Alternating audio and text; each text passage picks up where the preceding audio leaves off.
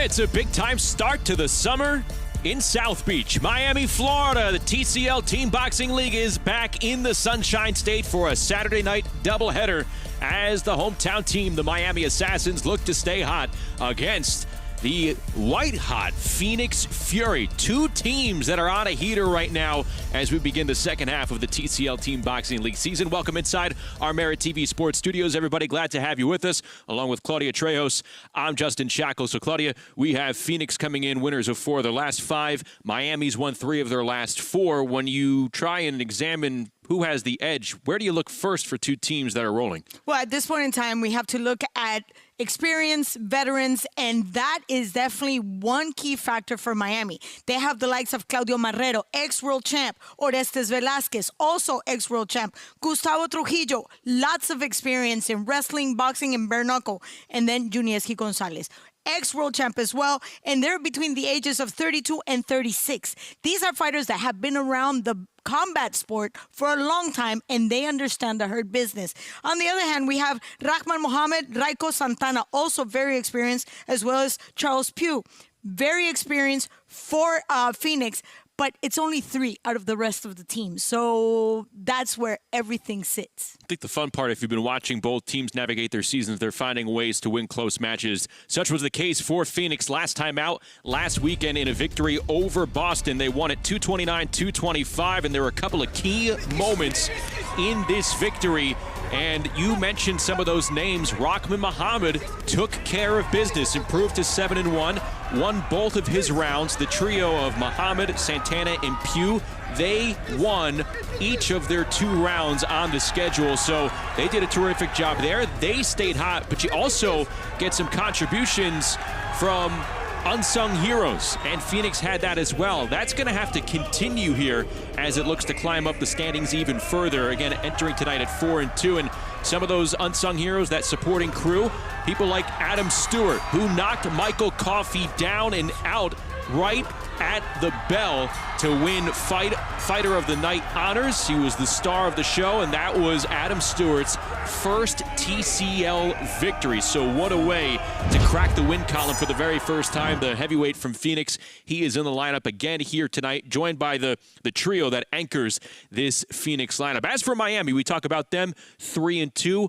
Tons of Cuban flavor on this squad, and they're excelling because of it. Absolutely. I mean, I come from Miami. I know exactly the kind of talent pool that they're pulling from, and there's a lot of immigration from Dominican Republic, from Cuba, a lot of athletes that are willing to just take a chance. Wrestlers, judo, taekwondo. So they have that background, that structure, and that's exactly where Gustavo Trujillo comes from. He's from the wrestling Olympic team from Cuba, and Gonzalez from the boxing team. So, and that's just the beginning. Those are the older generations. There's a brand spanking new generation coming in, and a lot of talent to just be right there, ready for the picking. The trio on your screen, the 3 to watch for Miami as we take a look at the latest TCL Team Boxing League standings. Phoenix in 3rd place overall, just behind Philadelphia, who improved to 4-0 last night.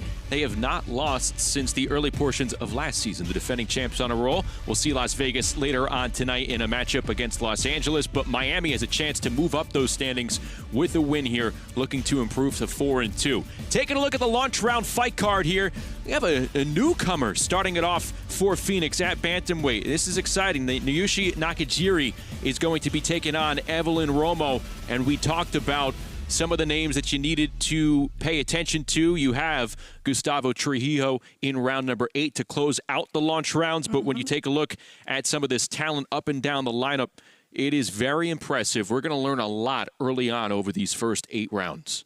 I agree. And let's talk about Adam Stewart and the tall talent that he has to face. Gustavo Trujillo closing out this first couple of rounds. That's going to be a very, very tight fight. And we talked about it yesterday. Every round counts. So in this case, if Adam can pull it off in the last weekend, this is the one night that he's going to have to dig really, really deep, because Gustavo Trujillo is a man on a mission. What's interesting is the match placement. We'll see them at the very end of the launch rounds. We'll also see them in the middle of the money rounds. Two fighters that are no strangers to stoppages now in the TCL Team Boxing League. Let's head out over to Gulfstream Park where all the action will be taking place tonight. Third member of our broadcast crew, it's Bubba Jenkins, straight off the plane from San Antonio. Now he's in the Sunshine State. Bubba, great to see you. Claudia and I were talking about this. These are two of the hottest teams in TCL Team Boxing League right now. Where do you find the edge when you examine these two teams? All right, listen, you're right. I'm fresh off the flight, but I'm hyped up because the action is going to be going on tonight. Listen, anytime Phoenix is fighting, listen, I don't like to be biased because I like to call it like I see it, but I'm a Jofas Rivas fan. I don't care where we're at, where he's going on. Jofas Rivas is throwing it down. But along with Jofas Rivas, we got Alan Medina, who's also been in the league, been on Las Vegas' team. But then we got Charles Pugh.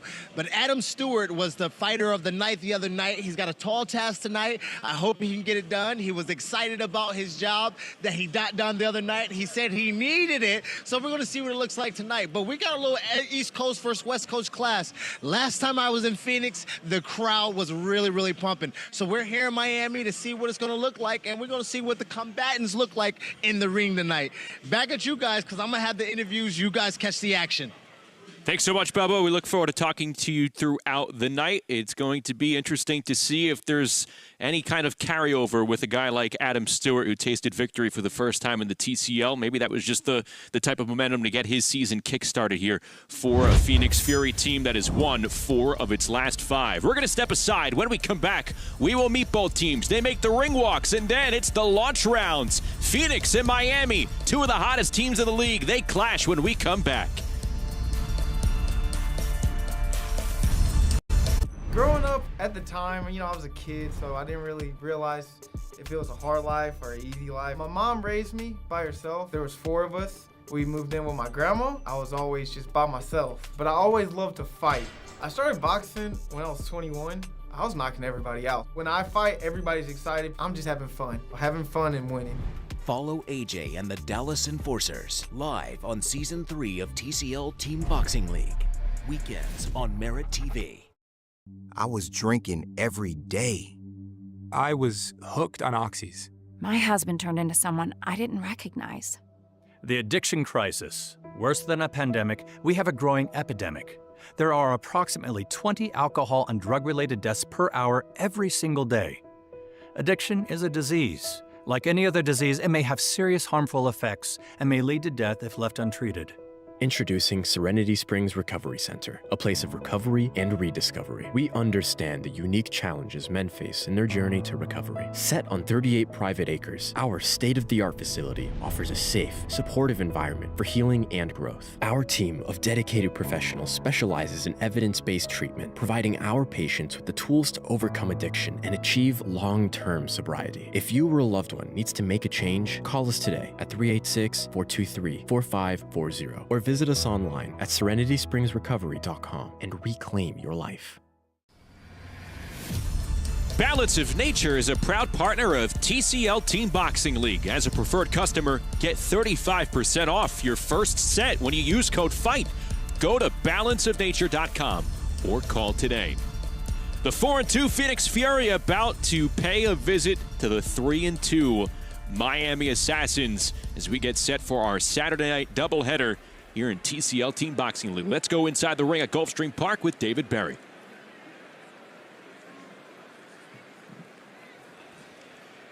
Ladies and gentlemen, welcome to Gulfstream Park for tonight's presentation of Team Combat League. Tonight's event brings the Phoenix Fury against the hometown Miami Assassins. Special thank you to Florida Athletic Commission Supervisor and Director Timothy Shipman.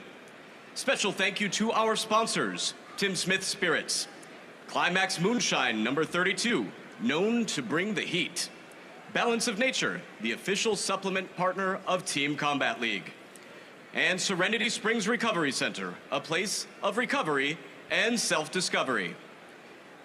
You can watch live on Merit TV, brought to you by Dr. Phil. And now, ladies and gentlemen, live from Hallandale Beach, Florida, It's a war on the shore. Before we begin, we ask that you stand for a special ceremonial 10 count in honor of recently deceased former world champion Mike McCallum. The body snatcher was a world champion in 3 weight classes, was the WBA super welterweight champion, WBA middleweight champion, and the WBC light heavyweight champion of the world. He was inducted into the International Boxing Hall of Fame in 2003. May he rest in peace.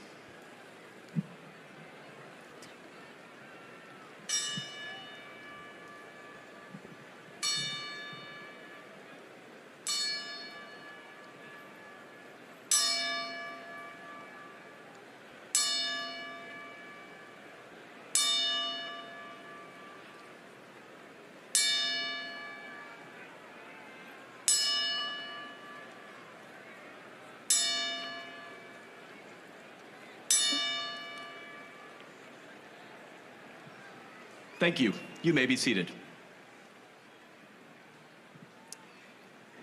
And ladies and gentlemen, it is time to introduce our teams of combatants. Introducing first, from Coach Sonny Gutierrez, the Phoenix Fury! Hey, Sonny, man, let them know what it is. Hey, my boy. We're not here to blend in. We're here to stand out. Yeah, buddy. Hope you ready, cause we coming, yeah, we coming. Phoenix Fury, we ain't running. Lace them up, let's get the chunkin'. Not no pushing, not no shoving. We gon' show you how we coming. Let's get ready to fight. You know it's going down. I'm trying to knock out your life and put you on the ground.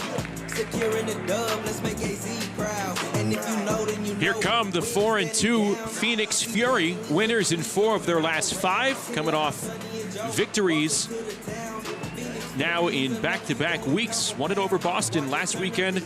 On May 24th, they beat Los Angeles. Both 4-point victories. They have found ways to win close fights. And when you take a look at what they were able to do down the stretch against Boston, they won all but 2 of the final rounds in the money round. So they won 6 of the last 8, 4 of the last 5. Their stars are performing, taking care of business, and they are stepping up in crucial points in these head-to-head matchups.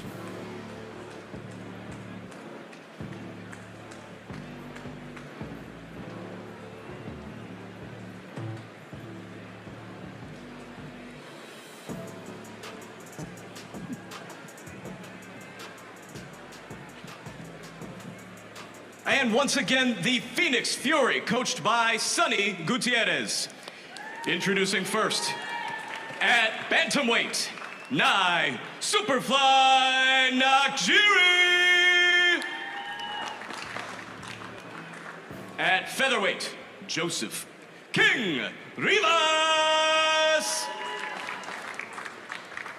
In the featherweight division, Tierra T Money Brandt. At lightweight, Alan Medina Jr. In the welterweight division, Rahman Muhammad. At super welterweight, DeAndre, the Dixie Animal Pettis. At the 160-pound limit of the middleweight division, Jordan La Bandera de Guantanamo Barrera. At heavyweight, Adam, the All-American Stewart. In the lightweight division, Jose Rodriguez. And in the featherweight division, Brooklyn, the Big Deal, Barwick. At welterweight, Shaquille Felicia. At super middleweight, Raquel Brown.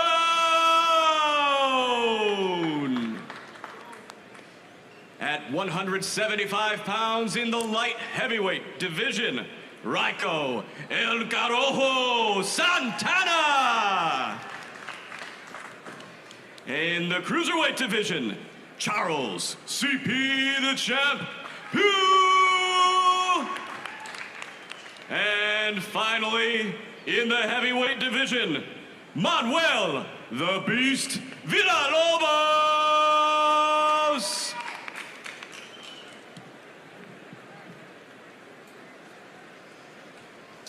Coming to the ring now, coached by Herman Caicedo, your home team, Miami Assassins.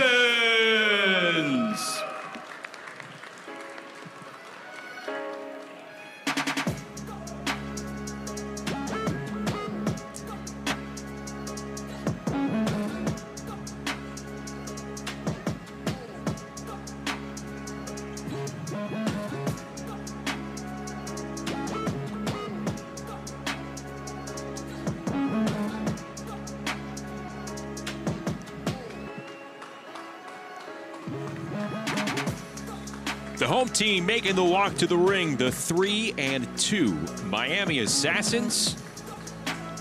Won it over Nashville last time out back on May 23rd, 230 to 223. They have won 3 of their last 4.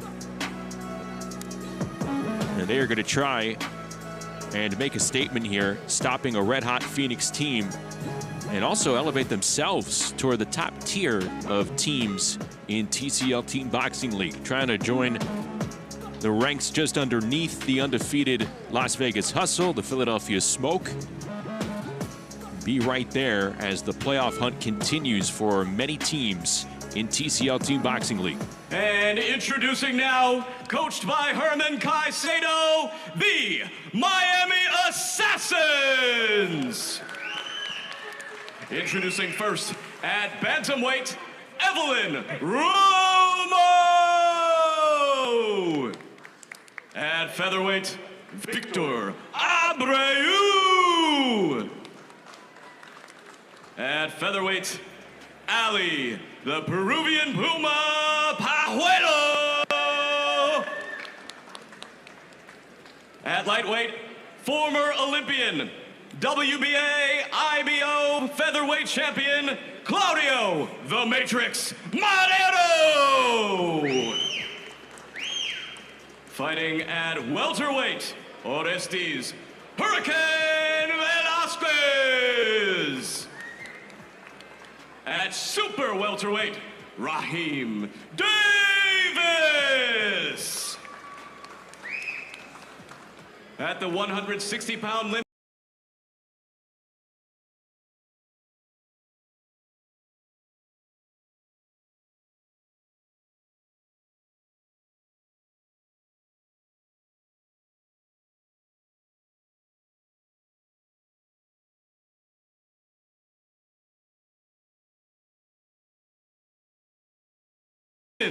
Trujillo. At lightweight, Yostiel Naptime Napoles. Fighting out of the featherweight division, Anna Verbeek.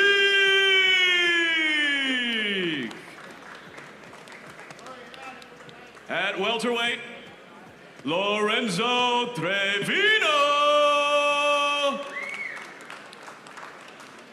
At super middleweight, Miami's own Victor da Rocha. At light heavyweight, Yusmail the Magician Ruiz. At cruiserweight, 2-time light heavyweight title challenger, Unieski the Monster Gonzalez. And at the limit of heavyweight, Nestor the Bull Santana. And now, ladies and gentlemen, we are just moments away from the first fights of the evening in this presentation of Team Combat League between the Phoenix Fury and the Miami Assassins. At this time, we ask you to please rise for the singing of our national anthem and welcome Xylene Pacheco.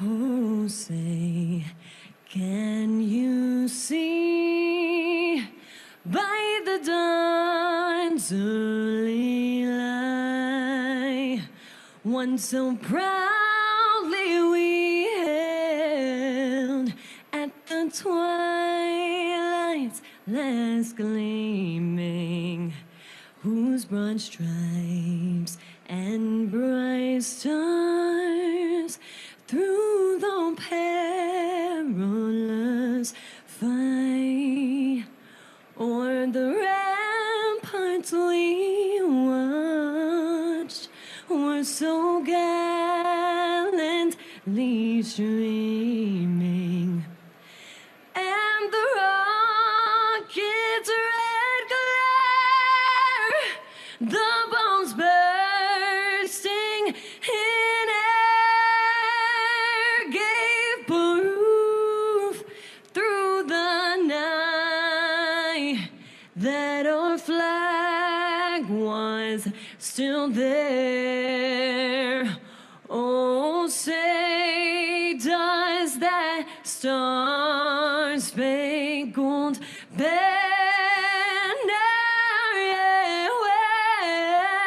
wave o'er the land of the free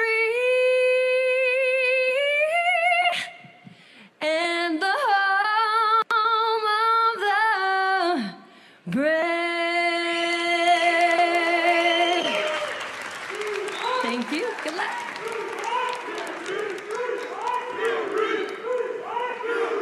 Getting set for the first half of our Saturday night doubleheader from South Florida. Miami and Phoenix getting ready to go, and we will begin at bantamweight. Nakajiri for Phoenix, Evelyn Romo leading it off for the Miami Assassins, coming in 3-2. Trying to take their fourth match in their last 5 here along the TCL season. A reminder, the TCL event made up of 24 individual 3-minute rounds. Fighters get in the ring. They have 3 minutes to make their mark on the overall team event, impress the judges, earn points for their team. That is the key right there. And then the round ends. Different fighters enter the ring, and so on and so forth. Judges award the winning fighter a standard 10-9 score for a decision, a 10-8 score for when a fighter records a knockdown, or a 10-7 score for 2 knockdowns or a stoppage. Those points all added to the overall team score. The 2 young women, Nakajiri, in her debut right here in TCL, she already has 3 fights in professional boxing. Her amateur record is quite impressive. 41 wins, 10 defeats, 5 knockouts. She's in the maroon fight kit, and Evelyn Romo in the turquoise chunks. And we see a busy Nakajiri to start off first 20 seconds.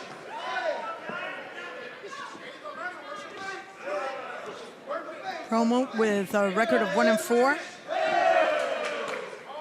And Nigeria has absolutely no qualms dealing with her being a southpaw.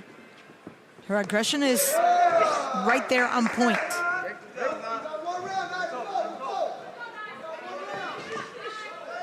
Nakajiri's compiled a 3-0 record in regular boxing since turning pro around this time last year. She fights under Danny Garcia's promotion company. Been told a great athlete with Canadian and Iranian roots. Don't see that too often. No. And she regularly competes at 106 pounds, Claudia. Yeah, she's very small. At weigh-ins yesterday, to get to above 118, she had to weigh in with all her clothes on. She had a water bottles in her hand. Her phone was in her pocket. All the things that you're told to definitely distance from before you hit the scales. And she put a couple of coins and she made pockets were packed, ready to go, but goes to show she's game. Very good head movement right there in the corner. Romo is not able to just connect flush. It's very hard to connect when you have a moving target.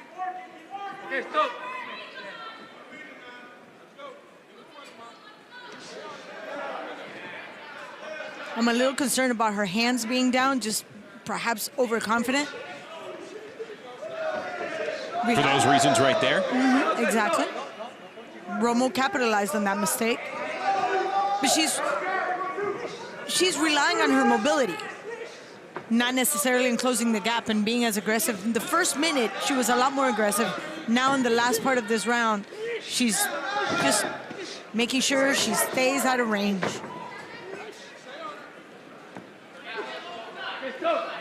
Not much structure behind Romo. By the way, let's quick shout out to Luis Pavon, the referee. Very, very experienced ref. He's been involved in many world-class championship fights. And that's the kind of caliber of referees that we have here in TCL.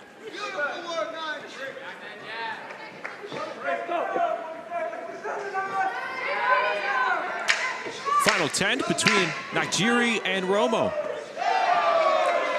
Romo is closing the gap, throwing that jab, trying to put together a couple of combinations, but Nakajiri's mobility makes it very difficult. If she had any nerves for a TCL debut, she wasn't showing them. At all. Good signs of a solid warrior right there.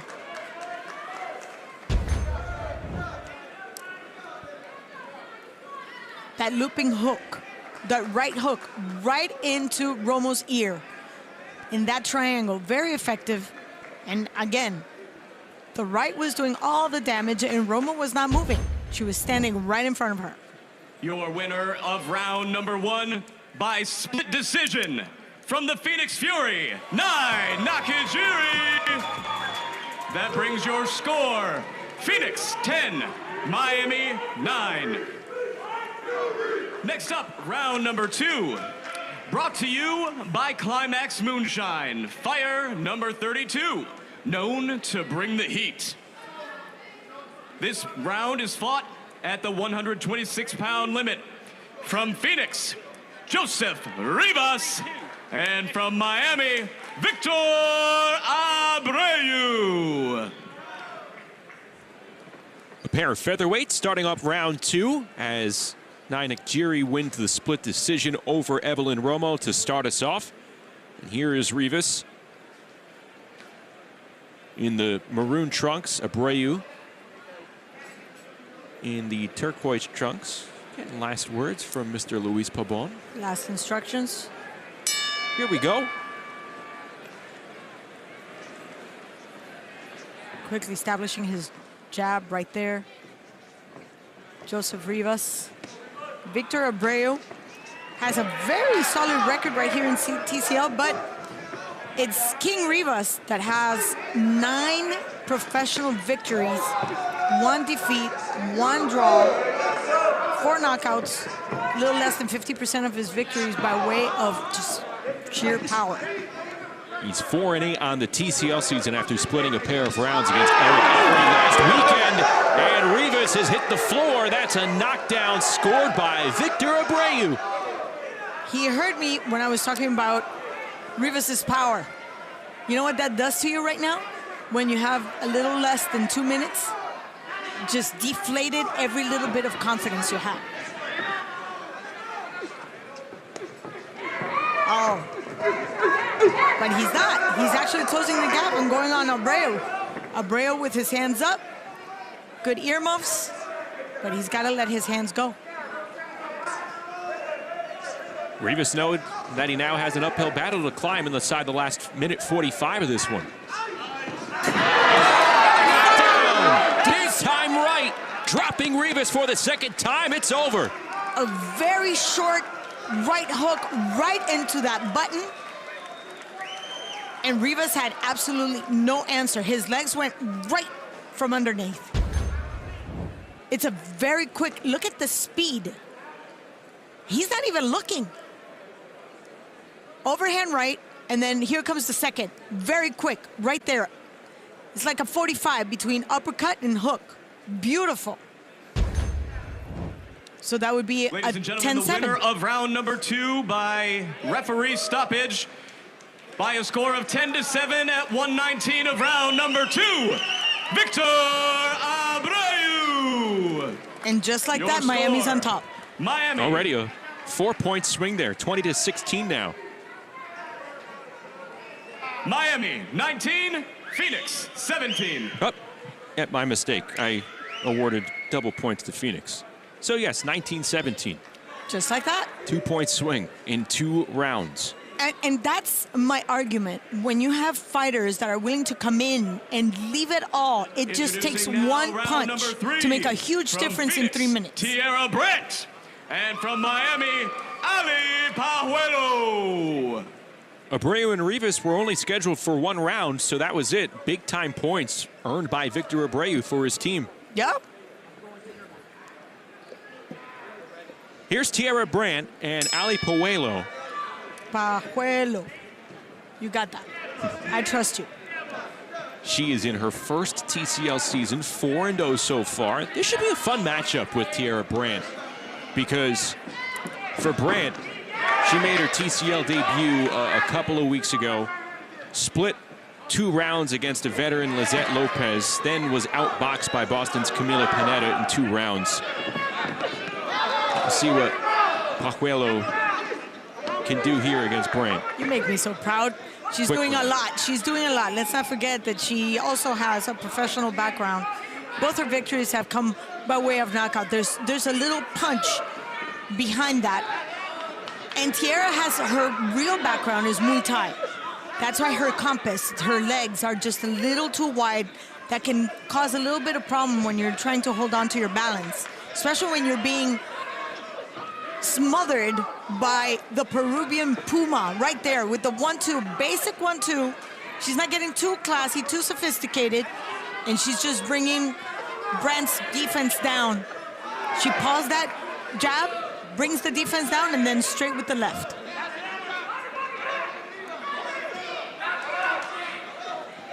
Puelo able to sneak out of the way of the straight right hand from Brandt. Tags her with that left hand. That left hand, the big-time weapon this round for Ali Puelo. Good fundamentals, doubling on that jab. Puelo has a good training, and I totally understand.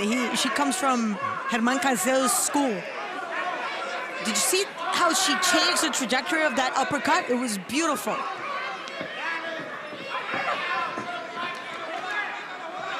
And Brandt at this point in time, she's just overwhelmed. She's on survival mode right now. This is a pace dictated by the Peruvian. Originally from Lima, now trains in Boca Raton. She's been a solid addition to this Miami squad. 40 seconds to go in round number 3 between these two. We'll see him again in round 9. As Brandt gets in a right hand. Brandt can take a punch. I just want to see her letting her hands go. But she's literally just holding on to her defense, making sure that Puelo doesn't close the gap. She's just a little taller, longer reach. She needs more space to just get that jab going. She's having a hard time establishing it. Relentless Puelo. Doing a great job preventing Brandt from ever sneaking into the pocket at a range that she would like. How about that? How about that pace? How about that pace? Great time, great performance by Ali Puelo. We'll take a look at the action from round number 3. That left right into the solar plexus. She just, she likes to go upstairs, downstairs. She has no problem going down to the basement. Nice changing angles and levels. I like that. We have a unanimous decision by a score of 10-9.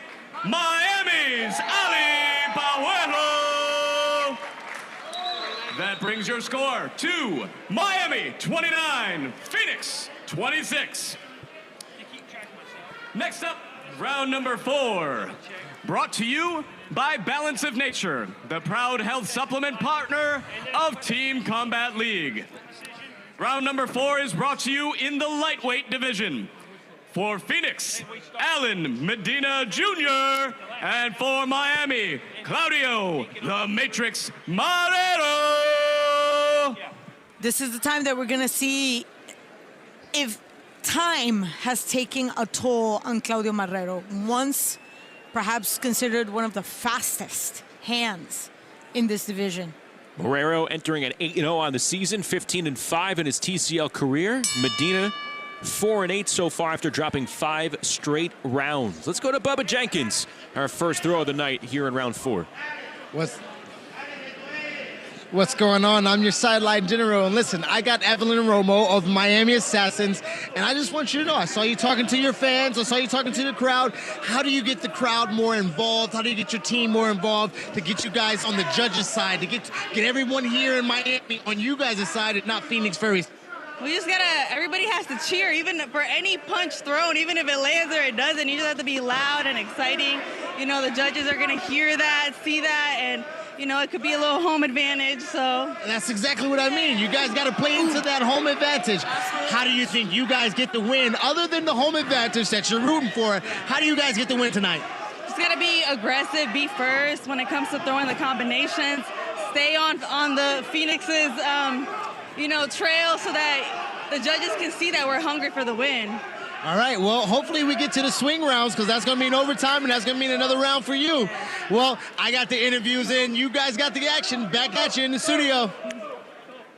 Let's put a stress on the word action here. Claudio Marrero has elevated it for the Miami Assassins here as he's going to work against Alan Medina. Oh, he's doing a great job. Ring generalship at its best. His command, obviously, Alan Medina, young man from Fresno, 25 years old, but he's dealing with somebody who's been under the bright lights, and you can see his confidence.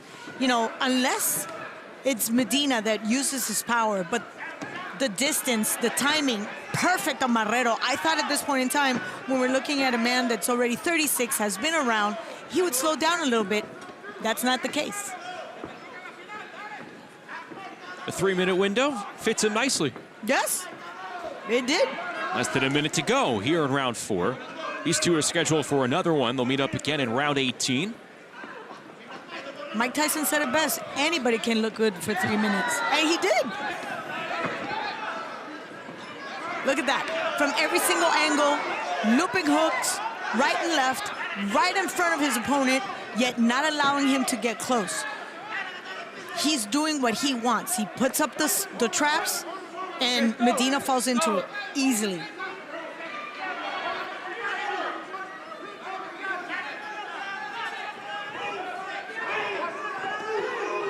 Marrero with Medina in the corner.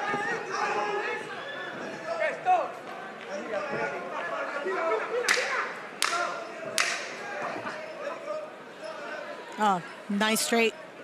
Medina doing the best he can right now. Not bad, but he just happens to be facing somebody with way too much experience. There's a lot of adjusting to do between now and round 18 for Alan Medina. Well, check that. These two will go their separate ways. They're both scheduled for multiple rounds tonight. Marrero is going to be in round 18 against Jose Rodriguez. Medina will be facing Yosdiel Napoles in round 24. Your winner by unanimous decision and a score of 10-9, Miami, Claudio Marrero.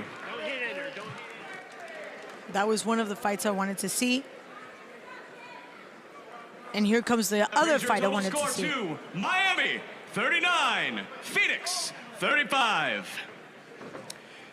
Next up, this round brought to you in the welterweight division. Round number 5. From the Phoenix Fury, Rahman Muhammad. And from Miami, Orestes Velasquez. Velasquez was in a very fast pace to become a world champion. And then, you know, things happen, boxing happens, and he stumbled his first defeat.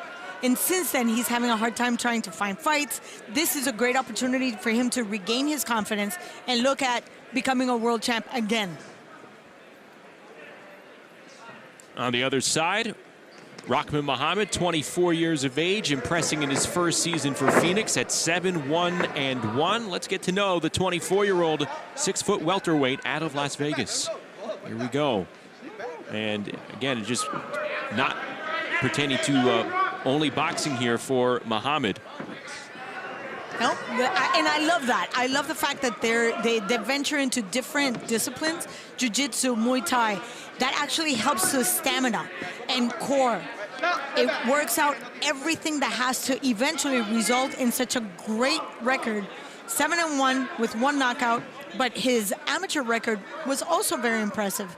This is a very young man, only 24 years old, tall for this division. I see very good things happening for him. Also enjoys the strategy games. It's valuable here. Sharpening the mind at all times.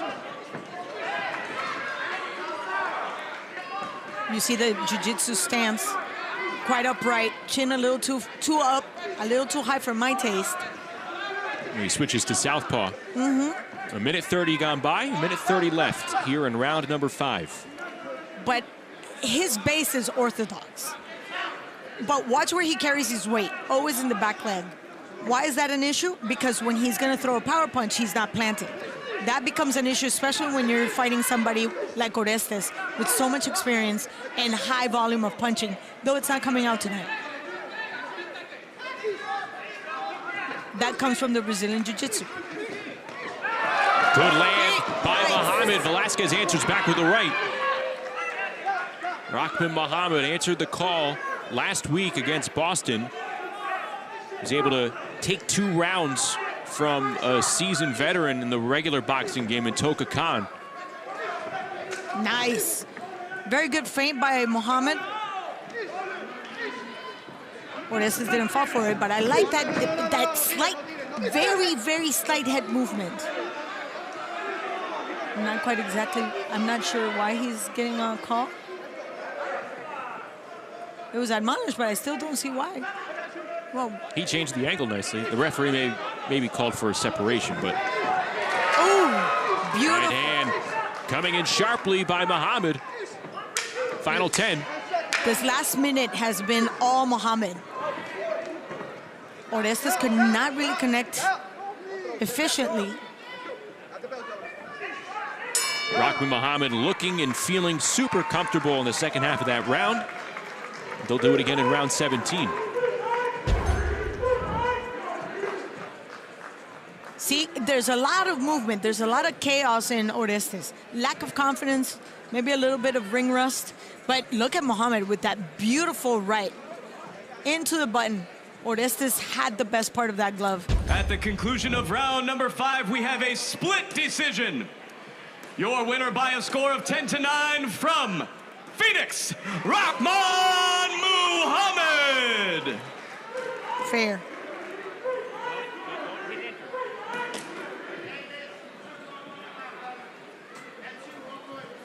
That brings your total score to Miami 48, Phoenix 45. Next up, round number 6, brought to you by Serenity Springs Recovery Center, a place of recovery and self-discovery. This round brought to you in the super welterweight division. From Phoenix, DeAndre Pettis, and from Miami, Raheem Davis. These are 2 fighters who have each dropped their last 2. How about DeAndre Pettis coming out, guns a-blazing. Sure. Davis answers right back. But you just said it. There's a sense of urgency for these 2 fighters, especially for Raheem Davis. He has yet to get a win. Tonight is the night. He cannot let his team down, especially when the gap is getting wider fight after fight. There's a slight advantage in height, and you can see it. But Pettis is not taking this lightly. He's definitely closing the gap. And there's a barrage of punches coming from the very get-go, from the beginning. So let's see if he can keep that pace through the rest of the round. Davis is in action for the first time since April 11th when he was stopped by Dislan Gainza, who we'll see later tonight. LA and Las Vegas coming up in the second half of our doubleheader. 31 years of age, out of Providence, Rhode Island. Pettis dropped 2 rounds to Boston's Jay Brown last week. No, this is time for him to turn things around, and that's exactly what he's trying to do. He was one of the few on Phoenix who did not come up with a round victory against an impressive TCL fighter in Abrau. I like the output right there in the close range. Taking advantage of the holes in the defense.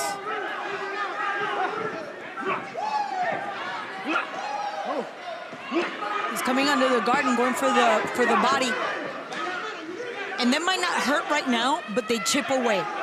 They really, really end up taking a little bit of your air. Even in a 3-minute window. Yes. It does amount to a lot here. Pettis and his Phoenix teammates trying to answer back here in the launch round. They fell into an early hole thanks to a 10-7 stoppage win by Victor Abreu in round number 2. And Pettis trying to punish his opponent, Raheem Davis. Good sequence of fighting there from DeAndre Pettis. Pettis just...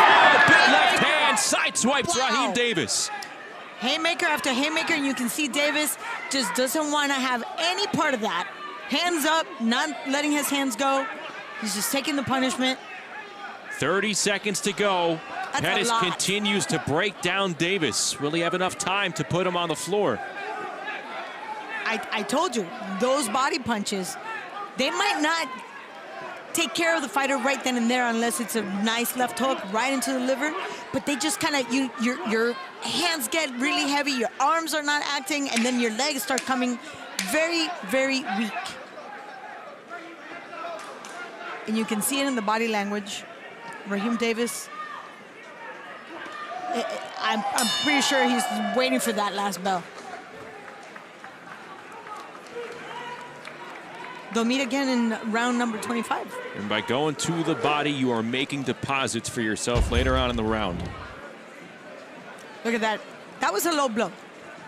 But still, it's damage. A little bit of a reaction by Davis, but not enough. Those are some solid haymakers, just looping hooks.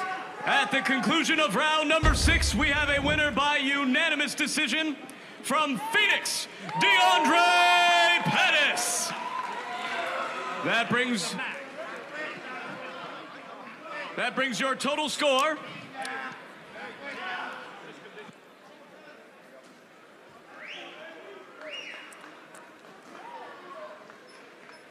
Miami 57, Phoenix 55. Next up, round number 7.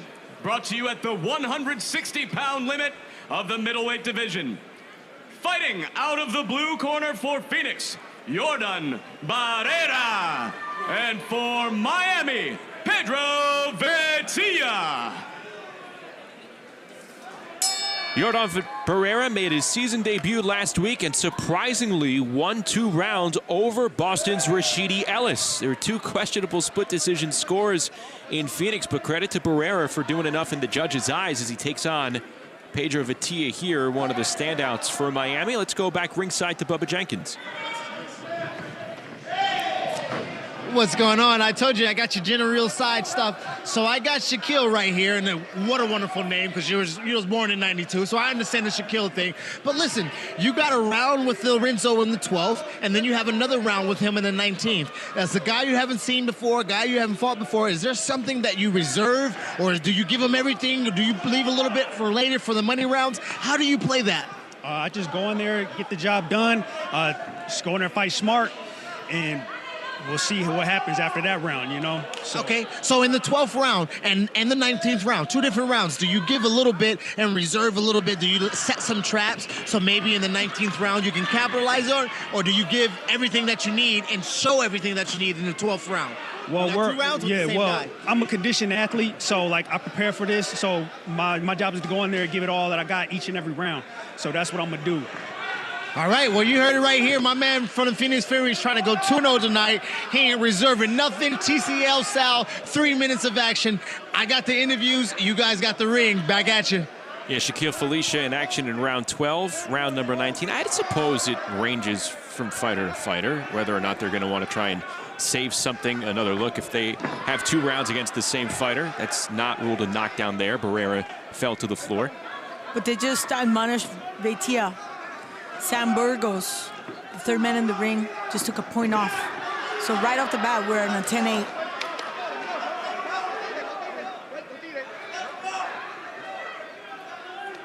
One minute to go here in round number 7.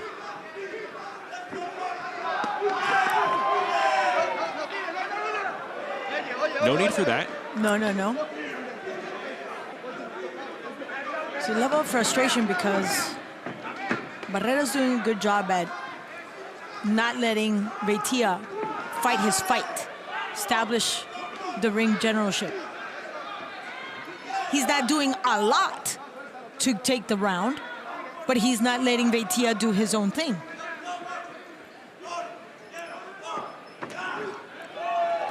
See, that half step just stays completely out of range for Veitia.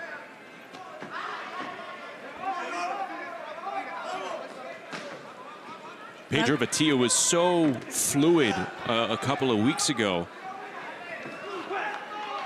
against Isaiah Elrod of Nashville. We're not seeing that same coolness, that same rhythm here against Barrera.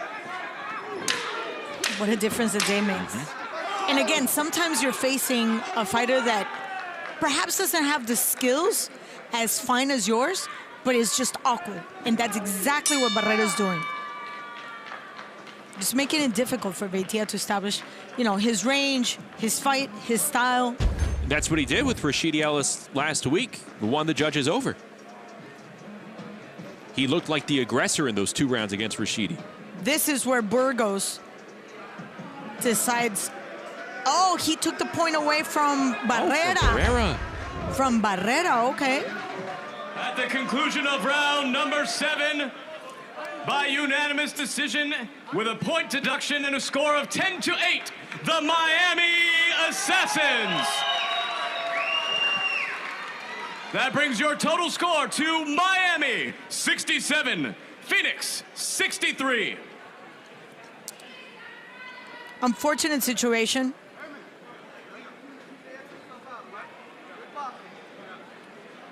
All right, here we go. Round number 8. Adam Stewart, last week's fighter round number 8 of the event for Phoenix. Heavyweight division. And Gustavo Trujillo. For Phoenix, out of the blue corner, Adam Stewart. And for Miami, out of the red corner, Gustavo Trujillo. Gustavo Trujillo has taken on opponents of the likes of Ike Villanueva from the UFC and obliterated him into little pieces. Took him by the hand, schooled him. How many times has Gustavo Trujillo been outmeasured in terms of height? He stands at 6'4". All the time. Now he's looking up at Adam Stewart, up at 6'6". Cracked the win column for the first time last weekend. Trujillo, now 4-6 on the year, trying to snap a 3-round skid.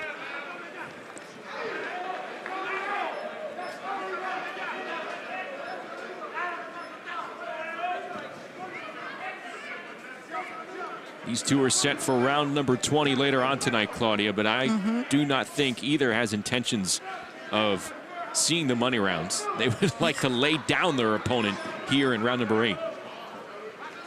Look at that. Nice speed on Trujillo. There's a lot of caution on Stewart. He reminds me a little bit of Tyson Fury, just a tad. A bit shorter, but it's the same physiognomy. Body type.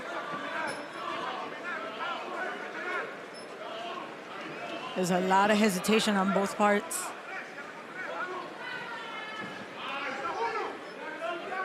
They can't let this round go. They gotta put the pedal to the metal. This was a similar pace Stewart had against Michael Coffey until he dropped him right before the bell. In the round that put Phoenix really in the driver's seat in the money rounds last weekend. Turned a 1-point lead into a 3-point cushion. It's a puncher's luck. One punch can make a difference.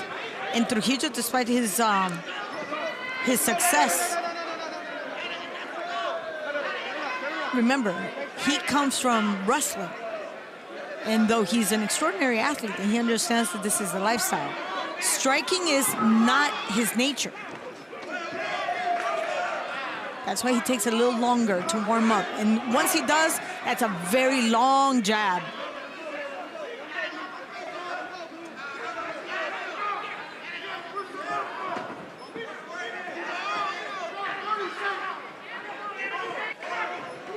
Well, the activity goes to the direction of Gustavo Trujillo, only slightly. Yeah. And in terms of punches connected, I think that adds too. I would have liked to see more action because they are heavyweights. It's a little bit more exciting. But I guess they proved us wrong. They want to come back to round 20. In the clinch, those punches are sneaky and they cause damage. They do some serious damage. I'm curious to see what the judges saw. Both fighters taking a methodical approach to round number 8 to wrap up the launch rounds. We'll see what the judges thought. But Miami will take a lead into the middle rounds.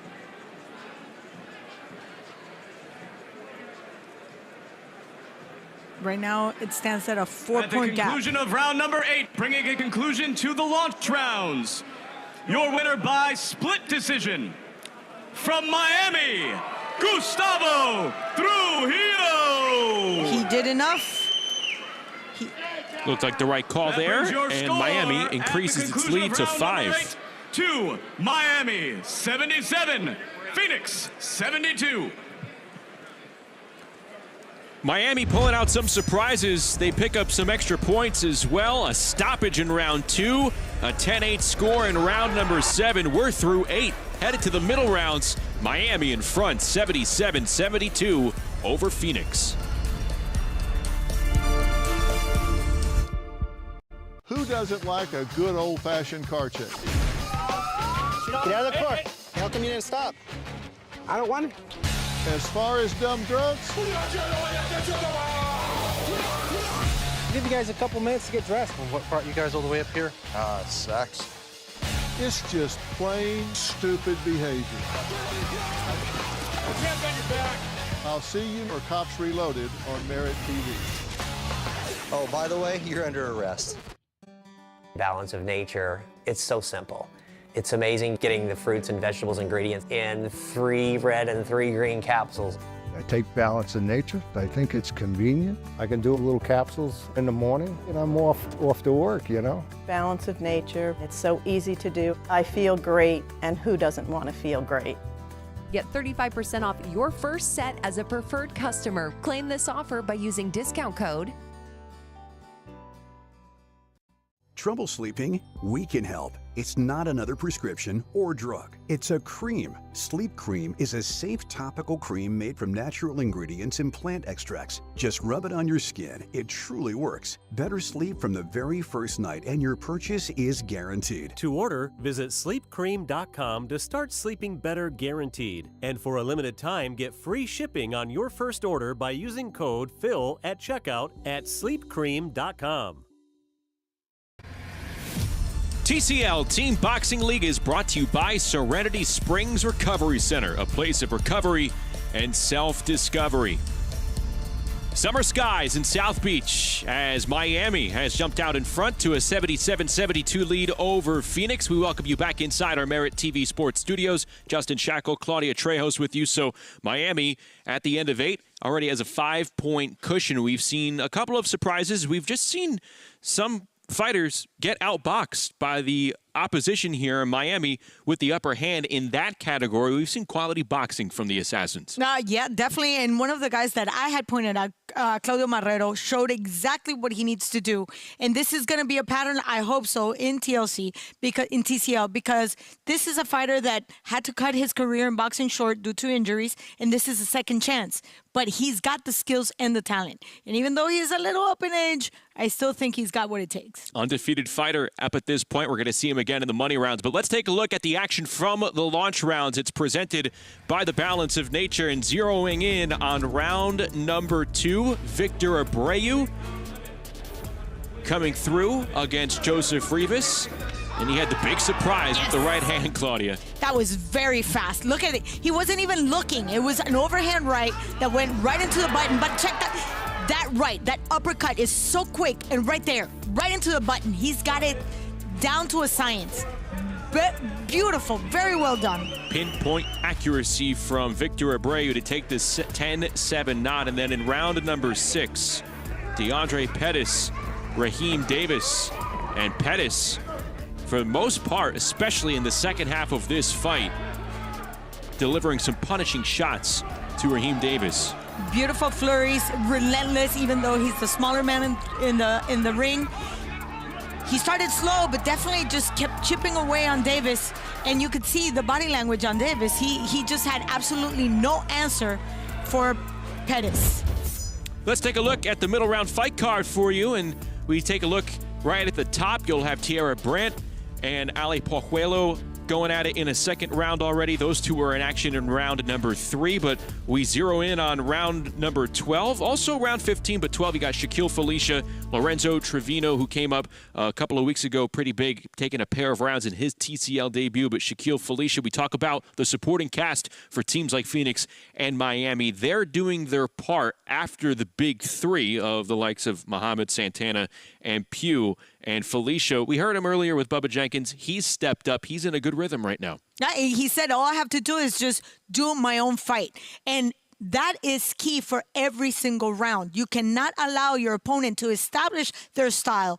And what Shaquille said is literally what every single fighter has to do. And obviously now that they're behind, they need to start closing the gap right now, because once we get into the money rounds, things are going to get a little bit more complicated. And speaking of the money rounds, those two, they're in for a quick turnaround. Round 12 here, then round number 19. Seems like, 7 rounds. It's a short amount of time for 2 fighters in this concept. Let's start off the middle rounds and go back inside to Gulfstream Park.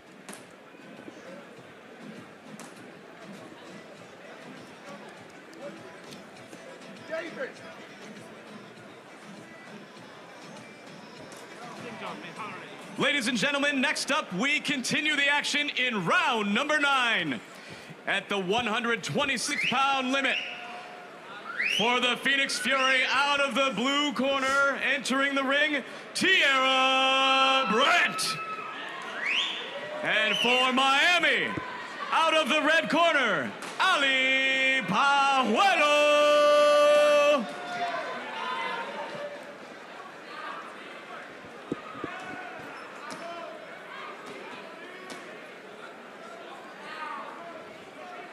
Well, Claudia, we talked about that theme of a lot of fighters just simply being outboxed in the launch rounds. This was a prime example. Ali Puelo showed the skills against a traditional Muay Thai fighter in Tierra Brandt. We'll see what adjustments Tierra can make here. And just she will not let this round go. I love the fact that she walks into this with a lot of aggression, even though she's willing to take a punch. Very well connected by Tierra Brandt, but she just took it. Only 23 years old, 5'5", 126 pounds, 5-time Muay Thai national champion. And you can tell there's a lot of structure in her boxing. She has not done the adjustment in her legs, in her stance. That can also cause problems if she's fighting a brawler like Puelo. She could get off balance very quickly. Those are very slight adjustments. Also, when you come from Muay Thai, you carry the weight in your hind leg, so you can't really sit in your punches. You could see that in that lead left leg. The weight, the momentum is all in that left leg. Exactly. And Puelo, she's got Brandt's number. There's a lot of confidence. She's relaxed. The shoulders are relaxed. And she keeps her eye right into Brandt's chest so she can dictate and determine where she's going to move. The first round, there was a lot of mobility. Brandt's not moving as much in this opportunity. Brandt meets her with a right hand, but Puelo still using that beautiful 2-punch combo for the majority of this round. Same story from round number 3. She's definitely a boxer puncher, and she knows how to use it. She sits into her punches. Nice waist movement, using the torque from her hips. I would like to see this fight going on into 3 or 4 rounds, because I would like to see that fight plan evolving. Look at that. The confidence in Pajuelos is, going from less to more. Puelo began her regular boxing career earlier this year. 2-0, 2 first-round knockouts. Yeah, in the case that Brandt knows how to take a punch. She's been in the hurt business for a while, so she's taking Pajuelo's power. But you set her up with somebody else at the same level of experience, Pajuelo, she can do serious damage. Beautiful, that change in angle with the uppercut. Going from the body to the head, nice. It's all been here for Ali Puelo in round number 9. She is on the verge of picking up more points for this Miami team. In boxing, we have this when there's Claudia, look at that. Brandt getting tagged here. Yes. Brandt hard to put down, but she might be a lot like. Look at the fight, the comeback by Brandt. Puelo controlling all the action, but you gotta credit Tierra Brandt right there, not going away easily. This is the case of too little, too late, because my goodness, she could definitely connect when she threw the punch, when she was determined, because Puelo had her literally against the ropes. It just took a little bit of just one mistake, and Brandt took advantage of it. She capitalized it and she made it count. Just, if she would have had that timing, that pace earlier in the round, we would be talking a completely different story. Decision by a score of 10-9 from Miami, Ali Puelo. That brings your score to Miami, 87, Phoenix, 81. Next My up, goodness. Round number 10. Brought to you by Climax Moonshine, Fire number 32, known to bring the heat. Round number 10 is fought at the lightweight division limit of 135 pounds. From Phoenix, Jose Rodriguez. And for Miami, Yostiel Napoles.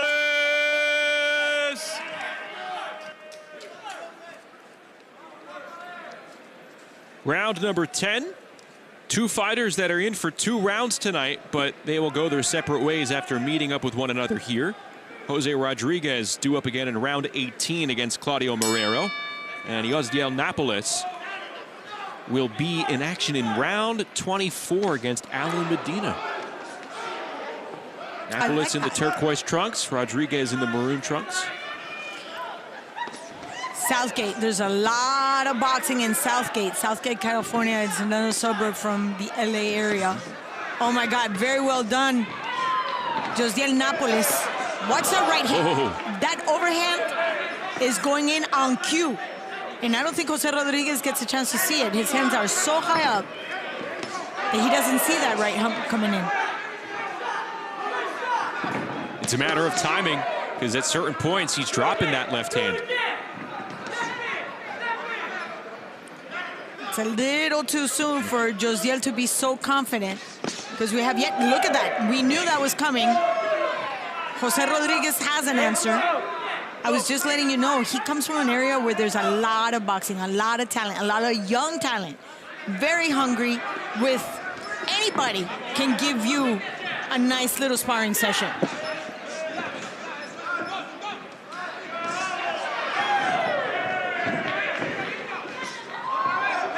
Yostiel has a 6-1.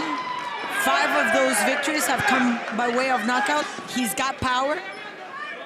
135 pounds is a very, very competitive division. Jose Rodriguez is not looking like a fighter who has lost 4 straight rounds here in TCL. He's Mexican. That was not a low blow. It was right into the breadbasket. That was a very good. Big left hook meets Napoles, but here comes Yostiel. Swing and a miss. But be careful with that swing, because even though it comes with a lot of power, he opens himself up. And Rodriguez can counter, and if he's got the timing, it could be lethal. Nice. That overhand right is brutal.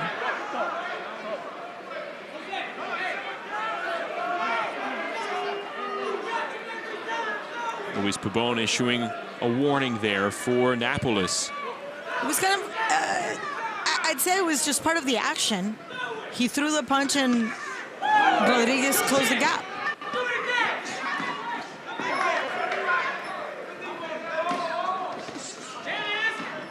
Rodriguez has timed Napoles up nicely. Last 30 seconds to go in round number 10. This is a very tough round to score. I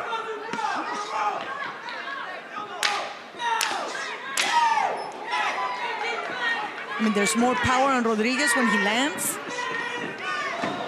But Josdiel is the one that's connecting more and more often. This will be a close round, a tight round. We'll see who edges it out. I'll tell you what, I'd like for them to stay together and meet up later on. They're both going to be two-round fighters against different opponents. I'd like to see a second round between these two.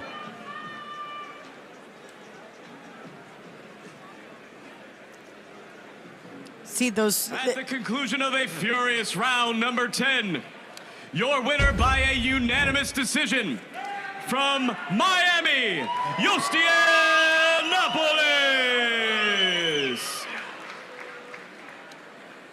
That brings your score to Miami 97, Phoenix 90. Next up, round number 11, fought at the limit of 126 pounds in the featherweight division. In the blue corner for the Phoenix Fury, Brooklyn Barwick, and for Miami, Anna Verbeek. I'm looking forward to this fight. Anna Verbeek comes from a lot of experience in the Netherlands. And, you know, they get a lot of flying hours over there. Lots of experience. Really quick, going back to round number 10, what'd you think of the unanimous decision for Napoles? Well, they were actually giving credit to activity. Rodriguez took just a little too long and was a little too passive. But when he did throw, there was power, and he was looking to do damage. But the volume was definitely on Napoles' side. So I agree with it.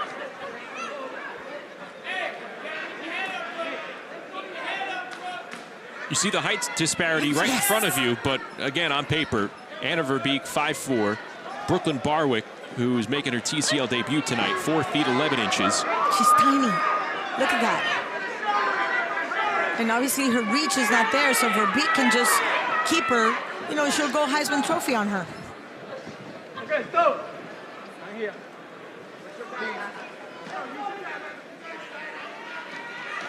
Barwick, 25 years of age, from New York City.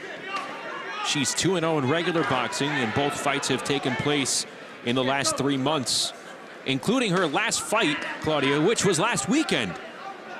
She earned a first-round TKO fighting in Mexico, and now she's found her way here to South Florida. It's incredible. You know, but that's the way boxing used to be. You know, especially when you were part of fight clubs, you would be fighting every weekend. Emil Griffin, of all people, one of my favorite fighters, he fought every weekend. Now Verbeek backing Barwick up. Yeah, this is. She got some clean shots in there, and that's when the 25-year-old started to backpedal. That left hook was going into Barwick's body, and she was relentless. I mean, the athleticism, you can see the difference, but I'm not going to take anything away from the big deal Barwick, because she's game. She's definitely game. And for a 5'4" fighter, a 30-year-old woman to have a 65-inch reach, that is uncommon. And so is that left hook that lands flush on the face of Brooklyn Barwick. That's why I'm telling you, she could easily go Heisman Trophy on her and not let her even get close. But would that be exciting? No. But Barwick is really enjoying what she's doing, even though Verbeek is taking advantage of every single advantage she has. Her height, her reach, her athleticism, mobility. Verbeek fought at the very beginning of Season 1 of TCL Team Boxing League. She did not make her return until May 3rd.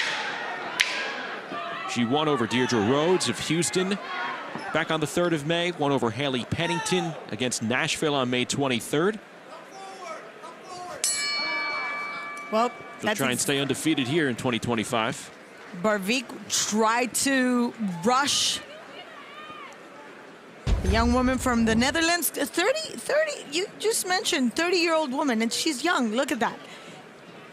Basic 1-2, 1-2, going into a little bit of a dirty fighting using the clinch. Conclusion of round number 11. We have a unanimous decision from Miami, Anna Verbeek. By a score of 10-9, that brings your total score to Miami 107, Phoenix 99. And the gap is getting wider and wider. Round number 12, presented to you by our sponsor, Balance of Nature, the proud health supplement partner of Team Combat League. Round number 12 is fought at the 147-pound limit of the welterweight division. For Phoenix, Shaquille Felicia. And for Miami, Lorenzo Trevino. This is a very evenly matched, except in this case it would be, you know, a slight advantage only because of the rounds in the amateur level, but that cannot be compared to the pros. But I see this as a very evenly matched fight. Felicia in the maroon, Trevino in the turquoise. Felicia with some momentum here. 2 big wins over Jason Moreno last week. Bubba, what do you like about Shaquille Felicia, who you talked to earlier in this matchup? Composed. He's obviously in Miami against Miami, so you know you gotta definitely be smart about where you are and who you're fighting, because they can get away with, you know, just any old thing, any little jab that looks like it lands. You know, the judges or the referees might be swayed because the crowd's involved. So you got to do a good job of what he's already doing, and that's keeping a good composure. And he's fighting an opponent who has a cauliflower ear from Miami, looks to be, you know, a little bit of an MMA guy. And you can tell those guys by their style. It's not so much boxing, but so much more fighting. There's a lot of guys, and there's a big difference between fighters and boxers, and you'll see it a little bit in this one here. Ooh, left hand landing from Trevino. Lorenzo Trevino just a little bit younger, but very hungry. And you can see that tension, that excitement. You can see the style Bubba's talking about by their stance alone. The stance is key. And Shaquille Felicia is just allowing the round to go. He's waiting too long to have a response. Trevino's not letting him do much. Yeah, and that's one thing about, you know, the difference between us mixed martial artists and us boxers. The boxers seem to have a little bit more patience, a little bit more fighter striking IQ. They have a little bit more see what you got, show me something, and then they explode on you. Us mixed martial artists, you know, I can speak for us, when we're fighting us boxers, we're just trying to, you know, throw some things on the wall and see what sticks, and then you make a mistake, we'll capitalize. If whatever we throw on the wall sticks, we'll stick to that as well. So, you know, a lot of the times the fighters are just making things up, why boxing has a little bit more of a strategic understanding of what they're trying to do. Yeah, and then this is a fight against time, not just your opponent. You only have 3 minutes. And Shaquille Felicia, there's a lot of hope. He's one of the anchor fighters in this team, and he's just letting the round go. He's letting every second go. Whereas you can see how Lorenzo Trevino, there's sense of urgency, and he knows he's got to make every punch count. Well, he's fighting like a man who's fighting at home, you know, has a little bit of the crowd behind him, has a little bit of the ability to win the judges by just a little bit of antics alone.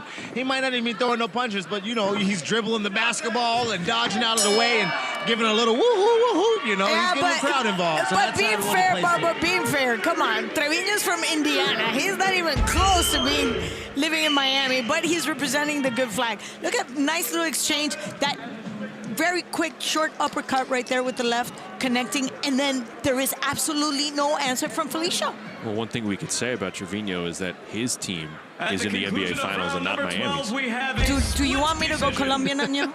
Your winner There's by about 5 feet that score of 10 separates to us. 9. That's not enough right now. From Miami, Lorenzo Trevino. So Lorenzo Trevino, who's proved to be, in his first few weeks in the TCL, a frustrating opponent. 117, Phoenix. But it's so far played into his advantage. Well, today he was not the frustrating. He was the aggressor. Contested at the 160 He was establishing his rhythm. 68-pound super middleweight limit. Fighting for Phoenix, Raquel Brown. And for Miami, Victor Da Rocha. The Spartan. You know, when you have that kind of nickname, you have to live up to that. Not just anybody walks into a ring saying, hey, you can call me the Spartan. Miami has won 6 straight rounds, going back to the 7th in the launch rounds. Phoenix is going to have to try and make a move here. They're trailing 117 to 108 as we start round number 13. Raquel Brown in the turquoise trunks, or Brown in the maroon trunks, rather. Victor Da Rocha going for Miami. Very tall, super middleweight, 6'1", and 6 feet tall. Check out this reach, 73 inches for Raquel Brown. Let's go back to Bubba Jenkins, who is ringside. That's right. I got Charles Pugh here. Okay, listen, Charles, you guys are down right now, but you got a little bit of a comeback story because you got a 15th round, then you got the same opponent later in the money rounds. Is there something that you can do in the earlier rounds that sets you up to give you something in the money rounds that give you guys, the Phoenix, a little bit of a comeback here in Miami? Absolutely. I'm going to try to give my team the edge. If I can get the knockout, I'm going to definitely go for it, but we got to be smart. You know what I'm saying? But I got him twice. The first round going to tell me everything. If I got a chance to get him out of there, you're going to see. All right, well, we're going to go over there and interview him. I'm going to get the same kind of feel from it. Absolutely. I'm pretty sure he's going to tell you, he's going to feel some things out and then give you that TCL action. Is there anything different that you think that you can do than he will? Well, you know, I'm nothing like anybody he's faced before. I know he got all the experience, but I'm about to show y'all. You're going to see Charles Pugh here, the champ. All right, Charles, well, we're going to be watching. I got the interviews. Y'all got the action. Back to the ring. Raquel Brown making this round count. The taller man by an inch. See, an inch makes a big difference, my dear Justin, and we're still talking about boxing. Round number 13, baby. Yep. Yeah, Brown holding the advantage. This would be a terrific transition into rounds 14 and 15 because you're going to see the likes of Pugh and right before him, Raiko Santana, 2 of the 3 big-time fighters for this Phoenix squad. Yeah, we were talking about those anchoring fighters, and then obviously we have on the other side Yunieski Gonzalez and Nestor Santana. Yeah, there is a path to a comeback at the moment for Phoenix, but they can't waste any time here. Don't sleep on Raiko Santana and Charles Pugh. Yeah, they'll have them coming up back-to-back right after Raquel Brown. If he can try and pick up a round victory, try and snap this streak of 6 straight rounds won by Miami. But you have Santana and Pugh followed by round number 16. But then when you look at the money rounds, you get Rahman Muhammad back, who won earlier. You have Adam Stewart, who did make it close against Gustavo Trujillo. Perhaps that goes the other way. Santana and Pugh are back again. Jordan Barrera, who fell 10-8 to Pedro Veitia in the launch rounds, but that was because of a point deduction, and it looked, and Barrera looked like the busier fighter, the better fighter in that round. Yep, I agree with you. And I'm still not sure where he got that point deducting. And Alan Medina is going to be closing that against Josdian Napoles. I mean, we're looking at a big gap, 9-point gap, but everything is possible. There is a way back into this at the moment for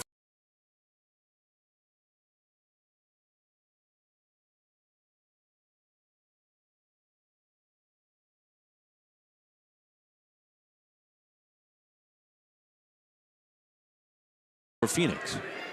Mathematically, yes. I really like what I saw from Raquel Brown. See, right there in the corner, establishing his distance, being the aggressor. Just cutting the ring, making sure that Lorenzo, that Victor Da Rocha wouldn't move. 13, we have a unanimous decision for Phoenix. Raquel Brown. I knew I liked what I saw. Your total score to Miami, 126. Phoenix, 118. Round number 14 is brought to you by Serenity Springs Recovery Center, a place of recovery and self-discovery.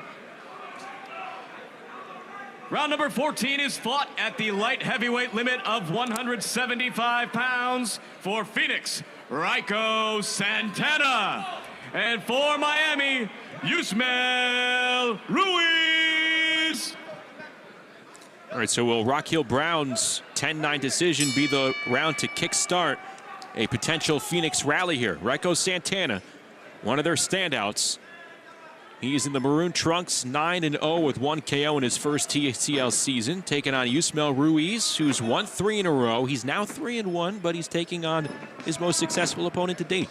9-0, El Corojo Santana, Cuban versus Cuban. We're talking about Pinal del Rio versus Santiago de Cuba, opposite ends of the island. There's a lot of animosity among Cubans when they're so, they're also very faithful to the region. But you can see how El Corojo Santana is dominating, just chipping away at the confidence of Yusmel Ruiz. So they're both from Cuba, Claudia. One in Santana trains in El Paso. Yes. Yusmel Ruiz lives and trains in Boulder, Colorado. But let's not forget, those are very good talent pools, because at that division, we're not going to find big guys in Florida. Florida, we're going to find, 160s all the way to 118s. But heavyweights, you gotta leave Florida to get solid sparring. Unless you're going to spar with Luis Ortiz on a regular basis. It's not going to happen. The everlasting Luis Ortiz. Yes. He's 150 years old, but on paper, he's only 32. Still up for a good sparring session. Yes. He's right now training Yusniel Dorticos, who's going to be fighting El Zurdo Ramirez. I thought you were going to follow. Right now, he's training for something. No. Okay, good. Well, he does want to come back. But that stays between us. Nobody heard that. Nope.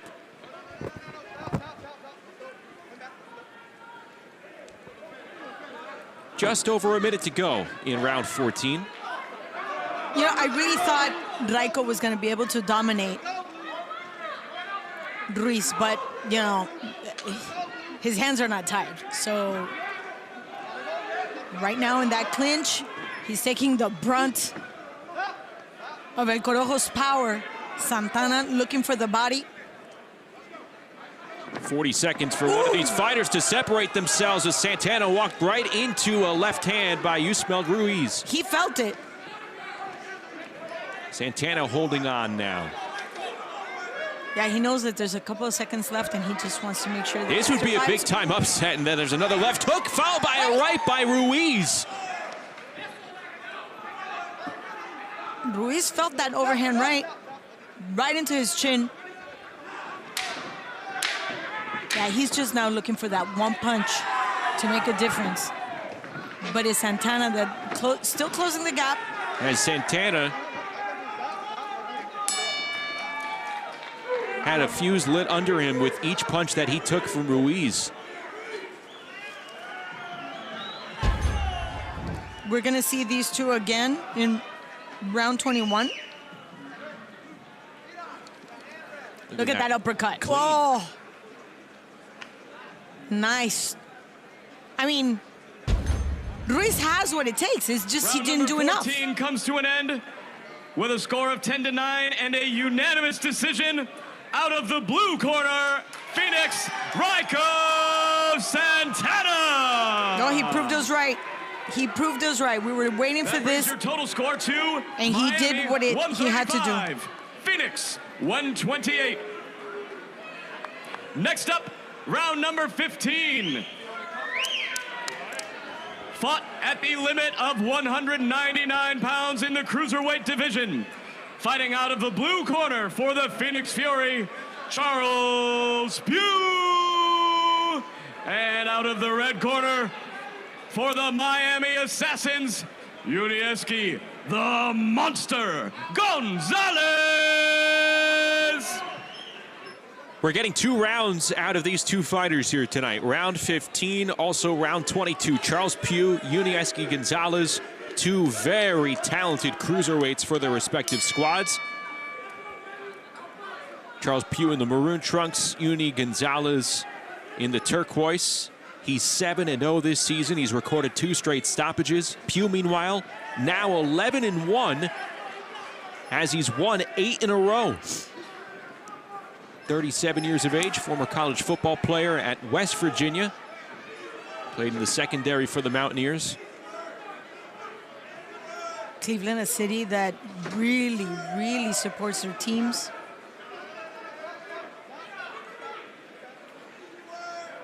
They know about sports over there. Sure do. Passionate fan base there. How do you see this one, Bubba? Pugh and Gonzalez, 2 bright spots for their respective squads. Absolutely, like you said, 2 bright spots and definitely some heart of their teams. You know, you can see each sideline getting kind of behind each of the fighters in the ring right now. So it's all about, you know, a little bit of who can get the momentum. It's a little bit ugly. Both of these guys are kind of, you know, holding in, grappling, trying to get that position and really trying to get those punches off. But both of these guys are very animated about their craft, and they both want to get big points for their team. So we're going to see who can get it done. And I'm thinking it's leaning a little bit towards Phoenix right now with the animation and with the energy on the sideline. Let's not be confused. Just the fact that Unieski is Cuban, he doesn't come from the real orthodox Cuban school of boxing. As you can see, his footwork is not there. He's more of a brawler. He doesn't have the finesse of the typical Cuban fighter, but he has the will and the power to finish a fight in seconds. And to emphasize on what you're saying, I'm thinking it's a little bit of, you know, he's going a little bit more off of the athleticism that he's built on instead of a little bit of the strategy, the footwork, and the setups that you would see from a lot of these Cuban boxers. It's a little bit more of a brawler style and a little bit more fan-friendly. Definitely. He's a flat-footed fighter, come forward. You know, he risks everything, chin up, throwing haymaker after haymaker, and that's how he's made his name in, you know, the sweet science. And obviously Pugh is taking advantage of that because he is the more boxer. A lot of close range connects from Charles Pugh in this sequence. Yep, he's looking for the body right there, taking advantage of, you know, Unieski doesn't even know how to clinch. That's not his style.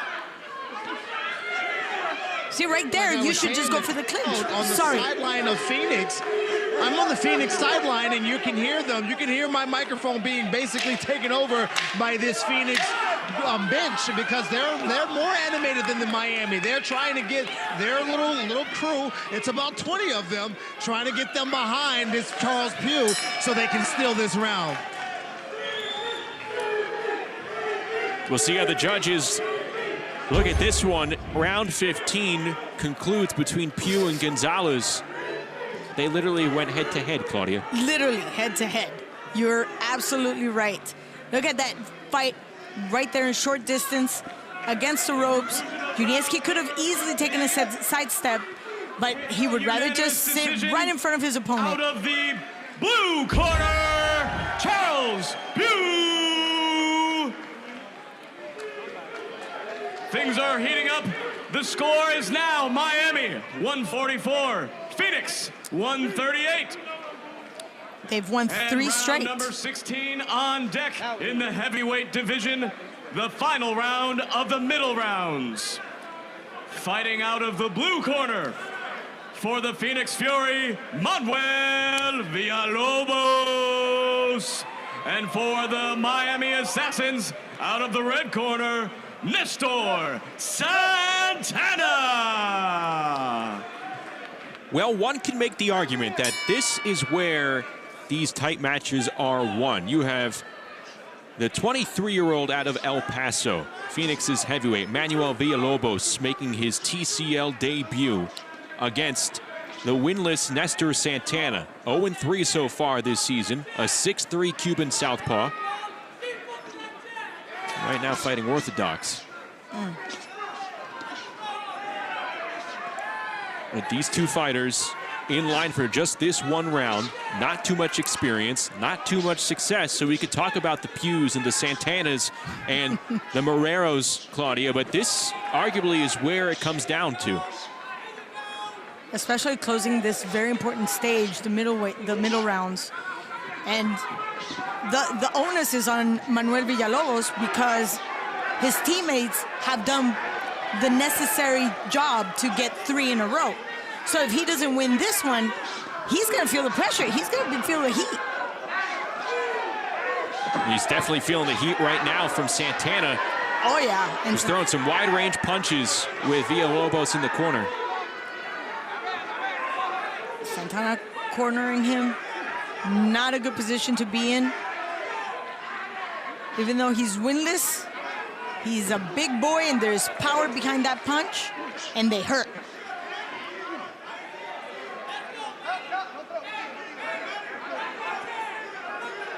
My question is the stamina.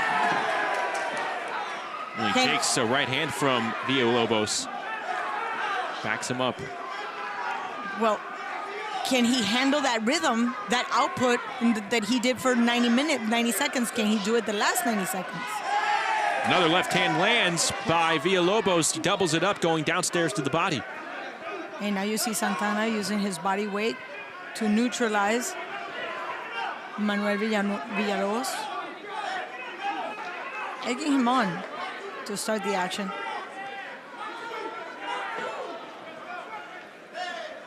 See, this is definitely not the same rhythm of the first 90 seconds.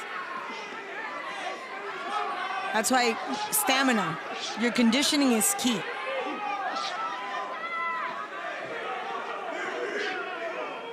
Yeah, Santana's throwing his weight around, Claudia, but there have been a handful of nice-looking connects from Villalobos. You wonder if that's enough to steal the round in a matchup like this. Well, usually the judges will remember the last 10 seconds. So they know that now is when everything starts. You can hear the corner saying 15 seconds, and this is when they have to rev it up.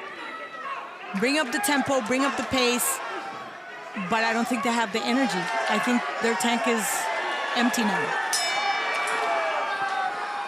Round concludes between Villalobos and Santana as the middle rounds conclude with it. And we'll see if Phoenix can make it 4 rounds in a row or if Miami can grab back some of this momentum. Talk about momentum. That was a momentum for Santana. There was a lot of energy being spent right there in that combination, just going at it when he had Villalobos in the corner, but he just couldn't finish it off. They're both gassed.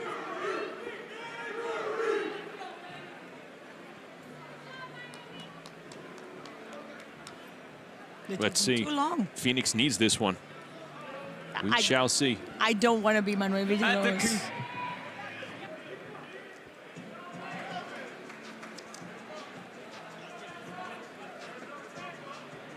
At the conclusion of round number 16, we have a split decision. Your winner by a score of 10-9. From Miami, Nestor Santana.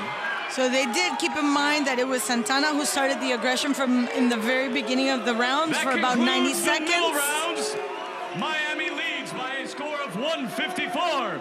Phoenix, 147. Valiant effort by Manuel Villalobos. The money rounds. Miami starts off the middle rounds hot.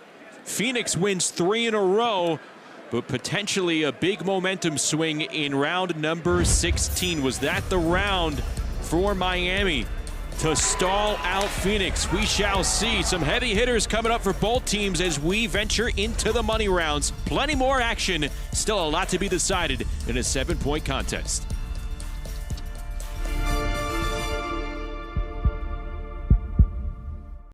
They say it's the loneliest sport. No teammate to pass to. nowhere to hide. Just you and the silence. To survive here, you must evolve. To win, you must become something more. Because now, one fighter ignites the team. One heart unites the city. I was drinking every day. I was hooked on oxys. My husband turned into someone I didn't recognize. The addiction crisis. Worse than a pandemic, we have a growing epidemic. There are approximately 20 alcohol and drug-related deaths per hour every single day. Addiction is a disease. Like any other disease, it may have serious harmful effects and may lead to death if left untreated. Introducing Serenity Springs Recovery Center, a place of recovery and rediscovery. We understand the unique challenges men face in their journey to recovery. Set on 38 private acres, our state-of-the-art facility offers a safe, supportive environment for healing and growth. Our team of dedicated professionals specializes in evidence-based treatment, providing our patients with the tools to overcome addiction and achieve long-term sobriety. If you or a loved one needs to make a change, call us today at 386-423-4540 or visit us online at serenityspringsrecovery.com and reclaim your life. 3 fights, 2 nights, only one way to survive. Friday, witness a Southeast Division battle between the Atlanta Attack and the Nashville Smash. And Saturday, it's an East Coast doubleheader as the Philadelphia Smoke take on the Miami Assassins. Then, the NYC Attitude squares off against the Boston Butchers. Atlanta-Nashville, Friday at 9. Doubleheader Saturday at 9:30 on Merit TV. Fans, you have a chance to visit a TCL Team Boxing League event near you. Be sure to scan the QR code on your screen for tickets to our upcoming schedule. Next week, Team Boxing League heads back to Nashville to see an Eastern showdown between our red-hot Atlanta Attack and the Nashville Smash. And then it's on to Philadelphia. We have an action-packed doubleheader, ending with an East Coast showdown between the Philadelphia Smoke and the Miami Assassins. All the action can be seen in person or on Merit TV. Philadelphia improving to 4-0 last night. Now, they have not lost since week 4 of last season. The Smoke on the rise yet again here in 2025. But I tell you what, if they're going to run into a Miami squad that's performing like this tonight, they may have their work cut out for them. Miami looking strong even after losing 3 of the last 4 in the middle rounds. Well, there's a reason why they have the kind of roster that they do have. They're pulling from a very experienced, very well-seasoned talent pool, and it shows. You can actually see those different fighters that we mentioned at the very beginning of the broadcast. They have done their job, but let's not forget, Phoenix is doing what they have to do. They've fallen short by a hair. Most of the decisions have been split. So this is what we're walking into right now. This is real boxing now. Yeah, we've had split decisions. We've had very close rounds. A lot of it has gone Miami's way. Let's take a look at the middle round highlights. It is presented to you by The Balance of Nature. And how about some of the sequences in round number 9, second meeting of the night for Ali Puelo and Tierra Brandt. Puelo really impressing, and it looked like she had Brandt on wobbly legs, but man, the Muay Thai champ not going down quietly. No, she didn't, and she gave her a little bit of her own medicine.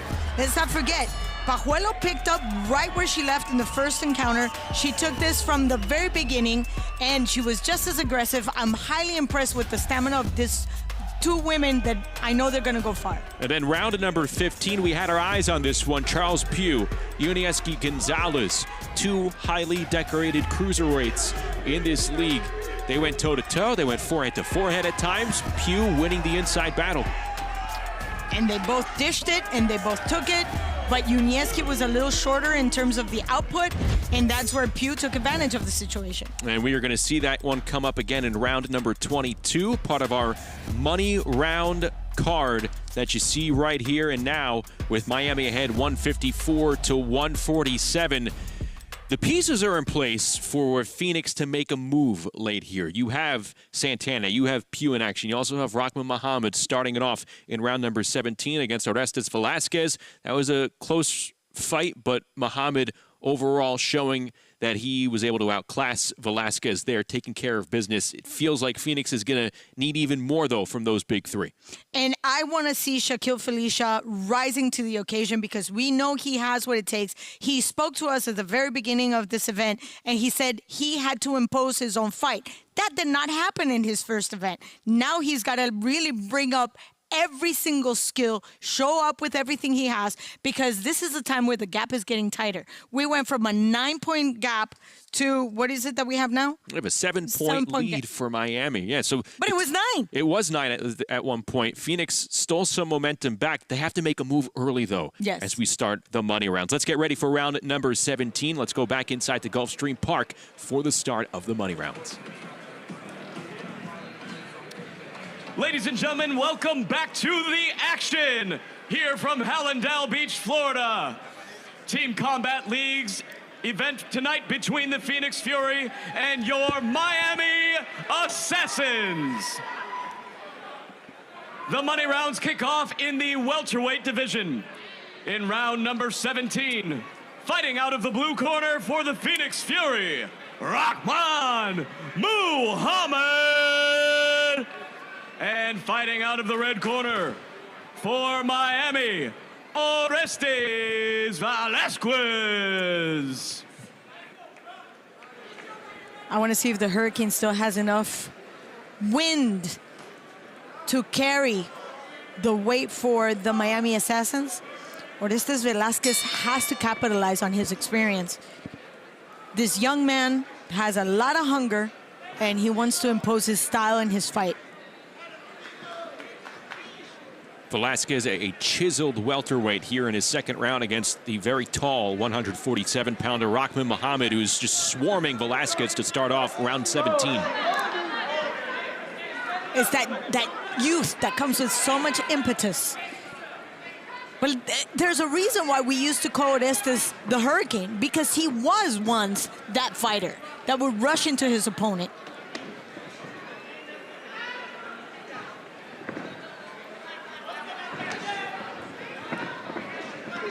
Muhammad taking advantage of that little hiccup from Velasquez. And at this point in time, you cannot. Every single little mistake is going to cost you.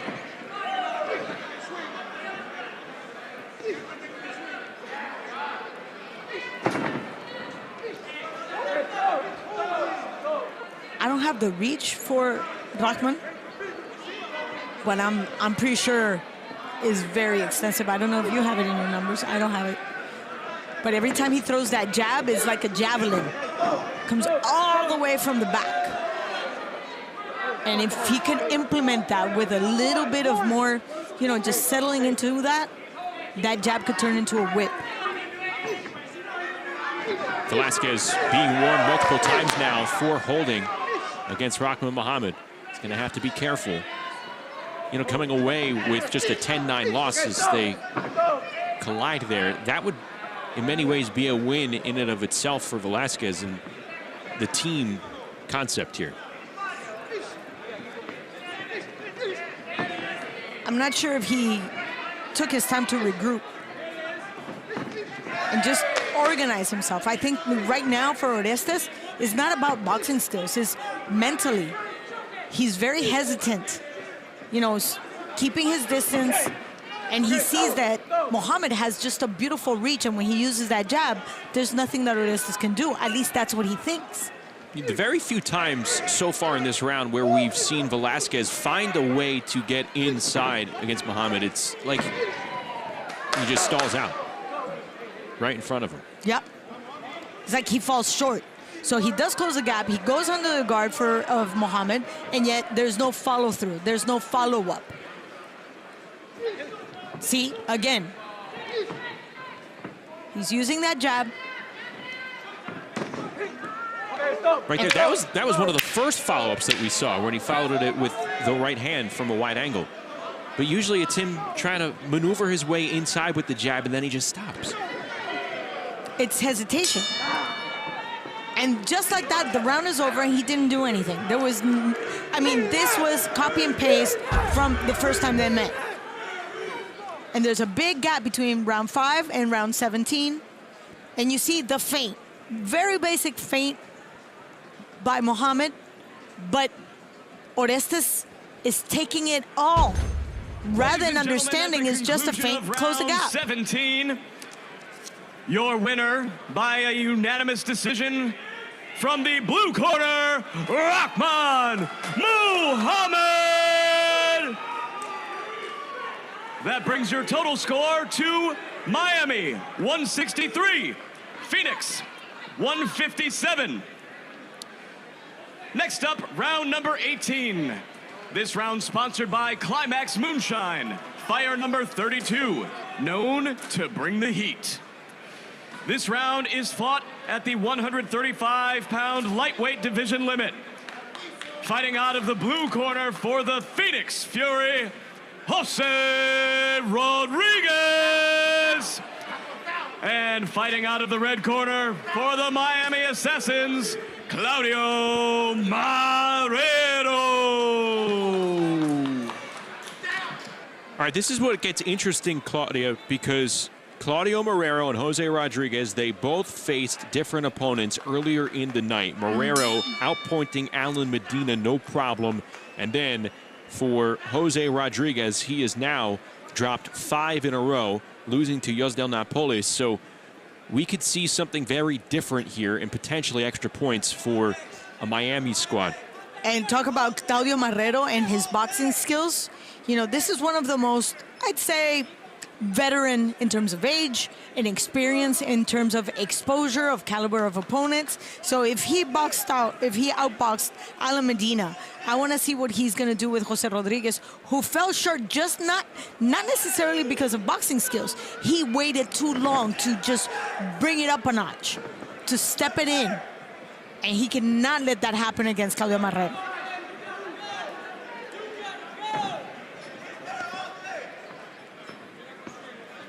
Marrero now 9-0.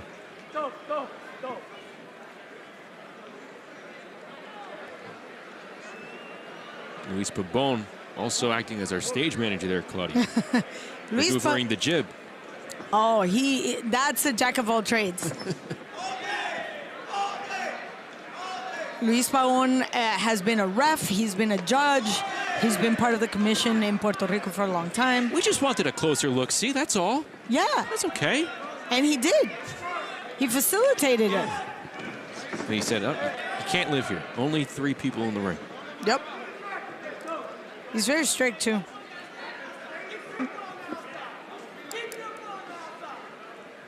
It's a 6-point lead for the Miami Assassins as they try and pick up their 4th win in the last 5 matches and look to continue a climb up the TCL Team Boxing League standings.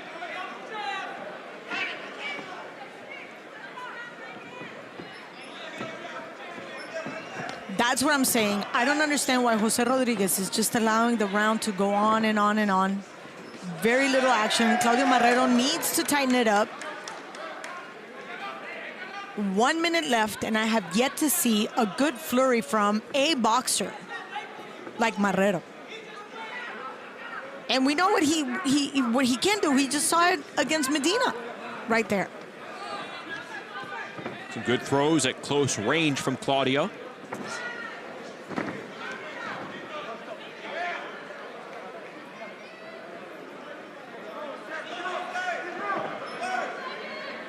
That's what makes Claudio Marrero so tricky. Watch his footwork, how he changes his angles. See that? Beautiful head movement. But I need to see more punches being landed. Defense is beautiful to have and definitely necessary, but the judges don't give you points for defense. It's a tricky area in this league because there has to be a recognition for one fighter to know at this point between fighters like Marrero and Rodriguez, for Claudio Marrero to know that he has the upper hand here and to not get too aggressive, to not become really urgent for extra points. You know, he could just decisively win a round and move on. I don't know if that's the best strategy for this team-wide perspective. Not in this stage. Split decision. These are the money rounds. You have to be decisive. From Miami, Claudio Marrero. card. We just saw how slick he can be. The head movement is like flawless. 173. But in the money rounds, that's why they're called money rounds. You have to be decisive. Especially when you're Claudio Marrero and you've been around for a long time. Also, the event's not totally in the bag at the moment. 147 pounds. Fighting out of the blue corner for the Phoenix Fury, Shaquille Felicia. Okay. And fighting out of the red corner for the Miami Assassins, Lorenzo Trevino.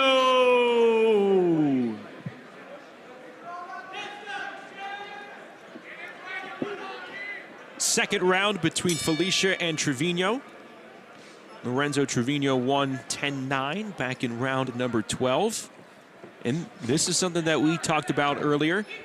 Just 7 rounds in between these two meeting twice tonight here. That is a quick turnaround when, Bubba, you are a fighter, like you mentioned, looking on, cheering on for your team in the corral, and you're getting cold. Now you have to heat up again, so it's a quick turnaround for that. And you have more as we get ready for more action in these money rounds, correct? Yeah, that's right. Absolutely. I'm here with the monster Gonzalez. And look, we talked to his opponent earlier, Charles Pugh, and we talked to him about what he could do to get not only his crew involved, but to get still around. And basically, he did still around. So I'm here to ask him what he could do differently to not only get Miami involved, but steal the round back. Él habló con el muchacho Charles Pugh y le preguntó qué podía hacer para ganarle el round, y él hizo lo que dijo. Y ahora tú, ¿qué tú piensas que va a hacer, qué va a cambiar para ganarle el próximo round? Nada, bueno, Charlie creo que lo hizo mejor que yo, hizo los 3 minutos excelentes, supo quitarme la distancia, supo hacer mejor trabajo que yo. Nada, ahora vamos a hacer algo diferente, la orientación de la esquina es hacer un trabajo diferente, no atacarlo, esperar que venga y nada, esperemos que salga. He said that Charles Pugh did an excellent 3-minute round. He controlled the distance, and now he's got to do a different job. He's not going to fall in. He's going to wait for him to come and bait him into his game. All right, well, you saw it. Charles Pugh got the first one. Back to you guys. And Trevino got a knockdown over Shaquille Felicia, and there's plenty of time, Claudia, to wrap this up and potentially go for a stoppage, which would really put Miami out in front. And I had high hopes for Shaquille Felicia in this second opportunity against Lorenzo Trevino, but Lorenzo definitely has his number. You know, another thing that Junieski said, not only he's recognizing the ability that his opponent had, he said, I had to do things better. Not only was he having a great moment, but I just slacked off. I was a little too relaxed. Maybe that's exactly what he needs to do in a couple of rounds when they meet again. We are due up in round number 22. But this knockdown here in round 19 by Lorenzo Trevino could be costly for any type of Phoenix comeback. In line now for a 10-8 decision. Yes. And looking for more. Yeah, Trevino is doubling up on that jab. And now he's showboating just a tad bit, but that shows just how confident and relaxed he is in that ring. Very tight, Shaquille Felicia. Very tight. The hands are not going. Even his footwork is just a little off. And there goes that. That's end of round 19. Lorenzo Trevino in his second match here in the TCL this season, he is proving to be a pretty tough opponent for anyone put in front of him. Oh, man, that right. With beautiful torque, look at where he's standing, and that hand comes all the way from the hip, using his whole body into it. At the conclusion of round number 19, your winner by unanimous decision and a score of 10-8 for the Miami Assassins, Lorenzo Trevino. That brings your total score to Miami 183, Phoenix 174. Back to 9 points. Next up, round number 20, contested in the heavyweight division. This round is brought to you by Balance of Nature, the proud health supplement partner of Team Combat League. Fighting out of the blue corner For the Phoenix Fury, Adam Stewart. And out of the red corner for the Miami Assassins, Gustavo Trujillo. Largest lead again of the night for Miami, a 9-point advantage as we move into round number 20. Adam Stewart, Gustavo Trujillo, second go around for these two gentlemen tonight. They met up in round number 8. Trujillo took a split decision over the 36-year-old from Phoenix. He's now 1-7 in his entry to the TCL. Not much activity in that first opportunity when they first met. Let's see if Trujillo can tighten it up. I know that he has the ability to let the hands go. He's very fast. That overhand right has always been his preferred tool to go to. Let's see if he can implement it in this second round against Adam Stewart. You saw the college football experience for Adam Stewart was an offensive lineman over at Pittsburgh State in Kansas. He feels that his college football background, it serves him well in moving around. He feels like he moves better than the average heavyweight. You try to move 6'1". No, thank you. For 3 minutes while somebody's coming at you with a sledgehammer.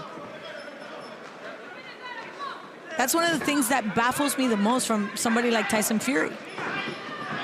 Right hand from Trujillo lands. And now going for the body with that free right hand going into the rib cage.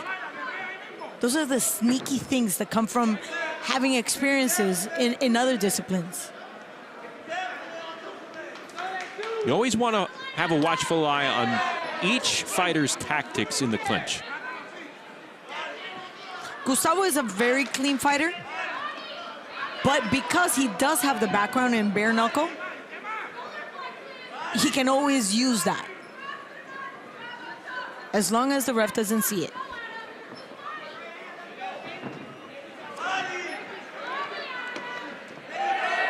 Yeah, not much power behind Adam Stewart, even though he tried to rush Trujillo.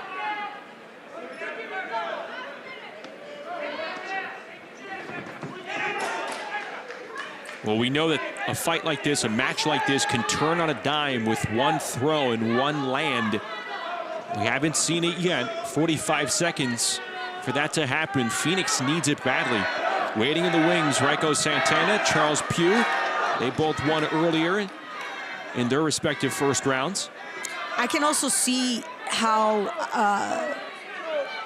the Fury has, as a team, the energy level is not there anymore. There's a level of perhaps disappointment because they have tried. They have rallied behind every single fighter that has gone up the ring, and they've fallen short. Gustavo Trujillo, once again, just taking advantage of that clinch and using that free hand. See how he doesn't really struggle to get out of the clinch? He just says, okay, you got me here? Here, take it.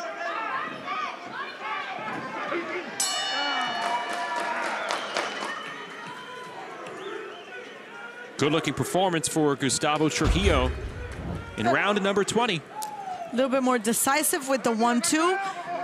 Ducking right there. And it was a little bit more action than what we saw the first time they faced each other. Round number 20 concludes with a unanimous decision by a score of 10-9. The Miami Assassins, Gustavo Trujillo! Gustavo takes 2 wins against an Adam Stewart that was game. Total to Miami, 193.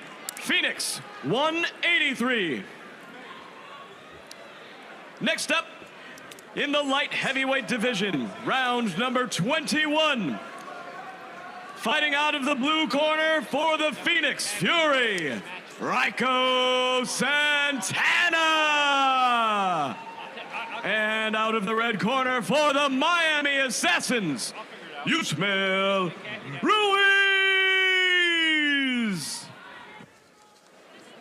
Miami's won 3 rounds in a row, 4 out of the last 5, pulling away now, up by 10 points. This is the biggest gap they've had all night.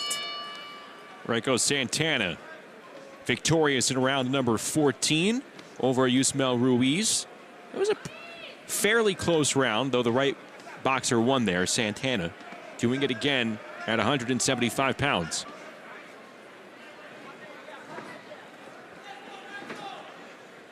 It would take a big surprise at this point for Phoenix to be able to come back and ultimately win this with just 4 rounds remaining.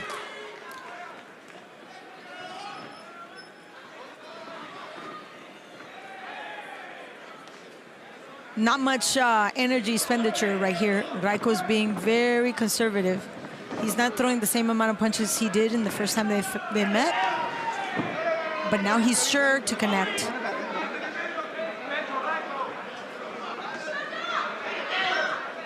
I'm not sure why they're saving themselves. This is the last time they'll see each other tonight, so I would just let it all go out right now. Lay it all on the line. And that's what Ruiz is doing, risking. He has to risk if he wants to take the win. Let's talk about patterns in judges. They already saw El Corojo Santana take the win in the first time. So they're already predisposed to see that same rhythm in the second time. So it's on Ruiz to change the time and the tempo.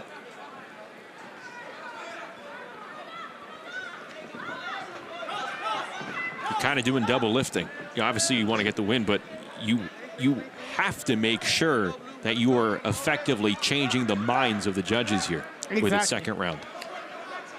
So yeah, you lose the first round, but you theoretically do dig yourself in a deeper hole, because you have to go out there and almost persuade through your fighting. And it goes against the rules. The judges are supposed to go and reset, start from scratch every single round. But we're human. Exactly. We're human. We don't live in the bubble. So we're going to take whatever we saw and we're going to bring it right here, cut and paste. And I see that Santana is taking advantage of this.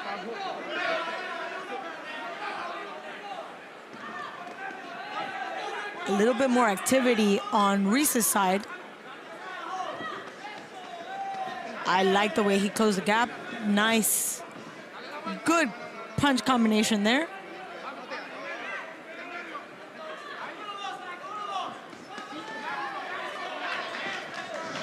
Ruiz finally found his rhythm and his tempo, but we're only 12 seconds away. Yeah, the busiest sequence coming in the final seconds. It's a tough way to try and win a round.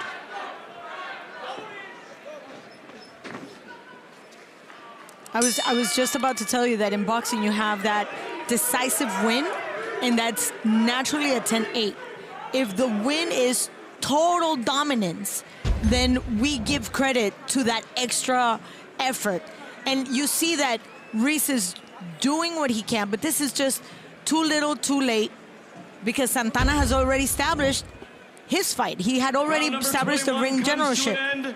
We have a winner by split decision by a score of 10-9 from Phoenix, Raiko Santana. Exactly the same result.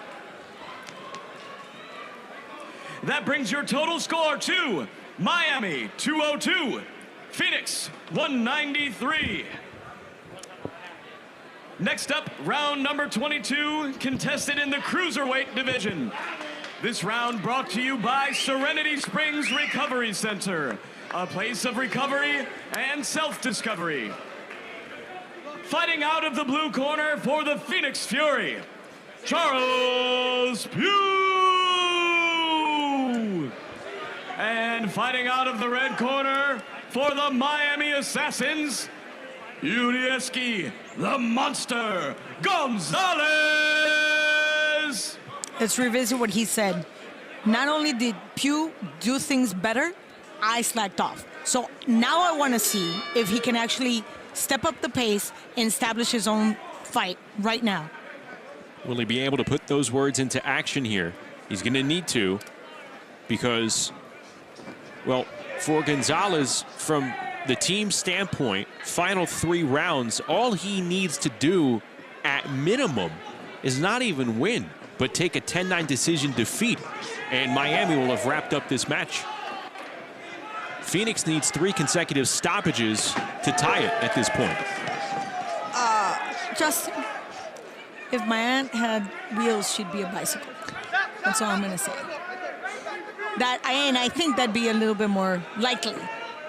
3 consecutive stoppages, and we're talking about Jordan Barrera, Alan Medina against Pedro Veitia and Josiah Napoles. They have yet to be knocked down. So, just saying. We just got to lay out the math, you know? I just did. There's a difference between possibilities and probabilities. There's always a possibility. Now, is it probable? Unlikely.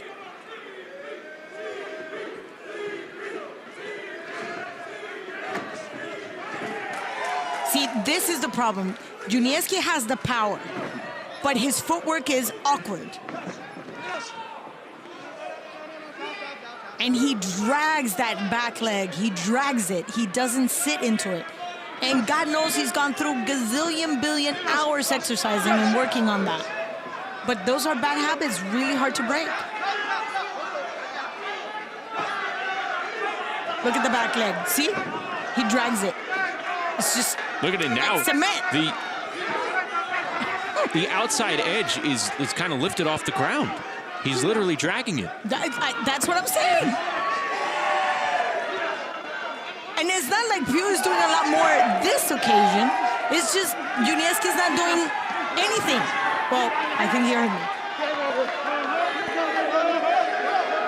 Both fighters jawing, not punching.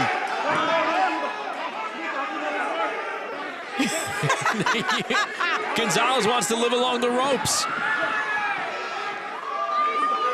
I've never seen so much action through inaction. Yeah, exactly. My goodness. Left hand from Pugh lands. And again, they move toward the ropes inside the final 20 seconds here in round number 22. I need to see something out of Junieski. Anything. Jaws are moving, fists aren't. Let's go. Hands are not going, though. Hands are not being thrown. Oh, there's a headbutt coming. Yep. I can see a headbutt coming. There you go.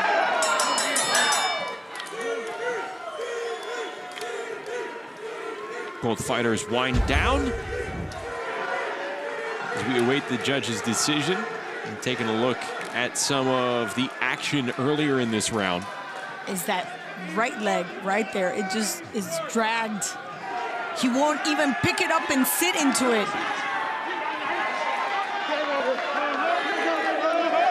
The funny thing is, this was an interesting sequence. Junieski doesn't speak English, doesn't understand English, and Pugh doesn't speak Spanish, so I'm not exactly sure what it is that they're arguing about.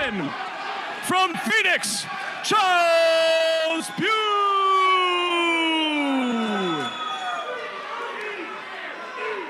Your total score, Miami 211, Phoenix 203.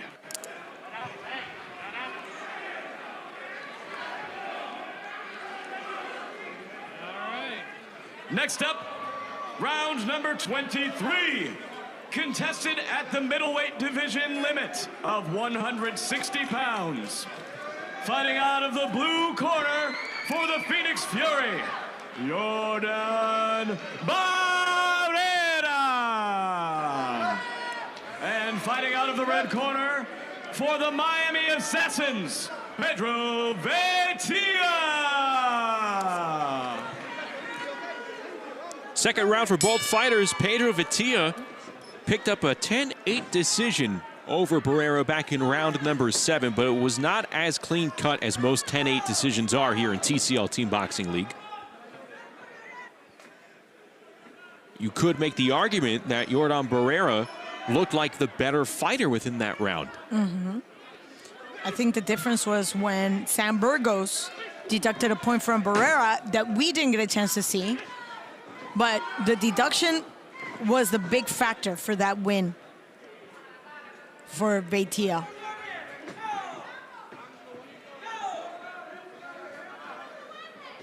So with that 10-9 decision, Pugh takes it over Gonzalez. This event in the bag for Miami. They're going to be able to improve to 4-2 Now it's just about adding points. So, yeah, you want to say, oh, the match is decided, these rounds don't count. Nonsense. This is a playoff race at this point. Phoenix came into today at 4-2. Miami's now 4-2.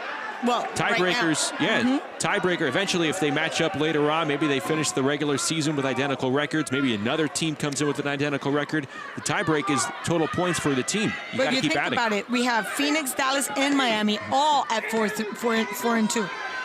So that's going to be interesting.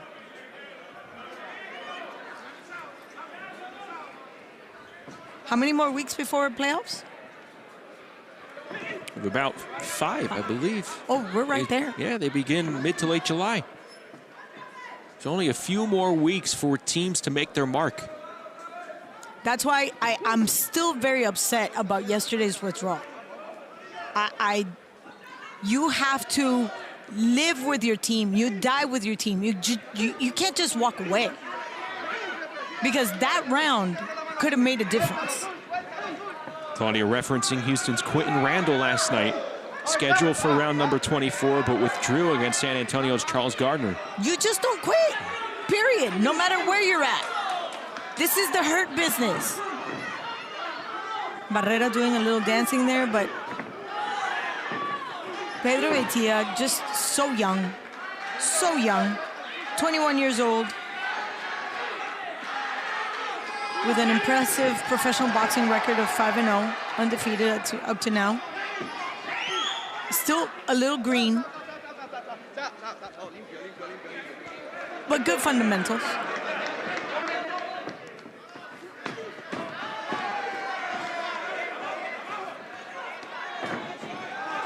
What is Barrera doing? He's just going from one end to the next. Got some heavy feet here in the final seconds with that awkward moving. They're just tired. Fatigue setting in around 23.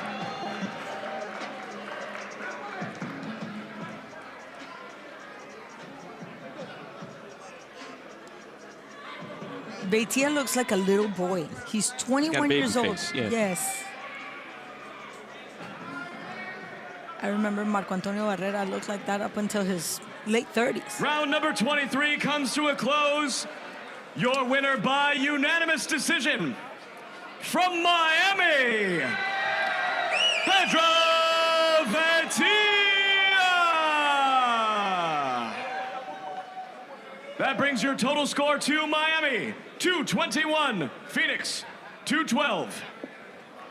And next up, the final round of the evening, round number 24, fought at the 135-pound limit of the lightweight division. Out of the blue corner for the Phoenix Fury, Alan Medina Jr. And out of the red corner for the Miami Assassins, Yustiel Napoles. 24th and final round between a couple of lightweights, Alan Medina, Yustiel Napoles. Medina victorious, or rather in action in round 4 where he fell in a 10-9 decision to the undefeated Claudio Marrero. Napoles, on the other hand, was in action in the early stages of the middle rounds, took a 10-9 decision over Jose Rodriguez. So Miami's going to improve to 4-2. Phoenix will fall to 4-3. They're going to have a while to sit on this loss.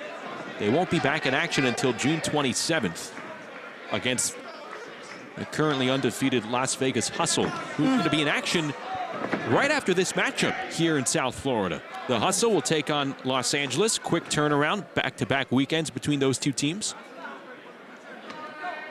Miami will be back in action immediately next week. I think that's a good thing for a team playing with this type of fire at the moment, but they're going to be taking on the defending champion, Philadelphia Smoke.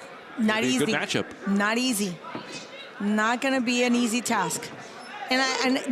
Those breaks, Justin, sometimes allows fighters to just regroup, but others, you know, especially if you're coming from a loss, Down goes Napoles. Medina with one punch right there. Napoles going down in round 24. It was a big right hook.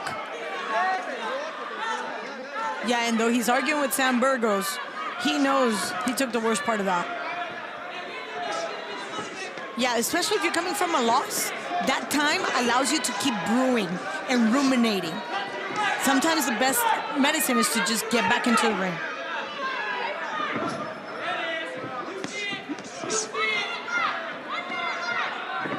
Medina trying to close out this defeat on a high note for his team. Napoles coming back, though, with a surge. Couple of lands. Medina, the knees buckling just a bit, taking some punishment here. 50 seconds to go. These are some clean connects by Napoles. Napoles better not just close the gap, but be decisive in every single punch. You know, bring up that connection percentage. Be a little bit more precise. Assertive aggression. You can't just throw big old punches like that and not know where they're going to land. And not know where you're going to land. That too.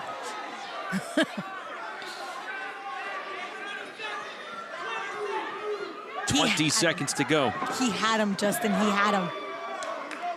I got to give Medina a whole lot of credit coming from that loss in the very top rounds and just standing his ground against Napoles right now, giving Napoles a little bit of his own medication. Well, I'm confident to say that Medina found the formula to take a win in this last round. Closing with solid boxing. Oh, it's almost like a slap and a push altogether.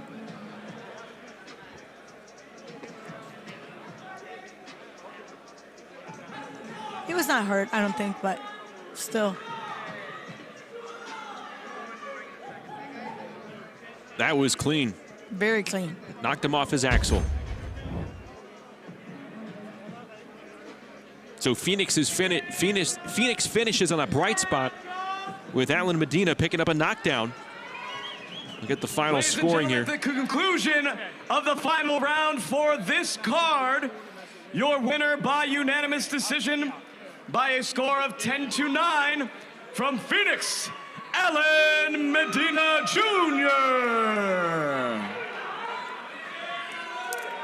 Your winner this evening by a unanimous score of 230-222, the Miami Assassins.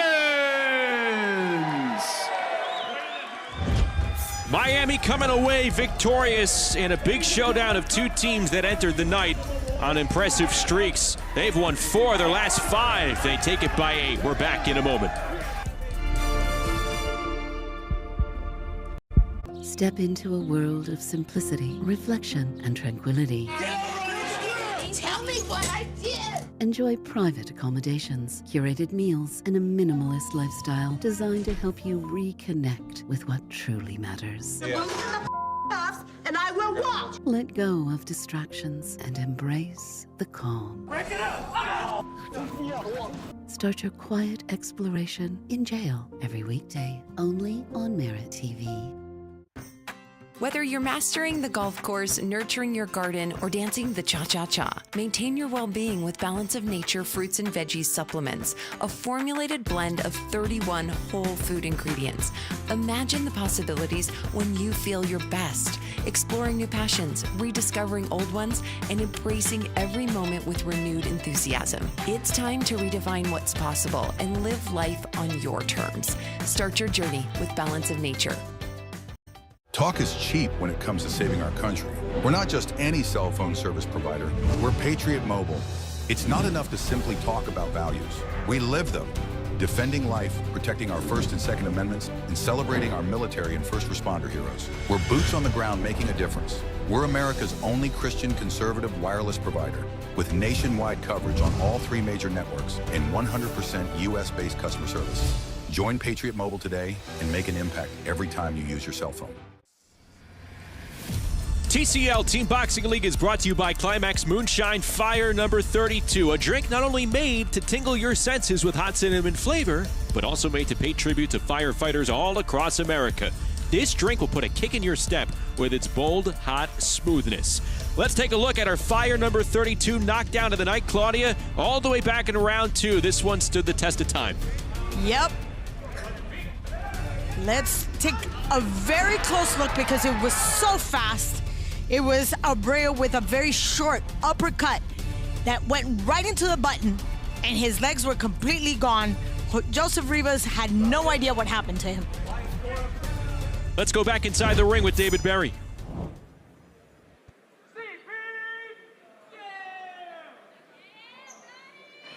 Ladies and gentlemen, we have some awards to give to tonight's fighters.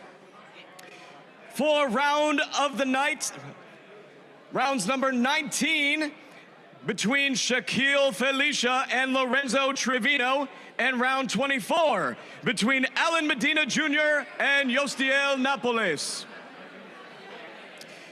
KO of the night in round number 2, Victor Abrau. And your 3 stars of the night. From the Phoenix Fury, Charles Pugh.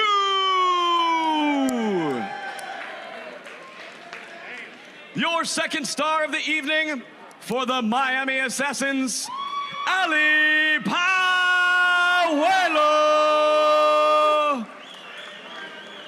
And your 1st star of the night, also the winner of Knockout of the Night in round number 2, from the Miami Assassins, Victor Abrau.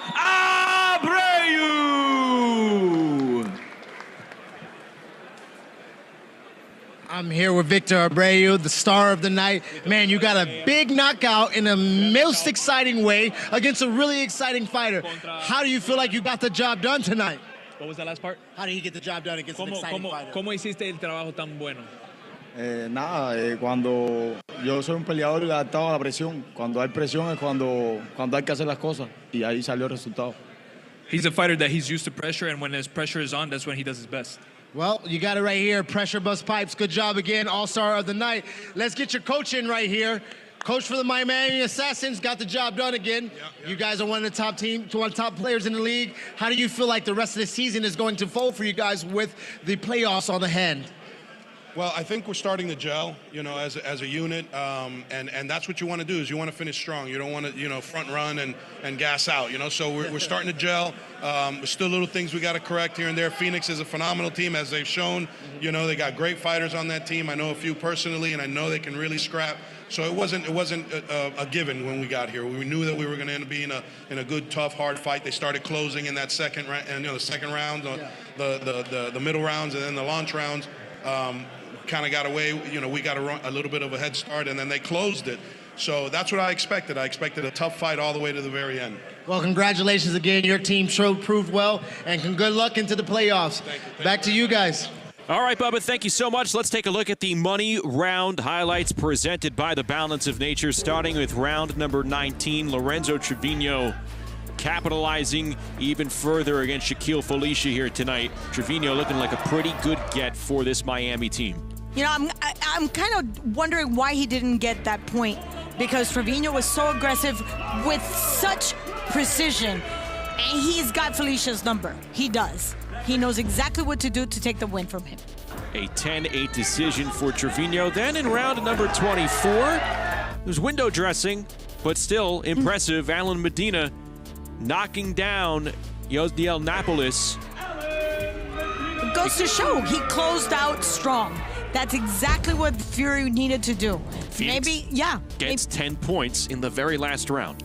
That's important. Exactly. And there you see the updated standings. The Fury falling to 4-3, while Miami has jumped up ahead of Dallas at 4-2. They're bunched up with the same identical record. And then they are looking up at undefeated Philadelphia and undefeated Las Vegas. So it'll be very interesting. I like what Herman Casedo said. Look, they're at Gulfstream Park. They're not front runners. They're thoroughbreds here, Claudia. 2025, as we roll along, playoffs in about a month's time, Miami catching some fire. I just like the way they gelled, the way Herman said they gelled together. They tightened things up in the last stretch. They knew exactly what to do. But the Fury, let's not count them out, because they have what it takes. They just kind of fell short tonight. Well, we have an action-packed doubleheader coming up in just a few moments. It's the back end of our Saturday double dip. It is the undefeated and aforementioned Las Vegas Hustle trying to move to 6-0 as they take on the LA Elite. It's a rematch from last week. It's a matchup where the action was close. Some upsets occurred. We will see how fighters from each side respond as these two teams go at it in a matter of moments. Miami with the victory.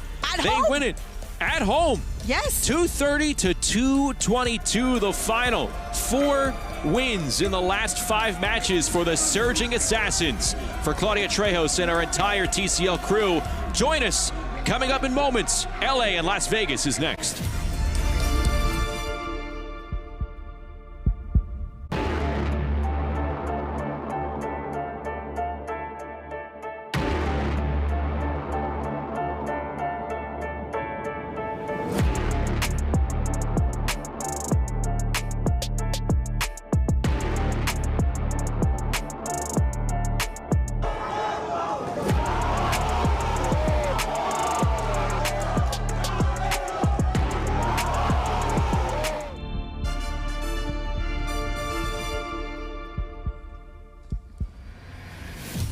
Back in South Beach for the second half of our Saturday night doubleheader. They're going over to the East Coast for this one. 2 West Coast teams, including the undefeated Las Vegas Hustle. They're going to tussle over in Gulfstream Park. We welcome you back inside our Merit TV Sports studios. Justin Shackle, Claudia Trejos with you. Second half of our TCL Team Boxing League doubleheader here on a Saturday night. So we saw a Miami team who's really doing a great job in a great rhythm now with about a month left to play in the regular season. Pick up a quality win over a team in Phoenix that had been surging. No one's been surging like Las Vegas. Don't say that to Philadelphia, but the Las Vegas Hustle, they have the talent, they have the depth. Right now, they have the most wins in the TCL. Well, they're undefeated. That's why we shouldn't be saying that too loud to Philadelphia. But Philadelphia has the short end of activity, and they will catch up. Just remember my words tonight. They will catch up. In the next following weeks, I assure you, they will be up there and also undefeated. Here's what's interesting about tonight's matchup. These two teams faced one another just last week, and we're going to see some rematches. We're going to see maybe single-round fighters have a rematch with one fighter, then go their separate ways for another round. There were a lot of upsets in last week's rounds for several of these fighters. You saw some favorites go down. We take a look at what happened here as Los Angeles fell to 2-3. This was only a 4-point outcome, so Los Angeles did hold on here against Las Vegas. They hung with them. Juan Higuera was a bright spot because earlier on in the middle rounds, he had a stoppage win over Brian Jones, and at that moment made it a 1-point deficit for Los Angeles, and that's a big reason why right there you're not going to see Brian Jones tonight. He's not going to be able to compete after getting knocked down like that. It's a 3-month suspension. It's because of his health, obviously. We got to make sure that he's fine. But did you see how decisive and so accurate in his punching styles? And then Jason Moreno last week picking up a pair of wins for his team. This is a young, decorated amateur as Moreno outpointed Rainer Salgado. And this is one of those head-to-head matchups that we are going to get here twice tonight. They squared off twice last week, so by the end of tonight, they'll have faced one another 4 times over the last 7 days. They're probably going to be sick of one another, Claudia, but what do you gain from seeing and again, this is different because it's team concept boxing. You think about maybe in basketball on the baseball field, a pitcher and a hitter facing off frequently. You're going to see that. Who holds the advantage? That's one question that I want to get back to you after we take a look at what Las Vegas was able to do in this matchup, how they were able to come away with the victory in a tight spot. Dislan Gainza only had 1 round, but he made an impression in this one, fought in the launch rounds, and took it to Samuel Palencia. Look at the space he actually gives him, and he just takes his time. There's no rushing. There's no suffocating the opponent, just pure boxing. Haymaker after haymaker. So Gainza was in 1 round last weekend against Palencia. He's in 2 rounds. He will fight Palencia again in the money rounds. And then Dayan de Pestre. Terrific job for him taking down the previously unbeaten Raul Solomon. Those are some of the upsets that we were talking about. They're going to be in action once again. Yusnel Abrahante in action for 2 rounds. He's going up against 2 different opponents, but one of them will be the fighter that he's standing toe-to-toe with right there, Daniel Morales. He handed Morales a loss. That was an upset. So there are a number of things to kind of square away, settle the score, if you will, in their second meeting in as many weeks as you take a look at the standings. Las Vegas at 5-0, and then LA on the other side in the right column. It's something that teams have come to learn here. You don't want to be on the right column of the standings graphic here for TCL Team Boxing League. LA coming in at 2-3, but it is a battle in terms of staying undefeated between Las Vegas and Philadelphia.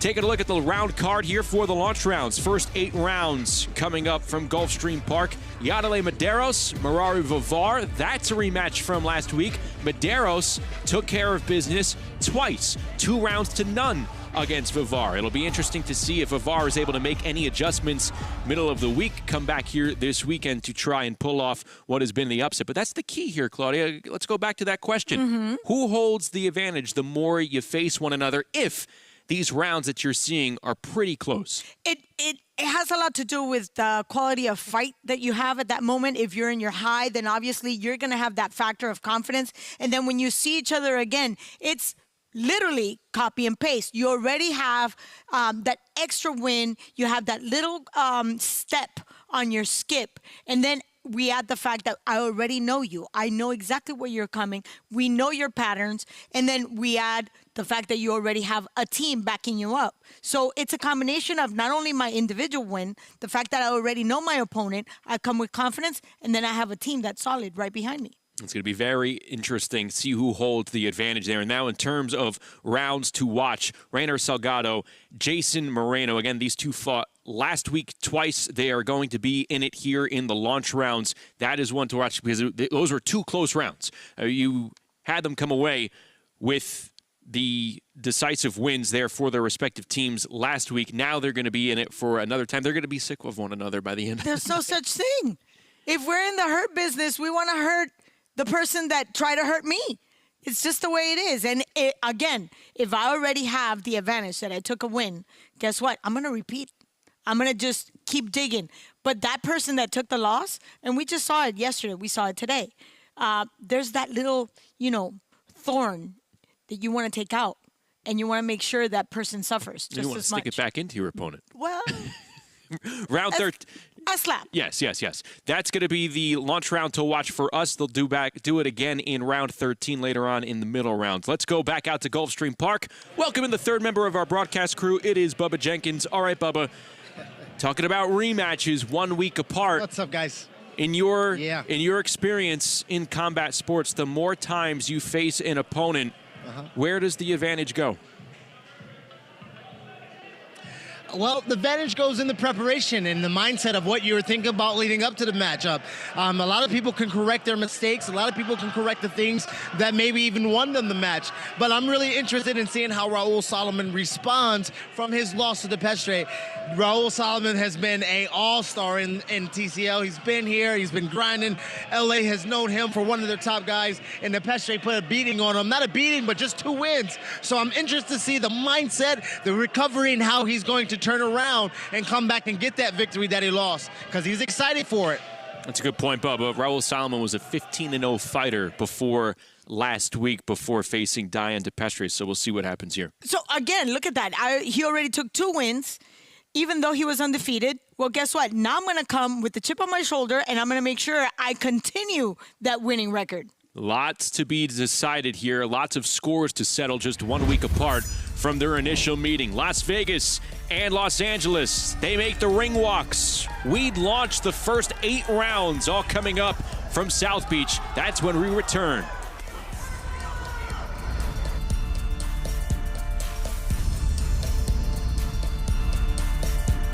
I got charged for a stolen vehicle. Time in jail. Witness the unfiltered reality of life on the inside. Then it's the ultimate showdown on the streets. Cops Reloaded. Get on the ground! Jail and Cops Reloaded. Weekdays starting at 4 Eastern on Dr. Phil's Merit TV.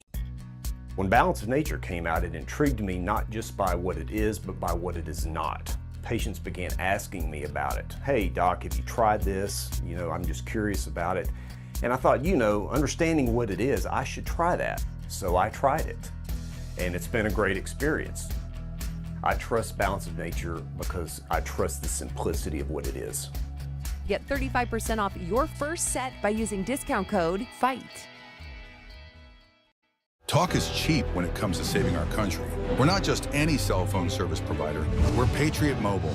It's not enough to simply talk about values. We live them. Defending life, protecting our First and Second Amendments, and celebrating our military and first responder heroes. We're boots on the ground making a difference. We're America's only Christian conservative wireless provider with nationwide coverage on all 3 major networks and 100% US-based customer service. Join Patriot Mobile today and make an impact every time you use your cell phone. You were tortured as a child. My mother taught me how to be a very good liar without any conscience. This was a homicide masquerading as a suicide.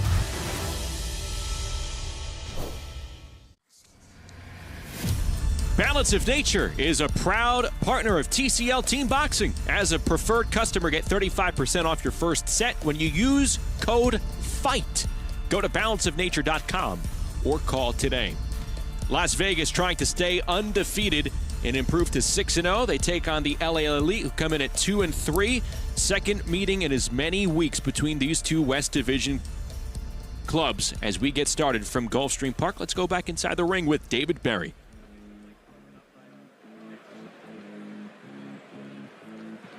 Ladies and gentlemen, welcome back to part 2 of your doubleheader of boxing action live from Gulfstream Park.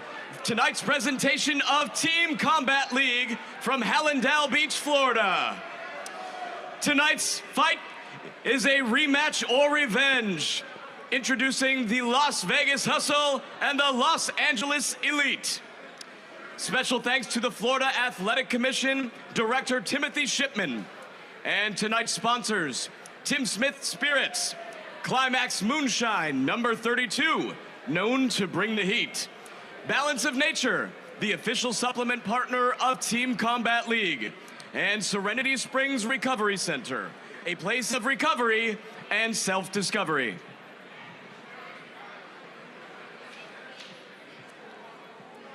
Introducing first, the Las Vegas Hustle!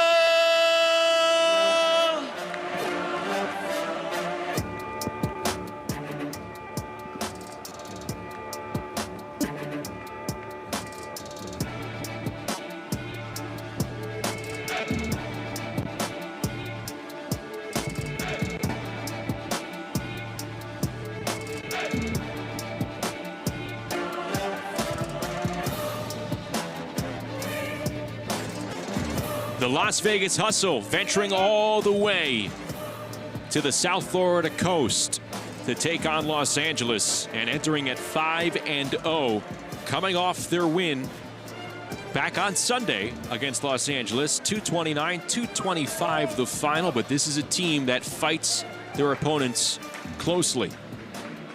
Before that, a 1-point edge over New York City, a 1-point win over Phoenix. They have not blown out any of their opponents outside of an opening week victory against the Miami Assassins. Feels like that's a different Miami Assassin team from April 11th until now. But Vegas remaining undefeated, finding ways to win, at times impressing. But again, they have some standout boxers who took L's last week, rare L's, and they're going to try and reverse that here tonight. It takes time to gel. It takes time to get into a rhythm, and it's a new coach, new regime, and they have to adjust. That takes time.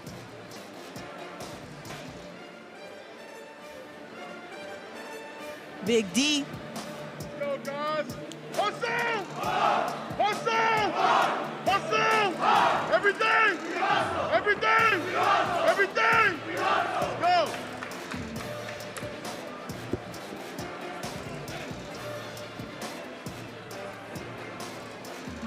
Welcoming to the ring, the undefeated Las Vegas Hustle. Coached by Big D, David Hayes. Introducing first in the bantamweight division, former national champion and member of Team USA, Jadali Medeiros.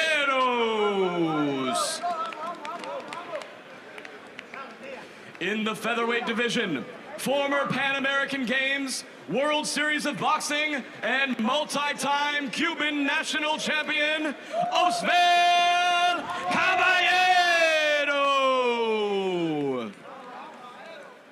At lightweight, multi-time Cuban and Russian national champion, Yusnel Abrahante. At welterweight, multi-time Cuban national champion, Darian Castro. At super welterweight, Rainer Salgado. At the 160-pound limit of the middleweight division, Luis Portuondo. At super middleweight, Dion, the Cuban sniper, de Peste. In the cruiserweight division, Ja'Cory Gibson. At lightweight, Aiden Garcia. In the super lightweight division, Brenda Cardenas. At welterweight, Dislan Gainza. And finally, in the light heavyweight division limit of 175 pounds, Yasser Rivero.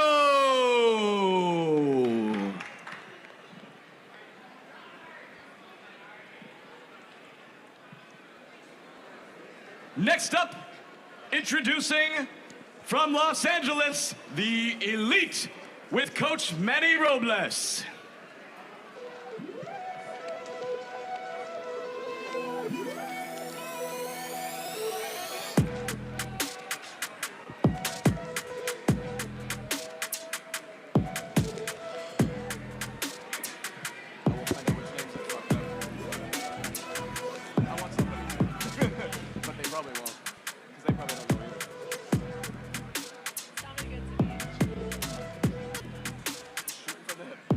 The Manny Robles-led Los Angeles Elite, flanked by his assistant at Carhaso. LA Elite coming in at 2-3. A lot of talent littered all over Southern California. A lot of it is on this roster as well for the LA Elite. Can they put it together? No easy task as they take on an undefeated opponent for the second time this week, trying to avoid a third straight loss. Tough part of their schedule. But they have to overcome it. We'll see if they can be a little bit better down the stretch here. They definitely have a very, very knowledgeable trainer in Manny Robles. Ned Carhaso, known as El Estrellita, was trained by Manny Robles, and he's been a fighter all his life. So he knows the inside and out of these type of tournaments. Now in the ring, coached by Manny Robles, the Los Angeles Elite. Introducing first in the bantamweight division, Merari Vivari Hernandez. At 126 pounds in the featherweight division, Sean Brewer. At lightweight, Diego, the Ghost, Dominguez. At welterweight, Samuel Palencia. At the middleweight limit of 160 pounds, Gerardo Vergara. At super middleweight, Raul Salomon. At the 199-pound limit, of the cruiserweight division, introducing Juan Higuera. In the lightweight division, 135-pound limit, introducing Daniel Morales. And fighting at super lightweight, Erica Sanchez.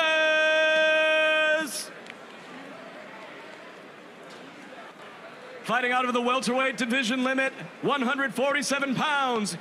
Ladies and gentlemen, Oscar Enriquez. And finally, fighting out of the light heavyweight division, 175-pound limit, Angel the Kid Lozano.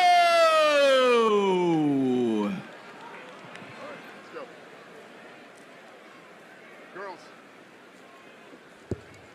whoever's staying in first. About to get going here with two bantamweights, Yadali Medeiros, Marrero Vivar.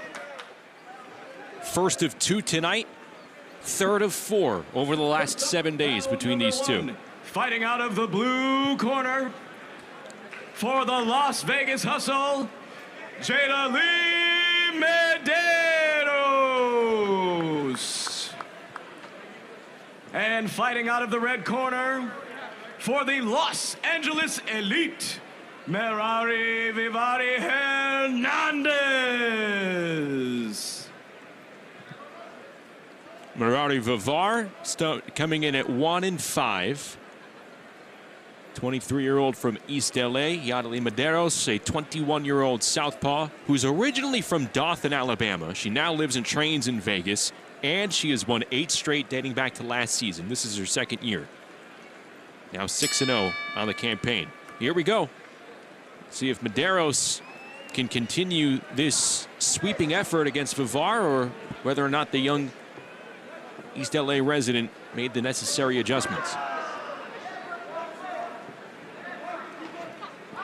You can see the confidence on Medeiros, staying in the middle of the ring, waiting for Hernandez to come at her.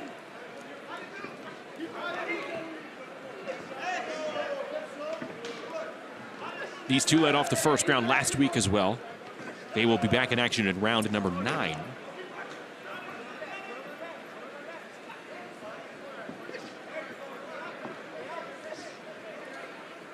"23 years old and 21 years old. I mean, so young and yet so well composed. Very short boxing career. Dinamita Hernandez with 9 professional fights.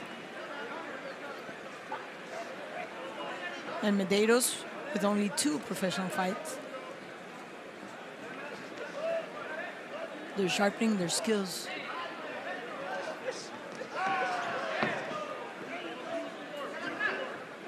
Yadali Medeiros is of Puerto Rican and Filipino descent, and she was raised in a boxing family. She started boxing when she was 9.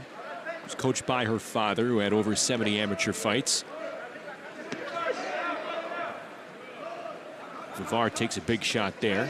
But when you're this young and you had a decorated amateur career, the goal is to go full-time as a pro career in a pro career. This doesn't always go as to plan, though. And Medeiros, she realizes she still needs to pay the bills here. So she works as a licensed realtor and a swim coach as well. But her dream is to become a multi-division world champ. Again, just 21. Very young. But we also have to recognize that the opportunities for women in general in boxing, professional boxing, are not there.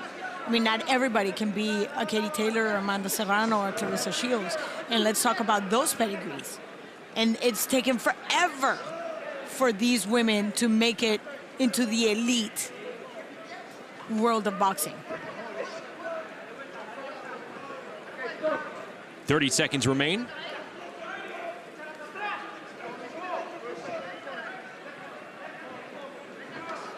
This is more of the same.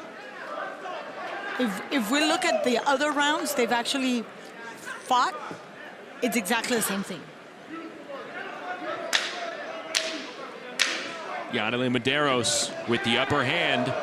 Good counter from Vivar, but Medeiros was first, and she's first again there with that left hand. Again with the left hand. Good close for Medeiros. You know, I'm going to just relate to the very wise words of Bernard Hopkins.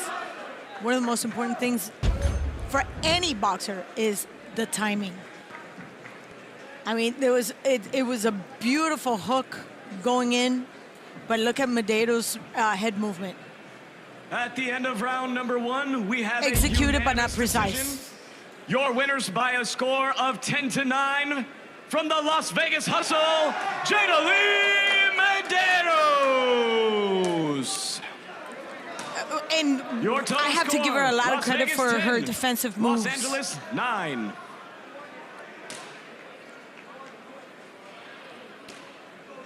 Next up, round number 2. Brought to you by Climax Moonshine, fire number 32, known to bring the heat. This round is brought to you by the blue corner for the Las Vegas Hustle, Osvel Caballero.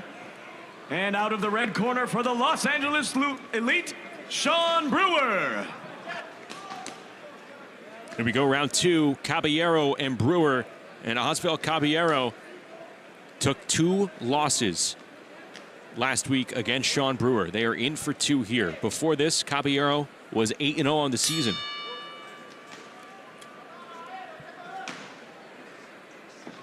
We'll see how he responds here. Caballero in the black trunks for Vegas, Brewer in the gold for LA.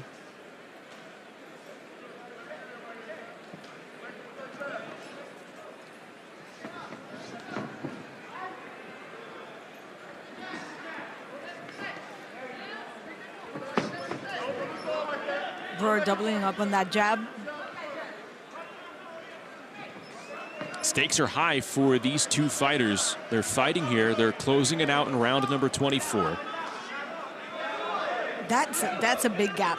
And we mentioned it earlier today. You know, you get warmed up, you do your thing for 3 minutes, and then you sit for maybe an hour. And then you have to get back. And how much time do you really have to warm up? Then you have to start again from scratch. You can't really pick up the rhythm.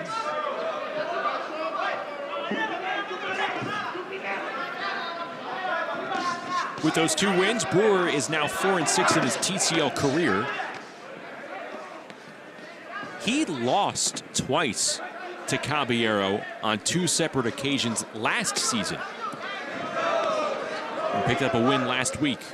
So he made the necessary adjustments. Let's see if he can continue or if it's Caballero, you know, digging deep into that very orthodox school of boxing, because he is very strategic and very technical.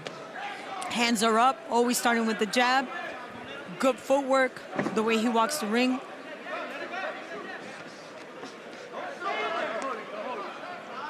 Brewer holding the head. Left hand landing from Caballero. And the right. He feints with the right, which is weird because it's coming from the back rather than feinting with the jab. See? Not connected with that right.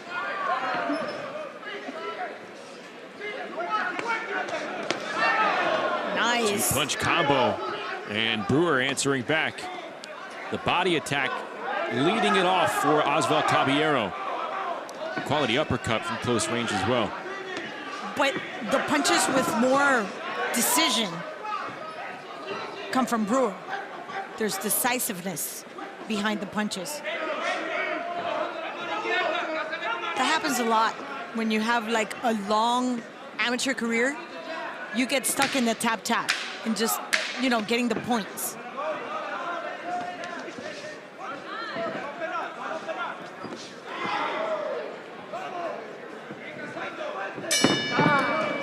A fairly close round between these 2.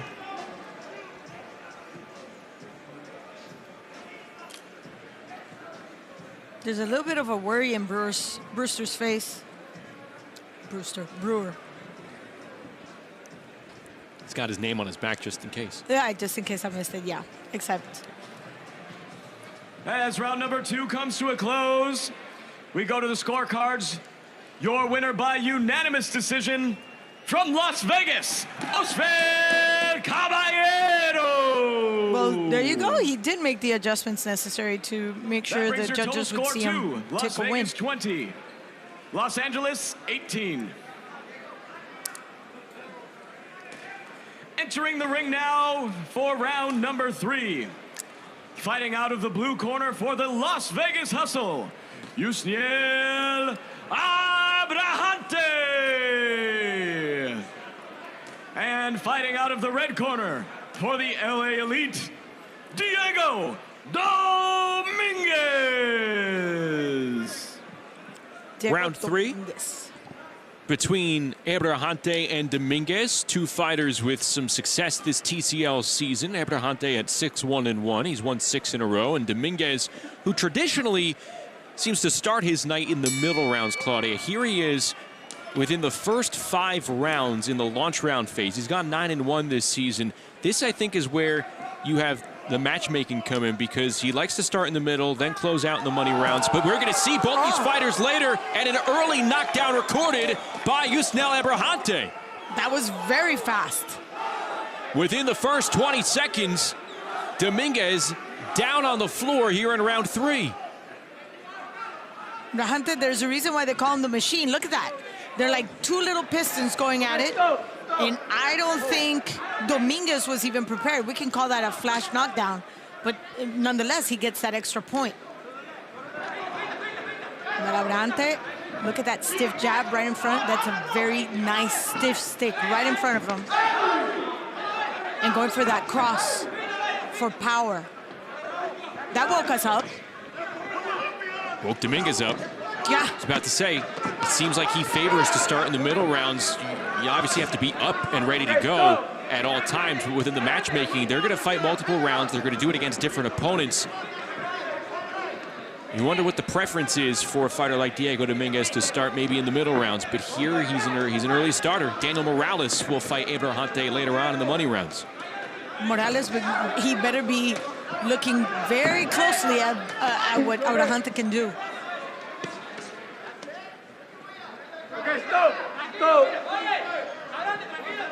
Dominguez will be in action against Aiden Garcia for Las Vegas, who will take on Morales in round number 10.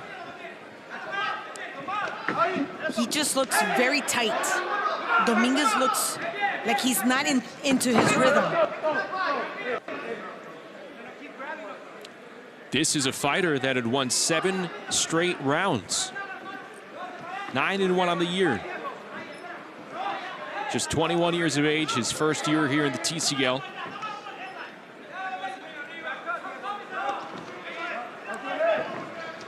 This would be a big week for Yusniel Abrahante. I mean, last week he beat Daniel Morales, who's an impressive fighter for LA. He has him again here tonight, but on the way, he could be taking down Diego Dominguez. But he already took, at this point in time, 2 points, because he is dominating the round. Establishing his fight, ring generalship.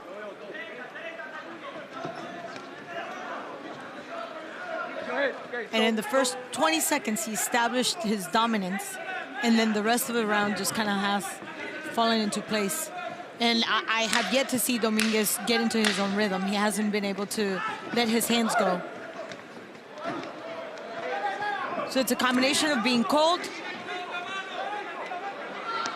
and too tight. Abrahante adding to the point total here for Las Vegas. On the verge of a 10-8 decision being made official. Let's take a look at the action. Oh, it was right into the solar plexus. I want to see a better angle to that. And you see how he's just going to the body, and we've talked about this. It chips away. I give Dominguez a lot of credit for withstanding that type of punishment, but Abrahante did what he had to do in the best manner possible. And just like that, we're next up, round number 4. This round is brought to you by Balance of Nature. the proud health supplement partner of Team Combat League. Entering the ring now in the welterweight division, fighting out of the blue corner for the Las Vegas Hustle, Darian Castro. And fighting out of the red corner for the LA Elite, Samuel Palencia. Samuel Palencia on your screen. He's in the golden trunks.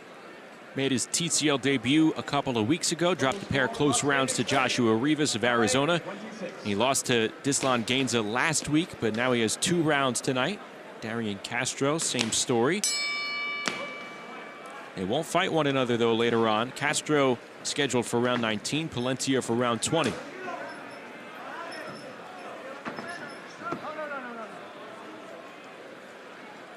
Let's go to Bubba Jenkins. He's standing by with an interview ringside. Yep. Yes, I'm right here with Coach from Las Vegas. Listen, so you guys got a quick turnaround with Los Angeles. He already beat Raul Solomon. Raul Solomon was 15-0 before he beat him. What kind of adjustments on a quick turnaround do you think he has? ¿Qué tú fue que para ganarle a él? Que estaba 15-0. ¿Qué fue lo que tú hiciste para cambiarlo, para sacar la victoria? Bueno, primero que todo fue prepararme mentalmente, escuchar a mi esquina siempre, primero que todo, escuchar todo lo que me dijo, lo que tenía que hacer y sacar la victoria con el esfuerzo. He said that he had some great preparation. He really was looking forward towards that fight. Listened to his coach's advices, and he just did it all in training, and he got the result. Well, he's going to listen to his coaches. We're going to be excited for that matchup. Back to you guys. Thank you, guys. Thank you, brother.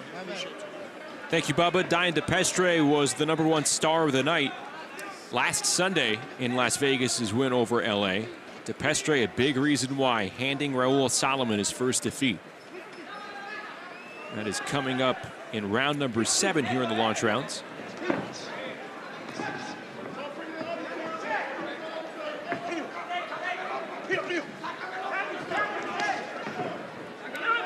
Young Samuel, it has a lot of spirit. Darian Castro is just waiting too long. Oh, look at this combo. The fists keep coming, Claudia. My goodness. Look at Castro go. Almost 2 minutes with he very dropped little him. action. Yes. One of about, no exaggeration, 20 punches in that sequence from Darian Castro. Gets the knockdown against Palencia. And Las Vegas is rolling here in the launch rounds. And I was just getting done saying that there was very little action from Castro. And he finally, tightened it up because the round just kept going.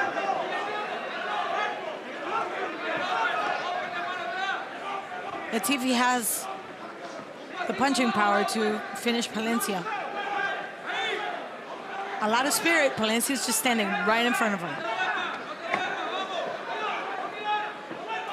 Palencia, just 21 years of age.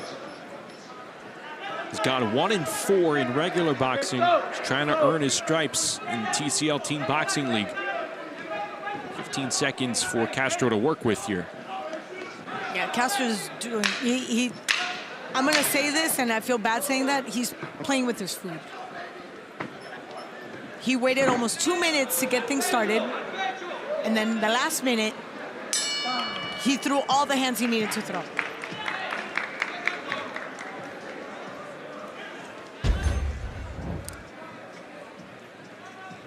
Started with a beautiful jab, and it was just the 1-2, 1-2.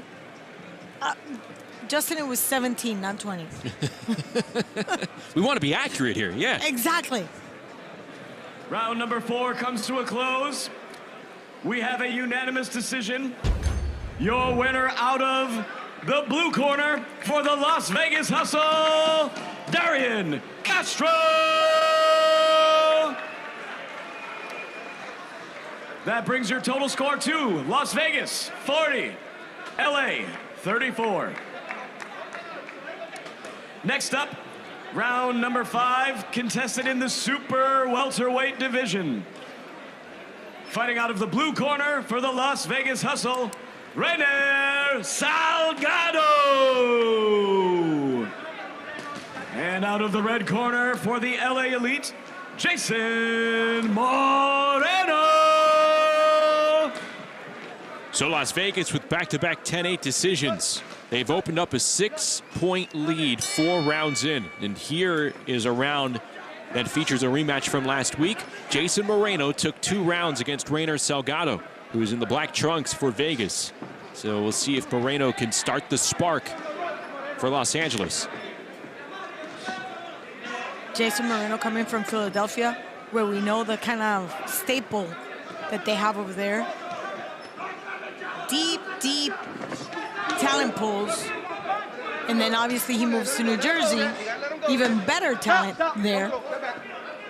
So he has a lot of iron to sharpen his own iron.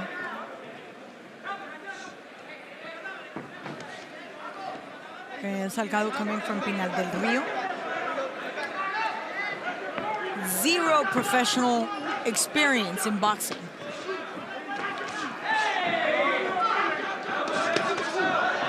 Good combo from Moreno. I heard that. Salgado answering back, or at least trying to. Trying, because, see, that's where when I talk about Moreno having the experience, it's not just that he connects. There's punching power behind it. When he connects, it's flush, and we can hear it.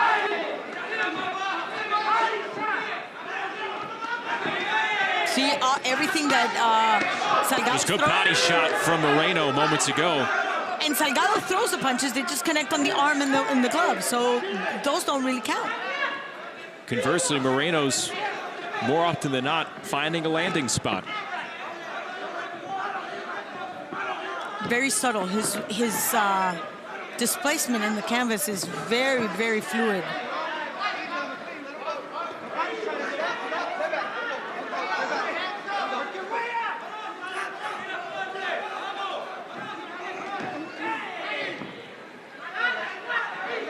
Los Angeles has dropped all 4 of the first rounds here against Vegas.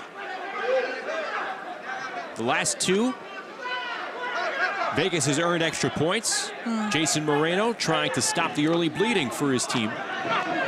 And in only 4 rounds, there's already a 6-point gap. And again, I can't take anything away from Salgado because he is aggressive. He is looking for the fight.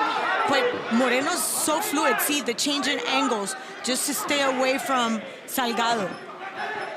Beautiful head movement. And when he closes the gap, he lands. Very assertive. There's decisive punching power in Moreno.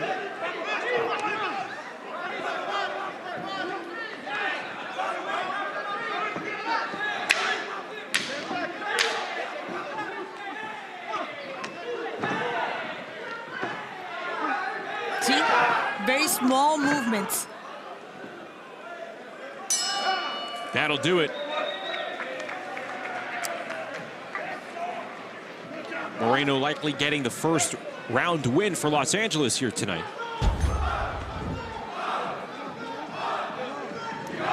Beautiful 1-2, and then that right hook into Salgado's body. Very nice.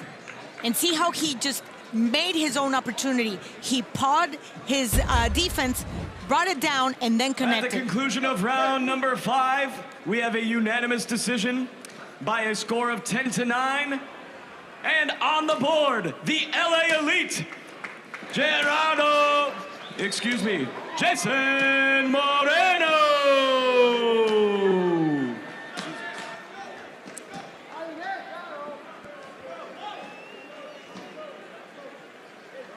That brings your score to Las Vegas, 49, LA, 44. Round number 6 coming up next is brought to you by Serenity Springs Recovery Center, a place of recovery and self-discovery. This round is contested at the 160-pound limit of the middleweight division.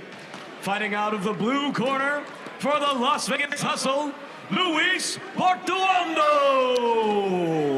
Look at the size of that Out of middleweight. the red corner for the LA Elite, Gerardo Vergara. Gerardo Vergara in the gold trunks. Luis Portuondo in the black for Las Vegas. 2 160-pounders, both with impressive builds. Yeah. Tuando, maybe a step above. What yes, do you think? That's a solid 160-pounder. Let's not forget, he comes from Guantanamo. That's the area where they have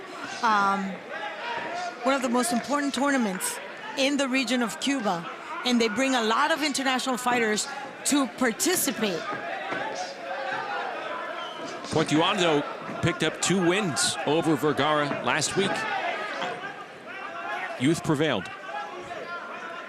26 to 31 years old. Vergara has a professional record of 20 wins, 1 defeat, 13 knockouts. It's a high percentage of knockout, but the sheer size makes the difference. Look at the back muscles from Portuando, like wrapping around.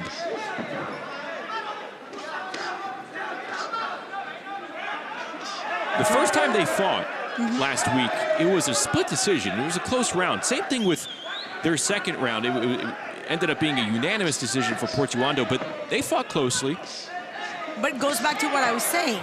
Portuando has his number. He knows exactly what Vergara brings. Does Vergara have enough tools to make adjustments? Obviously not, because the second victory was a lot more decisive than the first. And we can see the dominance right now. There's a level of confidence in Luis Portuando. It's very hard to climb that mountain.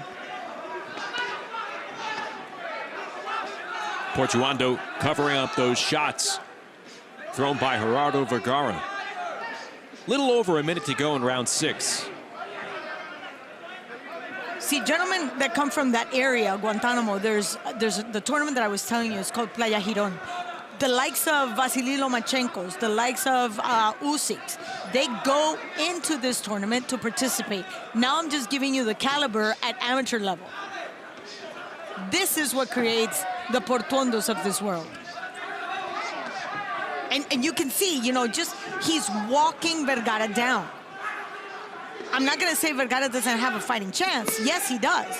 But Portuando is that much bigger, stronger, and assertive. He doesn't waste any energy. He goes from a jab to an uppercut, and he doesn't even think about it.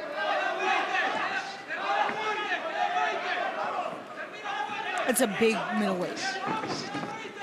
And right before he ate a 2-punch combo straight down the pike from Vergara, I was about to mention his defense for a bigger guy like that is pretty solid. Iron sharp Usually not inside. the case. No, because they just, you know, lean on their power, lean on their size. But this is a very well-rounded fighter. Watch how he steps into the gap for Vergara.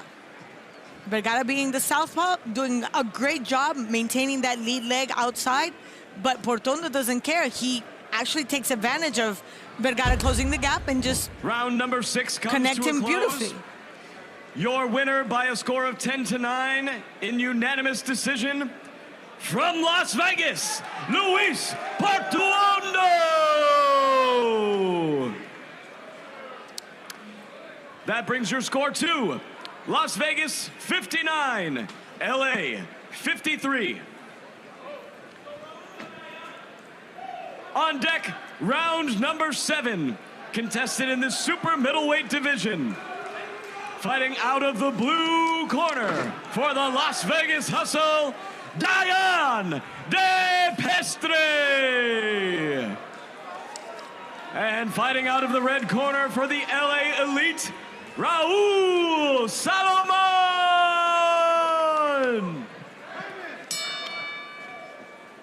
That is a determined look from Raul Salomon, the 26-year-old Mexican-American out of Long Beach, California. Again, before last week, he was 15-0 in his 2-year TCL career. Dayan De Pestre, the man right in front of him, handed him his first 2 losses.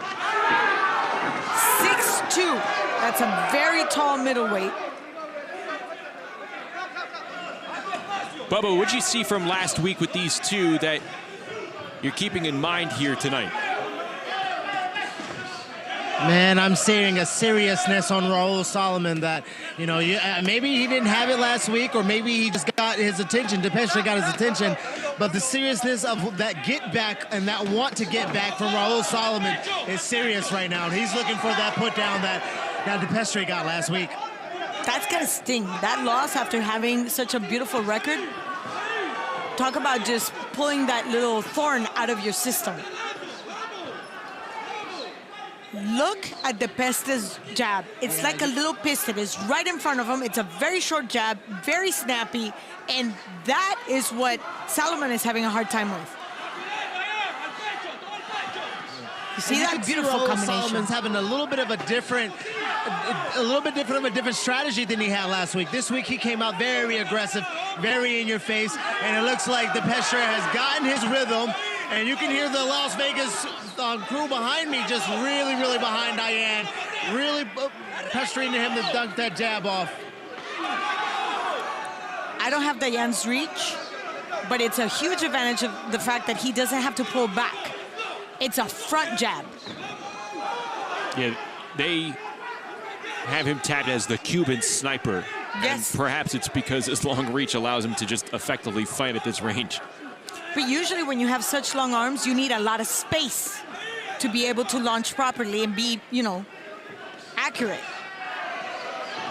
We've seen quality combos here from Raul Salomon. Oh, yeah. He's not playing a doormat here at all. To Bubba's point, maybe a bit more reserved in the first round of their meeting last week. Here, he's got his foot on the gas just a little bit more. 30 more seconds to go in the 7th. But I'm going to ask both of you. Here, in my point of view, I can see the difference in styles. Is it obvious for you?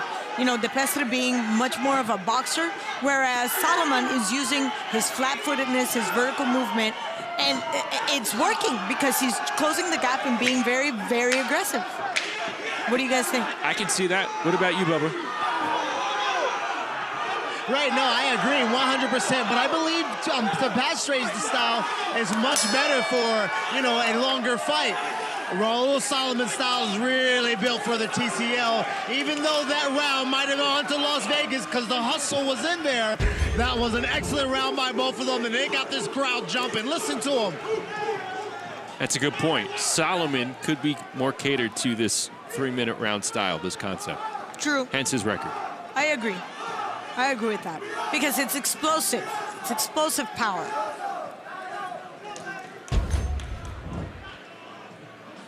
There's finesse behind Diane DePestre. After a great competitive round, number 7 comes to a conclusion. We have a split decision. Your winner from Los Angeles, Raul Salomon. There you go. He took that thorn out of his foot. Las Vegas, 68.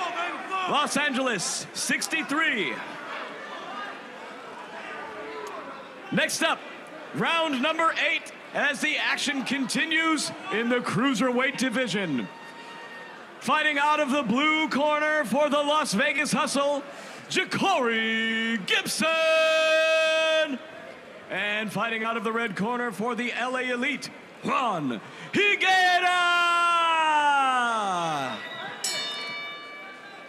I have one word for you, Justin. Tijuana. TJ. If I was to name the amount of fighters that have come from that town, it would never end. The one that comes to mind is Eric El Terrible Morales. You add Juan Higuera to that list right here. Yep. The cruiserweight who made things pretty interesting in the latter middle rounds in last week's event. He stopped Brian Jones. That's a big reason why you're seeing Ja'Cory Gibson in the ring right now. But in that moment, he gave LA a 1-point lead. Las Vegas was able to eventually gain it back, and they never surrendered it. But that one moment there, that one stoppage from Higuera turned a 1-point deficit for LA. Check that, 2-point deficit into a 1-point lead.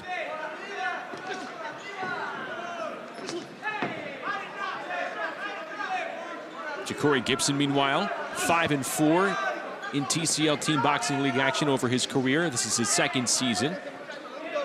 This is his first action since April 25th. He lost to Trevorris Barnes, was stopped in that match.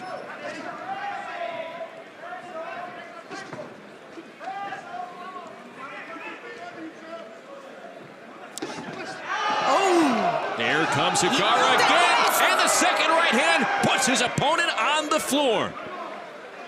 Juan Higuera with a lethal right hand here in round number 8. Relentless. And he was looking for that placement. He was looking for that space to connect. If you see how patient he was until he found the perfect timing. Juan Higuera with plans to cut his night short for a second straight night. Doesn't look like he wants to fight a second round. He has a minute to play with here. With Ja'Cory Gibson, drops him again. Fight waved off. Higuera, for the second straight week, has himself a 10-7 round. You can see Gibson did not want to take part of this fight anymore. His body language was clear. See the confidence on Higuera.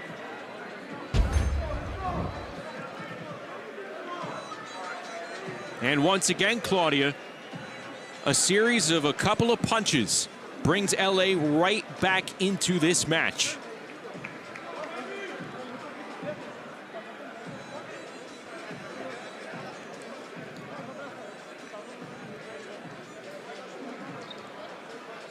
A 10-7 round for Juan Higuera. They were supposed to do it again in round 16. That won't happen, as Higuera comes up huge for Los Angeles. Round number 8 comes to a close. Your winner by referee stoppage for the Los Angeles Elite, Juan Higuera.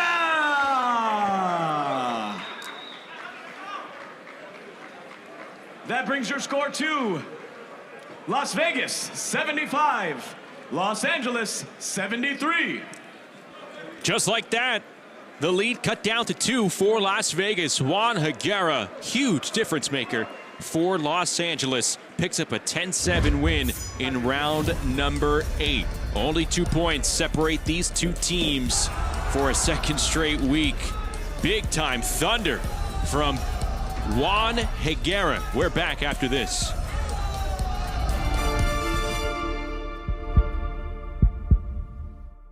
Step into a world of tranquility. Enjoy private accommodations. Let go of distractions and embrace the calm. Start your quiet exploration in jail every weekday on Merit TV. I was drinking every day. I was hooked on oxys. My husband turned into someone I didn't recognize. The addiction crisis. Worse than a pandemic, we have a growing epidemic. There are approximately 20 alcohol and drug-related deaths per hour every single day. Addiction is a disease. Like any other disease, it may have serious harmful effects and may lead to death if left untreated.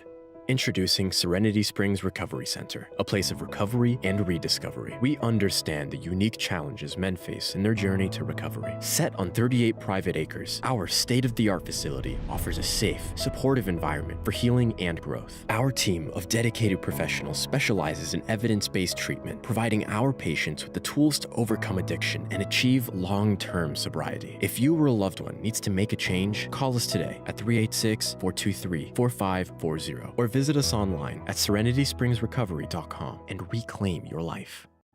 They did the crime. Nancy Grace will do the time, analyzing it. Busted. Join us on Crime Stories with Nancy Grace as we investigate missing people and unsolved homicides. Weeknights at 6 p.m., 5 Central on Dr. Phil's Merit TV. TCL Team Boxing League is brought to you by Serenity Springs Recovery Center, a place of recovery and self-discovery. Well, it's just a 2-point match between Las Vegas and Los Angeles in South Beach. There you see Collins Ave, Ocean Drive. Which one is that? I'm bad at my Miami geography. That's Miami Beach. Okay, South in general. Beach. Oh, well, South Beach. Look, over at Gulfstream Park, we have electricity as well. Yes. Los Angeles making a comeback here. Juan Higuera stopping Ja'Cory Gibson. 10-7 victory, closing the gap, and now it's just a 75-73 lead for Las Vegas. Looked like they were starting to pull away. There are some equalizers in the right hands of several of these LA fighters, no? And we had mentioned this at the very top of the show. Juan Higuera is the one guy that we need to watch. His power, his patience, his wisdom, his boxing IQ is fantastic. And he knew exactly what to do against a Ja'Cory Gibson that was at best, hesitant. And he understood that Higuera had power, so he just wanted to maintain that distance, and it ended up costing him even more. Let's take a look at the launch round highlights brought to you by the Balance of Nature. We turn our attention to round number 4, because at this point, Las Vegas already had a 10-8 round in the bag, and now it was Darian Castro going up against the young Samuel Palencia. Castro just asserting his might. Again, this is a multi-time national Cuban champion. This is a guy that has a very extensive amateur record, experience, and he showed it today. I have to say, Samuel Palencia at 21, he did what he could, but it was just, there's levels to this. So Vegas took the first 4 rounds, the last 2 in that bunch by 10-8 decisions, but Juan Higuera once again stopping the show here between these two teams. It's a very short right. It went in a couple of times, and I'm very happy to see Sam Burgos just stop the fight because it made no sense. Mathematically, there was nothing else to do, and in terms of time, he could not recoup from that. Here's a look at the middle round fight card for you, rounds number 9 through 16. So Higuera Gibson were scheduled to meet in round number 16. I was going to circle that one as the round to watch. Obviously, it's not going to happen. It's going to be a 10-9 score in favor of Juan Higuera. So when you take a look at the bout sheet here in the middle rounds, Claudio, which round stands out to you between these two teams now just separated by 2 points? I want to see round number 12, Dislan Gainza against Oscar Enriquez. I know it's a rematch, but I love to see those fighters that are aggressive. I like to call it happy boxing. Very quick on their feet, very quick on their hands, but moreover, power, power, power. And that I want to see in Gainza this evening. Dislan Gainza picked up a unanimous 10-9 decision over Enriquez. So round number 12 is coming up. First off, we have the rematch, Yarale Medeiros and Merari Vivar. Medeiros has had her number these entire 2 weeks. We'll see if she can go a perfect 4 for 4. Round 9 coming up as we go back to Gulfstream Park.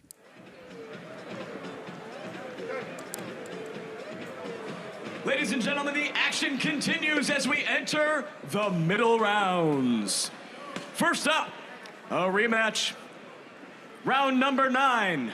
Fighting out of the blue corner for the Las Vegas Hustle, Jada Lee Medeiros. And fighting out of the red corner for the LA Elite, Merari Vivar Hernandez.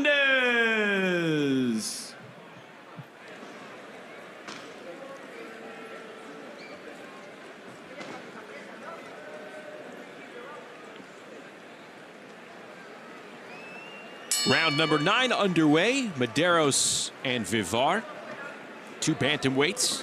Medeiros taking a 10-9 decision in this rematch from last Sunday. So she already has 3 wins against Hernandez. Let's see, the confidence on Medeiros is... It just grows. Yes. Grows by the minute. Again, that was what we were discussing earlier. You already have 3 wins. You know what to do. You know your opponent. Not enough time to really make serious adjustments. But the confidence factor, the fact that you already walk in knowing that the pressure is not on you because you already have 3 wins. That allows your hands to just go. Your feet, there's fluidity once you're in that zone.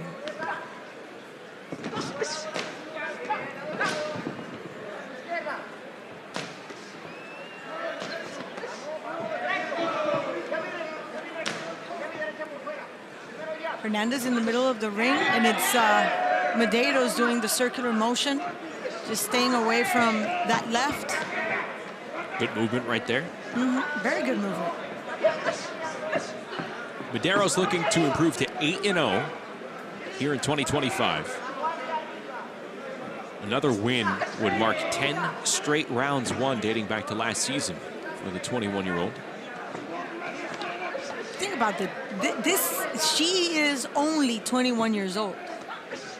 By the end of the season, she will have a good, solid amount of rounds under her belt.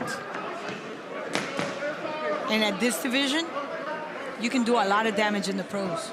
She's had good experience here in the TCL against some bigger time names.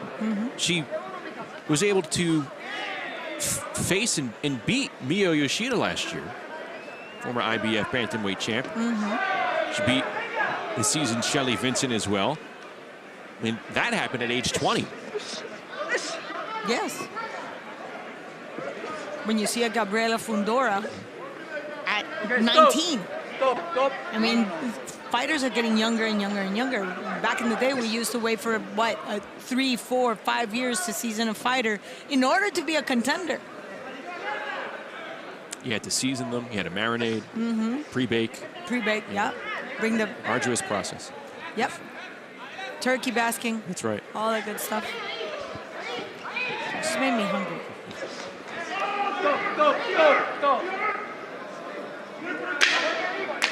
Yeah, the pace is already established by Marrero's. She goes in when she wants. She gets out when she wants. And just like that, round number 9 came to an end. Medeiros looks like she has her 8th win of the season in the bag. One of the standout bantamweights here in TCL Team Boxing League action. And I tell you what, Las Vegas will be idle for a week after this event, and then they're going to cross up with Philadelphia. Comes to a close. We finish have that thought in a moment. Decision. Your winner by a score of 10-9 from Las Vegas, Jada Lee Medeiros. That brings your total score to Las Vegas 85, LA 82. Next up, round number 10. This round is brought to you and sponsored by Climax Moonshine Fire number 32, known to bring the heat. This round is contested at the 135-pound lightweight limit. Fighting out of the blue corner for the Las Vegas Hustle, Aiden Garcia. And fighting out of the red corner for the LA Elite, Daniel Morales. Well, it's redemption time for the talented Daniel Morales. 4-2 on this season, but he's dropped 2 straight. He had won 10 in a row dating back to last season. And here's Aiden Garcia, 0-6 to begin his TCL career. Just to finish the thought, though, about Yadele Medeiros, June 20th. That's Las Vegas's next fight date. It is against Philadelphia. And if you take a look at some bantamweights around the league, I don't know if you could pick any two better than Yadele Medeiros and Shira Patricio. Yes. Hopefully we get that matchup for 2 rounds. Yes. Amazing pedigree for Patricio. Same, if you think about it, same background, Filipino background. Yeah, it's that relentless spirit within them. Oh, yes. And there's a bunch of 118-pounders that have done quality work. Christina Cruz, obviously. But you talk about 2 young, promising bantamweights who have really opened eyes. You got to start with Medeiros and with Patricio. Yeah. I had a chance to see Patricio fight in Philadelphia. It was pure pleasure. Let's talk a little bit about Daniel Morales at 5'8" as a lightweight. And yet, he doesn't fight like a big man. Look how he just adjusts his height, bending his knees. See what I'm saying? Mm-hmm. And then he tries to lead with his front leg. That could be an issue if he's leading with his head. 21-year-old southpaw out of San Diego. 8-0 with 5 knockouts in regular boxing. He wants to get back on track here and help his team close the gap. And some decent punches with that left hand. Oh, no, he's looking for not just decent. He's looking for solid haymakers. He's not wasting too much time trying to put combos together. No, he's looking for that one shot. Because he's looking for redemption. He doesn't want to have that bitter taste of a loss against Garcia. Aiden is being slick. With head movement and circular motion. Looking for the breadbasket and solar plexus. Both fighters in for 2 rounds tonight. Garcia will return in the 17th against Diego Dominguez, whom he faced twice last week, lost both. Morales fell to Abrahante. They'll meet up in round 18. And we already know that Dominguez is going to come with a little bit of a sore butt after his loss against Abrahante. So it might be an easy day. Ooh! Beautiful exchange. Both fighters punching with one another. Yes. And it continues in the corner. But I insist, Daniel Morales, being the taller guy, he tends to fight like the smaller guy. Nice left, long left. Swinging with those hooks, back and forth. Aiden Garcia, spirited fighter. A lot of grit there, a lot of grit. I wouldn't want to score this round.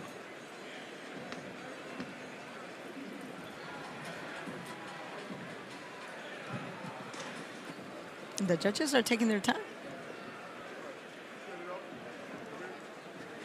At the conclusion of round number 10, we have your unanimous decision by a score of 10-9 for the Los Angeles Elite, Daniel Morales.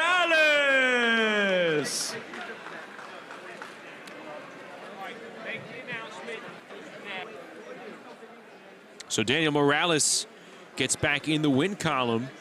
Aiden Garcia did Ladies fight. and gentlemen, let's listen in here. We'd like to alert you that round number 9, previous to round 10, was scored incorrectly. The winner of round number 9 goes to Los Angeles by split decision, bringing your total current score 93-93. Next up, round number 11, fighting out of the blue corner for the Las Vegas Hustle, Brenda Cardenas. And fighting out of the red corner for the LA Elite, Erica Sanchez. All right, Claudia, we're being told it was a commission error. I think they could have left it as is because I don't know what they were watching. Round number 9, Yeah, Yadali Medeiros won that round. But 100%.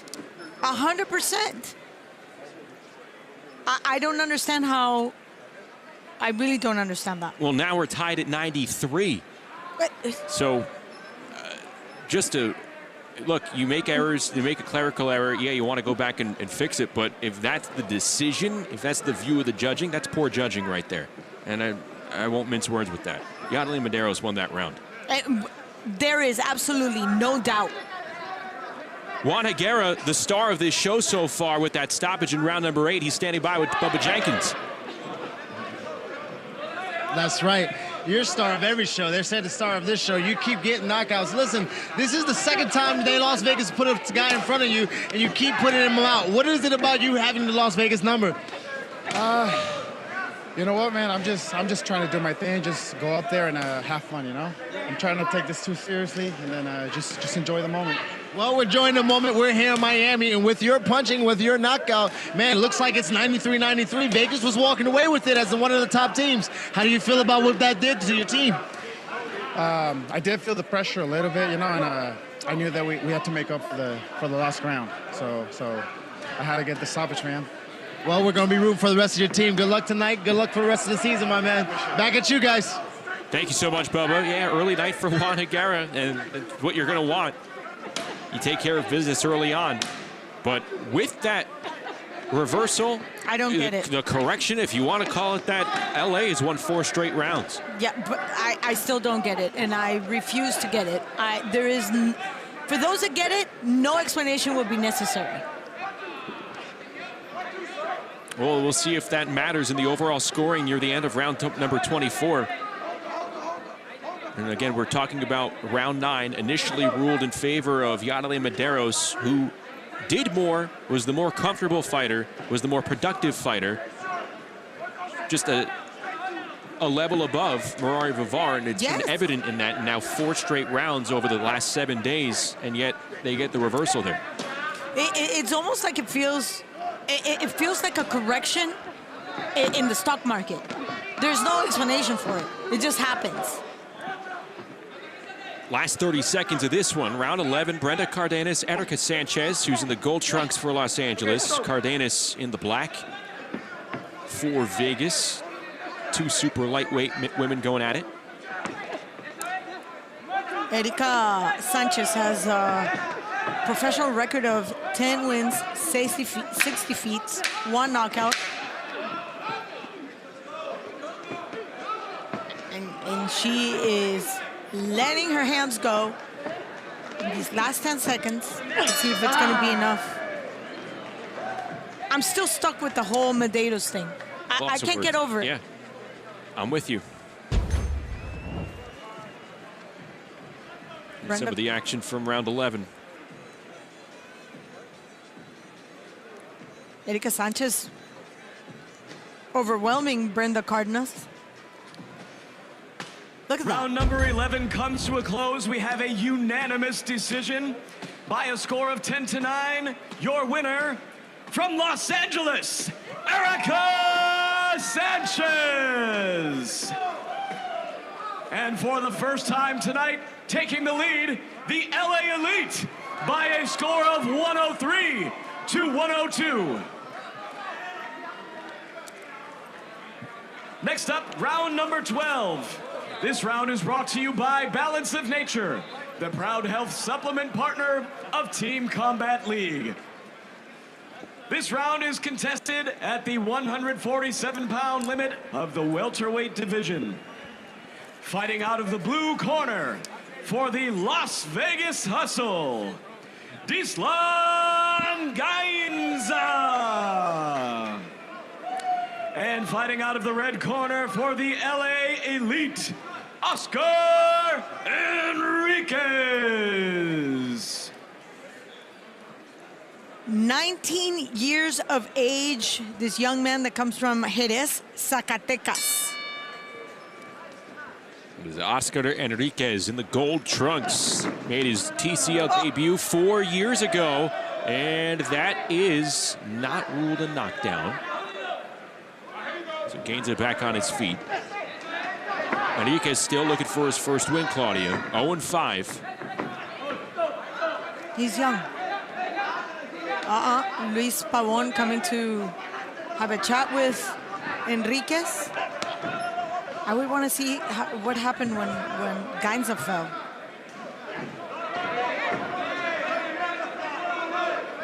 The 23-year-old Cuban southpaw doing a nice job in his first TCL season. 6-1 mark, 1 stoppage. He can compete at welterweight or at junior middleweight. So the wide shoulders of Dislan Gainza. And his height, 5'11". An advanced build for a 23-year-old. And a welterweight altogether. And because he is 23, he can go from 147 to 154, no problem, and then just go back to 147.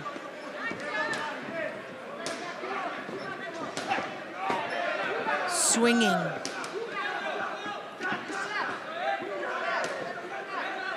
Just fanning that jab. Long arms.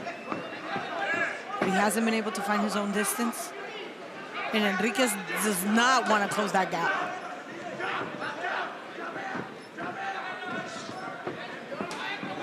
LA's won 5 straight rounds. They're going to get a 6th as Gainza lands a straight left hand.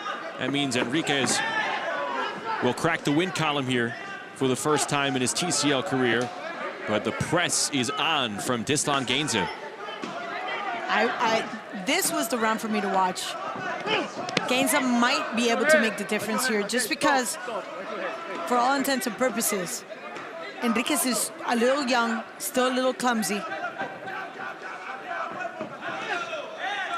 See that pivot when he throws that cross? Beautiful pivot. The power comes from the hip. Moves his head off the line at the same time. See, he understands that this is the last stretch of this this round. So Gainza understands that he's got to make sure. But he smiles. He's got to make sure the judges see him as the dominant force in the ring right now. He's doing that with that straight left, that is for sure. 15 seconds to go. There's another one. And he adjusts his height, and then he does the pivot with a tilt. Very well put together. I'd like to see more power behind that, though.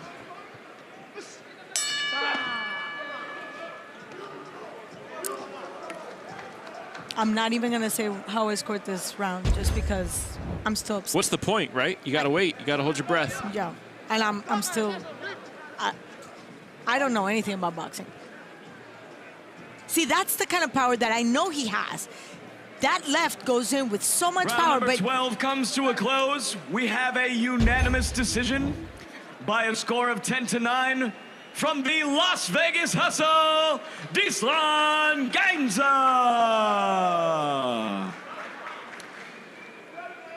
That brings your score once again to an even 112-112.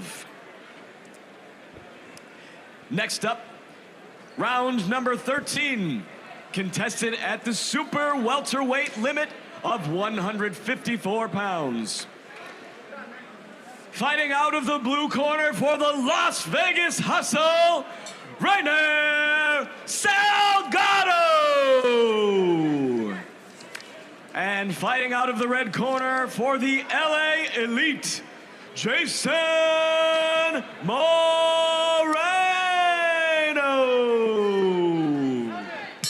Here we go, first rematch of the night. Moreno Salgado doing it again. In round number 5, Moreno came away with the win, a 10-9 decision. Looked impressive. Can he make it 2 for 2? These two split 2 decisions in last week's showdown. Check that. Salgado dropped 2 split decisions to Moreno last week. So Moreno in line to possibly go for the third. Yeah, the sweep here. Yeah, fourth. I like Moreno's style. He's upright. That left hand is ready to cover the face. Right there, right in front.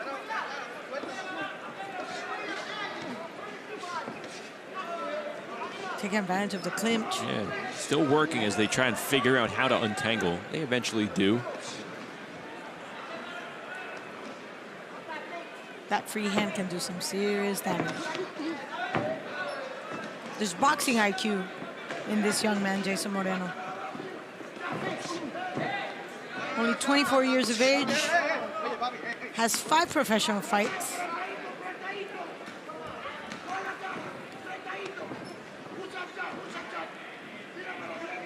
I can hear, can you hear Manny Robles? Sure I can hear him all the way over here. Guiding Moreno through.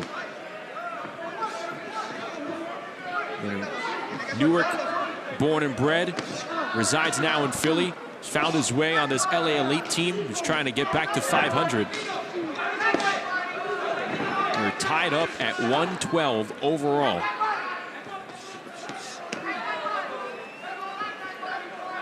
Rainier Salgado, he's just not accurate enough. He's not falling short in terms of output. It's just not landing. And that's due to the mobility on Jason Moreno. Very hard to connect on a moving target. That circular motion throws everybody off. You have to be very adept at cutting the ring. And Salgado is not that. He's a step slow compared to Jason Moreno here in round 13. I mean, he's playing cat and mouse. He's playing catch up. He's not cutting the ring. He's just pursuing his opponent. Oh, lands a right hand over on Moreno. Yep. Kind of like the right hand just walked into Moreno's face. Hey, look, the punch scored. But it comes down to that placement that you're talking about.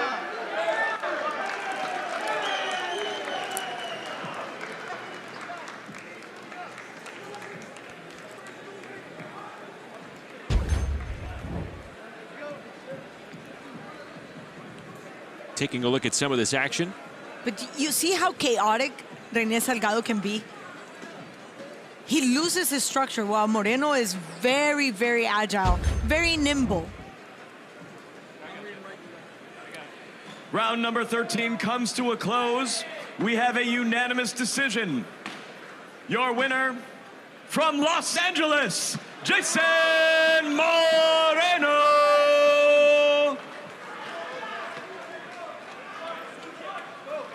And now LA takes a lead by 1 point. And you see Hasso right there, and you see brought to you by Balance Coach of Nature, Robles, the proud health supplement partner of Team Combat League. This round is contested at the 160-pound limit of the middleweight division. Fighting out of the blue corner for the Las Vegas Hustle, Luis Portuondo. I want to see if he picks up where he left off. For the LA Elite, Gerardo Vergara. Your score, LA 122, Las Vegas 121. You think he's going to pick up where he left LA off? in the lead, I would have to, look, I'm not a betting man. Come on. But I'm going with it. Portuondo is just going to have a continuous flow here. Or at least that's the opinion of one person with a headset on. Okay, 8 rounds in between. I'm just wondering if that affected him just to stay warm and in rhythm. Vergara can take a punch, but Portuondo should be looking to finish this before the final bell.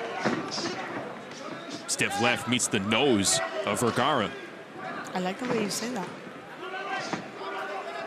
He answers one back. Nice uppercut right into the solar plexus. Vergara can take a punch. My goodness, he doesn't even flinch. I want to see Portuondo bring all that power, all that physicality, and take this with a knockout. I had my hopes on Gainza. Now I'm going to change to Portuondo. It is going to take a whole lot to drop the 31-year-old out of Argentina, Gerardo Vergara. Oh, we know what they're made of, you know, the Chino Maidanas, the Lucas Matices. Solid right uppercut. Yeah, but look at from that. Gerardo Vergara. But Portuondo doesn't even flinch.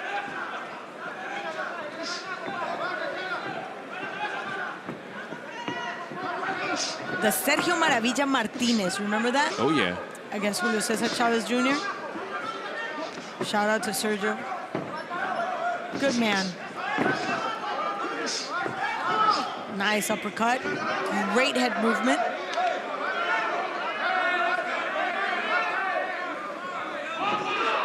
Vergara. He just becomes this little shell and the guard is up nice and tight. But it also works against him in terms of output, just letting his hands go. 50 seconds remain. Portuondo trying to make it 2 for 2 on the night against Gerardo Vergara. This has been a better performance around 14 for the Argentine. He's no slouch. He's no slouch. Now he's just fanning those hooks. And he's trying to show Sam Burgos, the third man in the ring, that Portuondo is just holding on to dear life. Well, no. There's no sense of urgency now for Portuondo. Left hand connects from Vergara. Now Portuondo storming back with some counters. Now he's putting everything into every single punch he lands. Wow. Great round. Good scrap. This is a good round. Let's put a pin on this round. I'm going to put a star next to it. Okay. Happy face?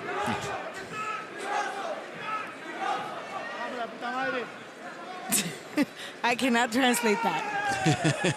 But Needless to say, there's a lot of emotion behind those words.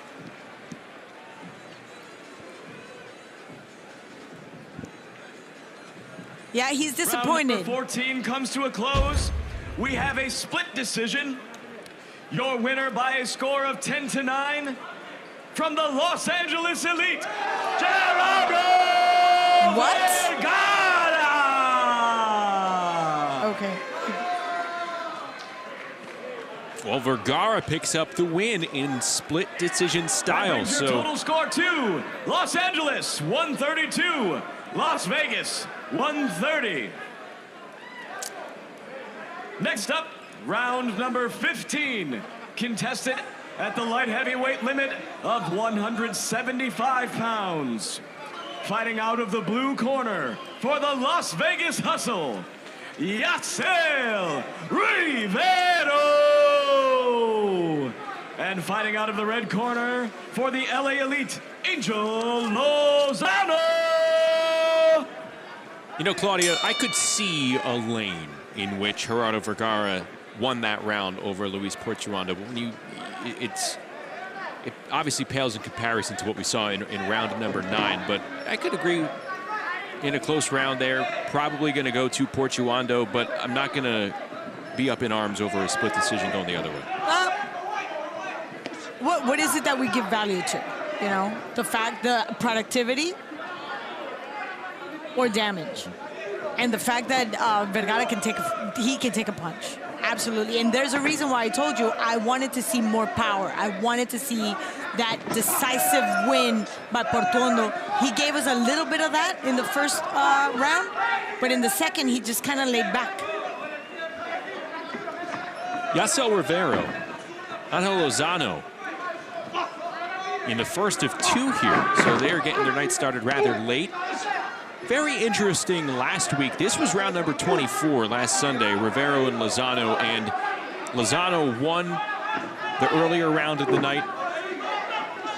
Going into round number 24, Las Vegas had a 3-point lead, and Rivero actually won by split decision. So we knew if Angel Lozano didn't get a stoppage, he wasn't going to tie it, but he was going for it and made round number 24 pretty intriguing. Here, LA has now taken a 2-point lead this week. And kudos to Coach Robles, because he's the one making all the matchmaking, the decisions, and obviously he understands the kind of fighters that he has in his roster. I really like what Lozano's doing. At 6'3", 28 years of age, look at the way he walks the ring. That was a low blow. Yatsel Rivero, again, a southpaw from Cuba.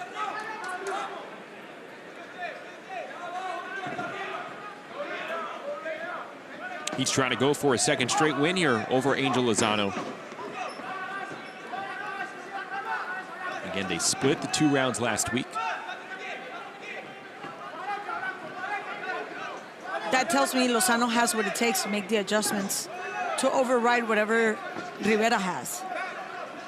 And I'm not seeing much from Rivera at this point in time. I see more of initiation of the action by Lozano. He starts off the action. And he's being more assertive.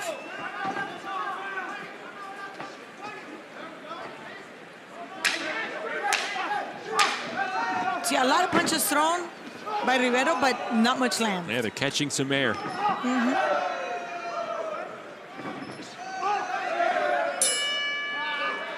Rivero getting in some last licks in round 15. They will do it again in round number 21. Going into the money rounds. You can see the face in Manny. There's he's very relaxed. After you've worked with like the Oscar Valdez's, the Andy Ruiz's of this world, it's easy to handle talent that is up and coming. And that all these talents are coachable. Number 15, we have another split decision. Your winner by a score of 10-9 from the Los Angeles Elite, Angel Lozano! And just like that, we have a 10-point lead Brings your total for score LA. to LA 142, Las Vegas 139.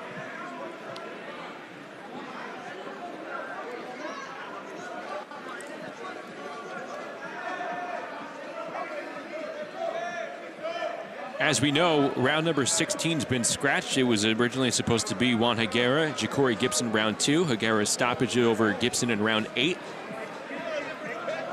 will scratch number 16. That means it's a 10-9 victory for Juan Higuera. So more success for Los Angeles. They dominate the middle rounds. After the reversal of round 9, Los Angeles takes 7 of the 8 rounds here in the middles portion against Las Vegas. They have the lead as we go to the money rounds next.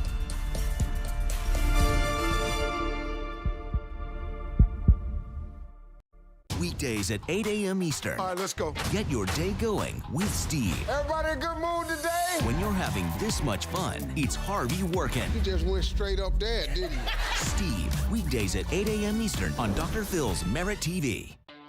I'm a 79-year-old power lifter. I set 4 state records for New York State for my age bracket. I set a national record on the deadlift. And I found for me, my body adapts better eating healthier food, putting better things in me. I take balance in nature because I've seen the benefits for me. I'm reaping the benefit of this product. There's no question in my mind. Otherwise, I wouldn't take it. Forget about it. Get 35% off your first set as a preferred customer. Claim this offer by using discount code Sleep Cream is the revolutionary all-natural cream made of organic oils and plant extracts. Simply apply Sleep Cream at bedtime and start enjoying. Sleep like a baby and bright-eyed, bushy-tail mornings. I mean, you do want to start sleeping better, right? Try Sleep Cream today. To order, visit sleepcream.com to start sleeping better guaranteed. And for a limited time, get free shipping on your first order by using code PHIL at checkout at sleepcream.com. Where have we been? What have we been doing? There's been a lot of drama, but in a good way. Rather than be drama-free, let's embrace the drama. And now we are bringing that drama to you. True the Drama with Chris and Lauren. Weekdays at 12:30 on Dr. Phil's Merit TV. He fights 2 nights, only one way to survive. Oh, what a shot! Friday, witness a Southeast Division battle between the Atlanta Attack and the Nashville Smash. Wow. And Saturday, it's an East Coast doubleheader as the Philadelphia Smoke take on the Miami Assassins. Then, the NYC Attitude squares off against the Boston Butchers. Atlanta-Nashville, Friday at 9. Doubleheader Saturday at 9:30 on Merit TV. Want to visit a TCL Team Boxing League event near you? Be sure to scan the QR code on your screen for tickets to our upcoming schedule. Next week, Team Boxing League heads back to the Music City to see an Eastern showdown between a red-hot Atlanta Attack and the Nashville Smash. And then it's on to Philadelphia. We have an action-packed doubleheader ending with an East Coast showdown between the Philadelphia Smoke and the Miami Assassins. All the action can be seen in person or live right here on Merit TV. We are headed to the money rounds over in Florida at Gulfstream Park, where Los Angeles has taken now a 152-148 lead. We welcome you back inside our studios. Justin Shackle, Claudia Trejos with you. Los Angeles has dominated the middle round portion. Look, we both disagreed vehemently with what happened there in that split decision reversal by the judges, the commission in round number 9. Yadele Medeiros looked like the winner. It was reversed. It was given to Mariah Vivar. All that being said, Las Vegas has had chances to get back in this, retake the lead, tie it, and they're letting it slip away here. Yes, and we had mentioned earlier in the broadcast we wanted to see Dislan Gainza actually use the technique, use his technical boxing, but put a little bit more power. He already knows what to do against Oscar Enriquez. He fell short. That's another loss for Las Vegas. And let's talk about Portuondo. What happened to this round? What happened? I asked you, do you think he's going to pick up where he left off? We knew that he was on the brink of getting that win by a knockout. He fell short. He backed up. Rather than closing the gap, making sure that the power would be, touching, he took 2 steps back and allowed the round to just go. There's moments like that where you don't punctuate the round and make it decisive. Well, you leave it in the hands of the judges. That's the word. Yeah, well, we're going to see Gainza again, and we're going to get back to him in a few moments. Let's take a look at the middle round highlights. They are brought to you by the Balance of Nature, and we're going to focus in here on Dislan Gainza, again, against Oscar Enriquez in round number 12. He did his job against the 18-year-old. Simply outmanning. Yes, but you see the speed, you see his size, you see that length, that reach. Let's put some power, let's put some punch. Sit into the punches, don't just walk them in. That would make a big difference because that could have been a good solid win that could make a difference in the result, in the final score. Here's what we were talking about with Portuando against Gerardo Vergara. And that was in round 6 where he had him so close. Vergara can actually take a punch. He can assimilate that punishment. But Portuando was a lot more aggressive in that round. Now in this one, for some reason, he was holding back. He allowed Vergara to close the gap, and he knew it. He actually gave us that look as he was walking around the ring. He was not happy with his performance. Yeah, he wasn't satisfied. No. Maybe not a fighter who thought his decision was in doubt, but he knew he could have done more with his performance. Yes, and I would have said, I agree. This is a look at the money round fight card that we have coming up here. And a couple of names jump out. You have Yasniel Abrahante now facing Daniel Morales. That's a rematch from last week. It's the first time that they are facing one another here tonight. But also, we take a look at round 20. It's a chance for Dislan Gainza. Again, he had a 10-9 round win over Oscar Enriquez. Maybe had chances to put him down, score some extra points. Now he's going to be going up against Samuel Palencia, who is almost just as young and is just as green. This is a chance for Gainza to score some extra points here. And I don't know, it's tough to say. Don't hunt for the stoppage. Don't hunt for the knockdown because you put yourself in bad position. But this is where Vegas needs to come up big here to stay undefeated. These are the small moments that build it, no? I wish I could agree with don't hunt for the knockdown. I understand, but we only have 3 minutes. That's the kind of premise that we follow when you have, rounds. You just have one round. You got to really look for it. You have the power. You have the experience. Use it. So we have to press the urgency button here is what you're saying. Of course. Yeah, Las Vegas, like we mentioned, they've had their chances. They were looking strong in the beginning. A questionable call, maybe throwing them off their rhythm. That could possibly be the case there. Nevertheless, Los Angeles doing work in the middle rounds. They're going to try and carry it over. They won 7 of the last 8 rounds. Let's get the money round started. Go back inside the ring with David Berry. Ladies and gentlemen, as we begin the money rounds, we'd like to make you aware that round number 16 was won by Los Angeles by walkover due to a knockout in round number 8 by Juan Higuera. That brings the total score entering the money rounds to 152 Los Angeles, 148 Las Vegas. And the action continues in round number 17. This round is contested at the lightweight limit of 135 pounds. Fighting out of the blue corner for the Las Vegas Hustle, Aiden Garcia. And fighting out of the red corner for the LA Elite, Diego Dominguez. Redemption time? Do you think he's going to be able to recover from a knockdown? It could happen here. Diego Dominguez tasting adversity in the TCL. It's been a rare occurrence in his first season. But now, against a different opponent in Aiden Garcia, we'll see if he can help LA lengthen its lead. And for Garcia. Well, he lost 2 against Daniel Morales. So, again, this is redemption for both of them.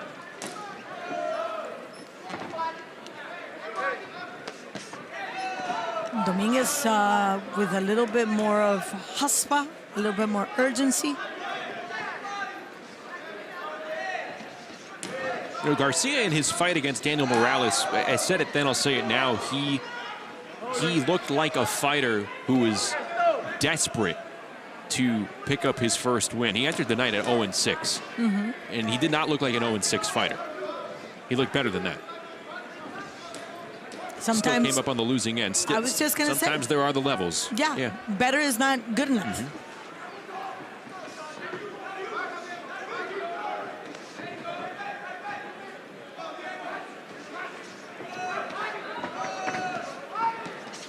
Now he's really going into it against Aiden Garcia. I guess he doesn't feel like there's much more damage he can take from Aiden Garcia, who comes from a loss, of course. I want to see, in terms of confidence, who recovers faster. We're already a minute 30 into this round. Well, there is swelling on the face of Diego Dominguez. I think much of that has to do with the previous round that he was in. Yeah, and it's not like you get points deducted or added for having your face swollen. I saw it red, but I don't see the swelling though. Then again, where is the swelling? It looks like his left eye is a bit puffier, and he's got some tape along his eyebrow on the right side. Huh. So there's a cut and they let him fight with the cut. Aiden Garcia trying to close the gap, trying to go in. Just get into the area, get into the pocket.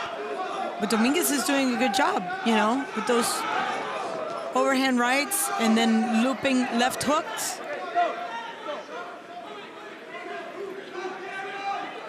Not landing in very damaging areas, but landing nonetheless. Snapping the head back of Garcia. They're still both very young. It's 21 years old and 20 years old for Aiden. I mean,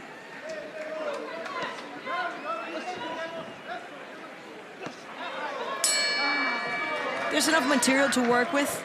They just need flying hours.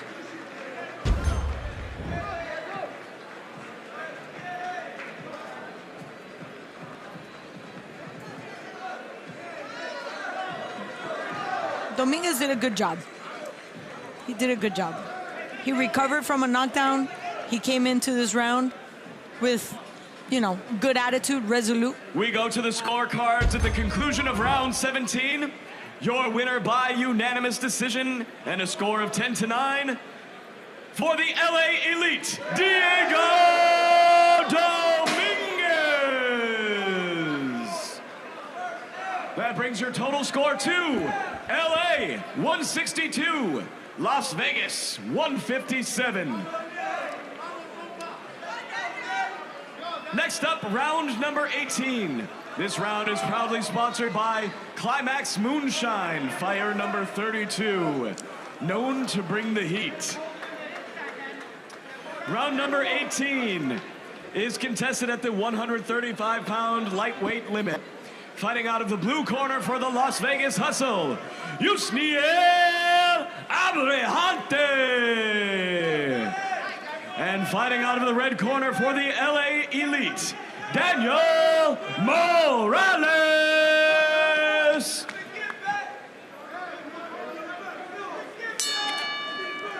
Here we go, our second lightweight matchup in a row. Yusniel Abrahante and Daniel Morales, both winners in their previous rounds. You can only be victorious with one fighter here at the end of these 3 minutes. And Abrahante picked Morales off last weekend. La Máquina, and we saw why he's called La Máquina. He walks in and wants to just destroy systematically. One of the most exciting fighters among these two teams. Agreed. And let's not forget where he comes from. He's a multi-time Cuban national team and a Russian national team. So you know the type of talent that he has been exposed to, the type of pressure. You know, you weigh in and that same day you fight and you really don't know who you're fighting. There's no time to do fight plan or strategy. This is it. I like what Luis Pabon is doing here. Keeping things in order. As you can tell, it's getting a bit testy. They remember last week. They know what happened. Both fighters do. And Morales is not, he doesn't want to leave anything to the judges. He wants to show off his skill and his power. I like the way he goes in and out. keeping that jab low. Looking to... Oh, see, the cut is now open. It's a cut on the right eye of Yasniel Abrahante. Over a minute 20 to go. And it's in a very awkward position. Once that cut starts bleeding, goes into the eye.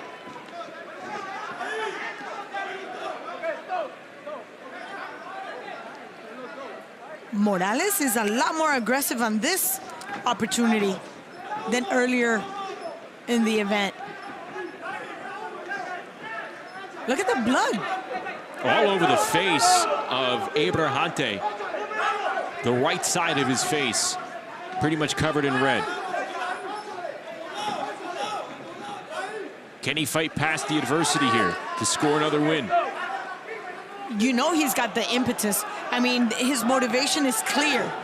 Like you said, one of the most exciting fighters in this side, and you can tell he is dominating on sheer power, and all that blood is falling into his eye, and he really doesn't care. He understands that he needs to finish strong so he can steal this round for Las Vegas. And we know Vegas needs it desperately at the moment. LA has won 11 of the last 12 rounds. Vegas trying to make a move here in the early portions of the money rounds. Abrahante needing a win desperately. And we will see what happens here. You know, a lot of times that blood gives the judges a bad impression, and it could sway their scoring. It looked like a clash of heads. So a headbutt causing that cut. Morales, he was not gonna just round number 18 comes lose to a this close. round. We have a unanimous decision. Oh wow, I thought it was gonna be more. 10-9 from the Las Vegas Hustle, Yasniel Abrahante. That brings your total score to LA 171, Las Vegas 167. Quick note for all those that think that Cuban fighters are boring, I want them to come see Yasniel The Abrahante. welterweight division. Fighting out of the blue corner for the Las Vegas Hustle, Darian Castro! And fighting out of the red corner for the LA Elites, Oscar Enriquez.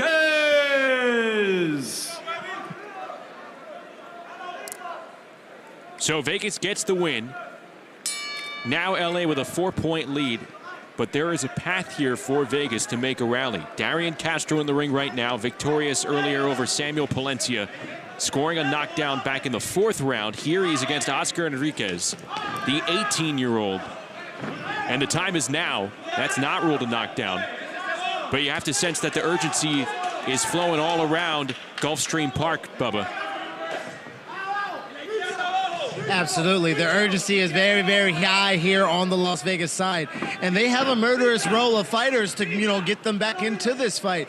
But they're going to have to be perfect here. As, they just got the victory there, and then they got a nice fighter here in Castro.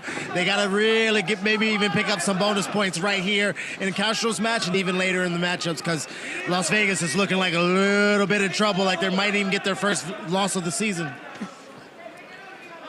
I like the way Bubba says a little bit of trouble. Mathematically speaking, yes, it doesn't sound like 4 points is not a lot. There's plenty of action, though, to go here in the money rounds. Exactly. But if you look at the people that are coming up on the LA Elite, they're pretty solid. Palencia, Lozano, Solomon, and Brewer.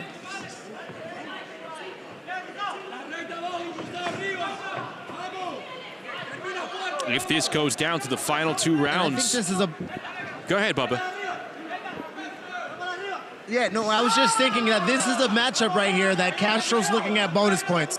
You can hear by, what they're saying on the crowd right here and by the punches that he's getting. Usually Castro's in there to showboat a little bit, get his punches, and then get up out of there with a clean look. It looks right here he's got an aggression to get some extra points. He wants to put those cans on the canvas. I agree with you. There's time for more than just style here. And that's what's part of the concept that makes TCL, Team Boxing League, different from traditional boxing. You talked about it. There's got to be more urgency. You got 3 minutes. That's why, you know, that's a premise that we all follow. You know, you go for the body, the head falls on its own. Well, here you got to push it. And for an 18-year-old... The look on Castro's face is really saying a lot. For an 18-year-old in Oscar Henriquez, he knows what's going on. I don't want to call it survival mode, but he knows coming away with maybe a loss in just a 10-9 fashion will help his team. Yeah, and if I'm Los Angeles and I would want my fighter to just hold on a little bit more, like you're saying. He's young, 18 years old, but I would do a little bit more holding, you know. Las Vegas is one of the top teams in the TCL. I would waste a little bit more clock. You know, there's a little bit of a look game going on here with these punches and these arms swinging, but hey, I would like just a little bit more security for my guy, just to get out of there without giving up too many big bonus points. Yeah, but if you also see, the Cuban fighters are very adept at capitalizing on those clinches, and that free hand does damage. And Darren Castro is no walk in the park. He knows how to use that. He is likely on the way to a 10-9 decision victory. But again, Vegas needs some extra points here. Let's listen in. Close. We have a winner by unanimous decision by a score of 10-9 from the Las Vegas Hustle, Darren Castro.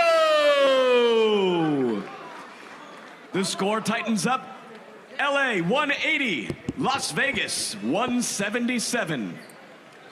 3 Next points. up, round number 20. This round is proudly sponsored by Balance of Nature, the proud health supplement partner of Team Combat League. This round is contested also at the 147-pound limit of the welterweight division. Fighting out of the blue corner for the Las Vegas Hustle, Dislan Gainza. And fighting out of the red corner for the LA Elite, Samuel Palencia. Well, I know it's an off night in the NBA Finals, Claudia, but if you're going to equate our situation right now to basketball, this is a one-possession score. Yes. 180-177. LA's in front of Las Vegas, though Dislan Gainza, who we highlighted ahead of the money rounds, going in the ring against Samuel Palencia, if he's able to pick up a stoppage here, he would tie it up. Yep. And we do have a couple timeouts that could help us reset and adjust.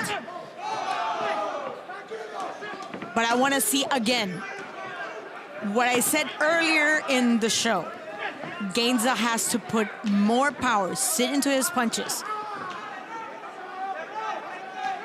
Samuel Palencia, only 21 years old. He has to capitalize on his experience. He's a southpaw. He should be able to just close the gap that much faster. Take advantage of, you know, putting that forward foot in the outside and allow that left to go in on cue.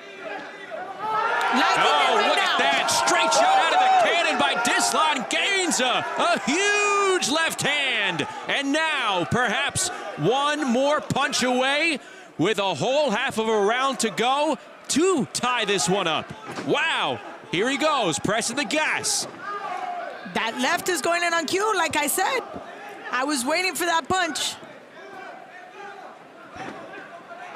There it is! Twice. We are tied up. Gainza delivers the second knockdown. And he waves it off. He gets a stoppage. Las Vegas storming back here in the money rounds. I love you, mama. I love you too. I love you, Venezuela. Wow. That's exactly what I was looking for, Mr. Justin. This is exactly what I said. Listen, in the middle rounds, I want to see Gainza putting a little bit of, you know, powder. A little bit of just sitting into it. And watch that left, right there, right in the button. Round and he sat into it and it went smooth and silky. Your winner by referee stoppage and a score of 10-7 from the Las Vegas Hustle, Dislan Gainza. Exactly what I wanted to see, and he actually came through. Heated up. We have a tie score of 187 to 187. Entering now, round number 21. This round is contested in the light heavyweight division. For the Las Vegas Hustle in the blue corner, Yasel Rivero. And fighting out of the red corner for the LA Elite, Angel Lozano.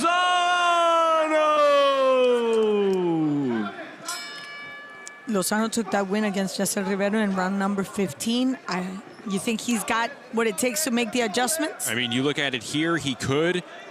Again, these two split both rounds that they faced one another in last week. But Lozano's now won the earlier round here tonight. You look ahead to the next 3 rounds. This is shaping up to be an electric finish. Erica Sanchez was able to nip Brenda Cardenas by a 10-9 decision. Then you have 2 of Vegas's heavy hitters going up against 2 notable stars for Los Angeles, including Raul Solomon, who was able to avenge his defeat to DePestre last week. A lot of storylines over these last 4 rounds.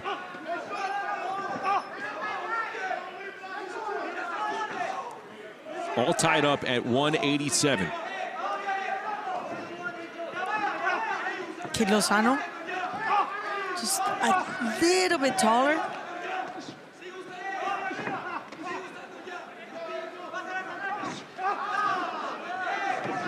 And he throws those long punches. He likes to stay nice and far from Yasel Rivero. Rivero goes, ooh. Oh, he felt that. Rivero just felt that.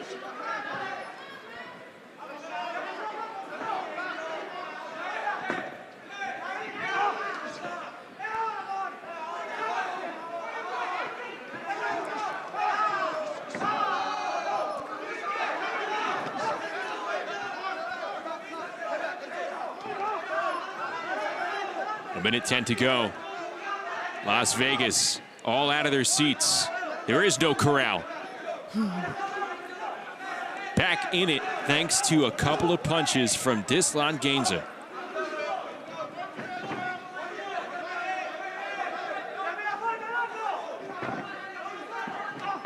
I want to see more urgency on Lozano. He has the confidence. He already took the first round. He should be able to just close the gap, lay it thick, use that big right hand right there. But I don't want him to swing. I want him to connect. These are some slow throws from Angel Lozano at the moment. 30 seconds to go here in round number 21. Vegas has rallied back. We're tied at 187 as the Hustle are trying to remain undefeated here. LA looking for revenge and get to 500.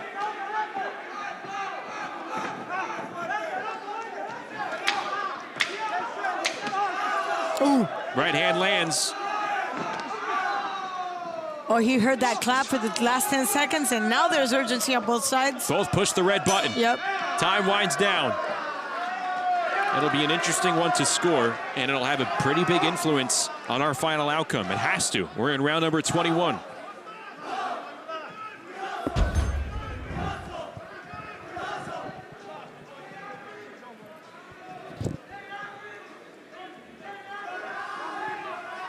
There's some of the action from the 21st round, the 4th and final round over the last 2 weeks between these two. Number 21, we have a unanimous decision by a score of 10-9. Your winner from Las Vegas, Yasel Rivero.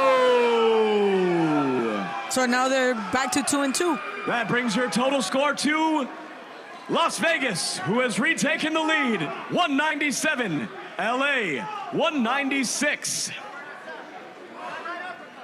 Up now, round number 22. Brought to you and presented by Serenity Springs Recovery Center. a place of recovery and self-discovery. Fighting out of the blue corner for the Las Vegas Hustle, Brenda Cardenas.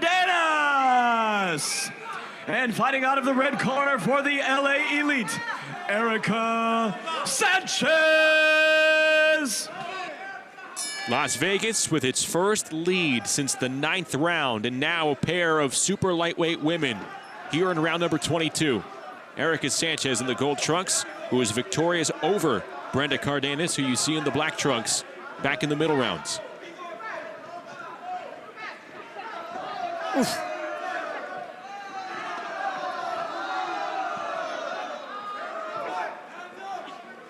Erica Sanchez doubling up on that jab and just keeping that fight nice and tight.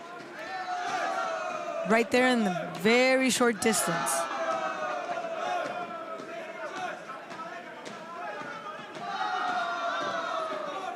Just 40 seconds in, but it looks like Sanchez is going to try and box her way here to another victory. It worked well in the first time.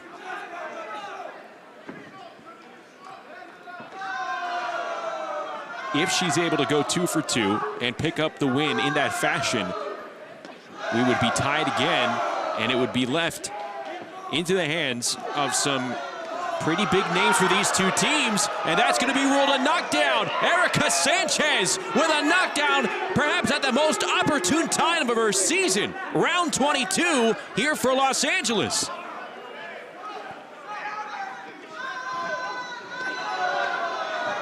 And now can Sanchez close the show? She wants it, and you can see that she wants it. Letting her hands go. Brenda Cardenas is defending herself, just surviving. It's Erica Sanchez, the one that's establishing the rhythm of the fight. Being aggressive, closing the gap, walking into Cardenas' pocket. Big right hand. Yes. From Erica Sanchez. Talk about will. Sheer desire right there, Erica Sanchez. Left hook lands from Sanchez. 50 seconds to go. These are some big shots that Brenda Cardenas has been eating all round. Sanchez doesn't want to leave any doubt that the first win was not a fluke.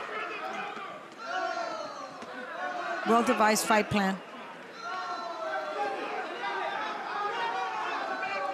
The press is on from Erica Sanchez, not relenting.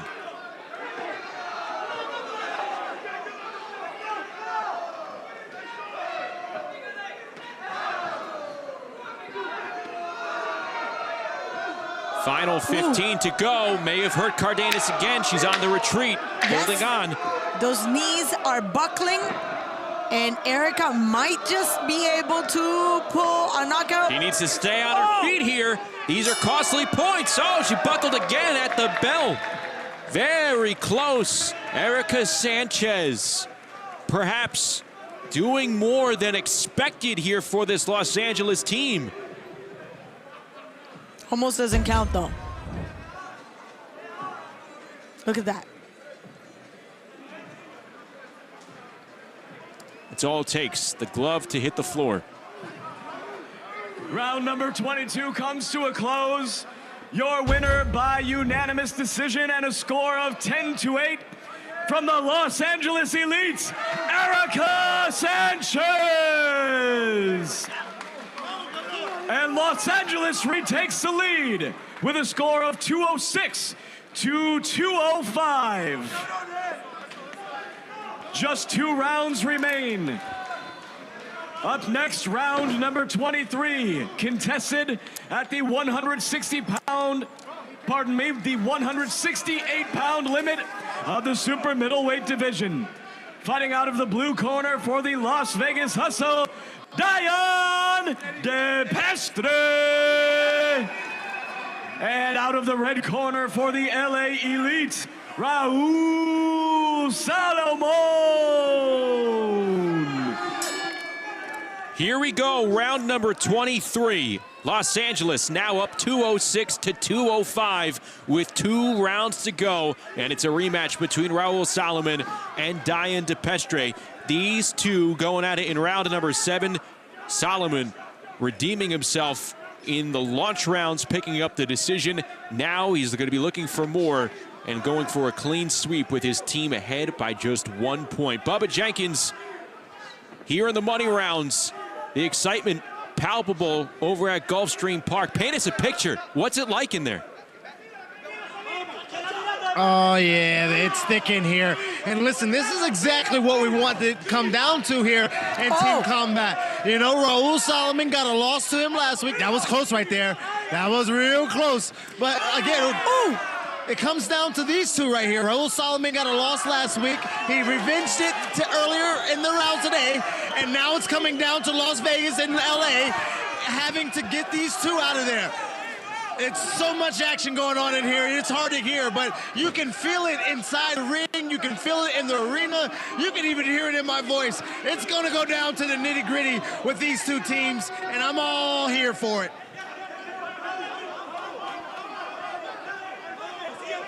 Raul Solomon, the look of determination. Last week, it was a sense of frustration, maybe letting a couple of moments slip away here against Dian de Pestre. The Cuban was named Fighter of the Night.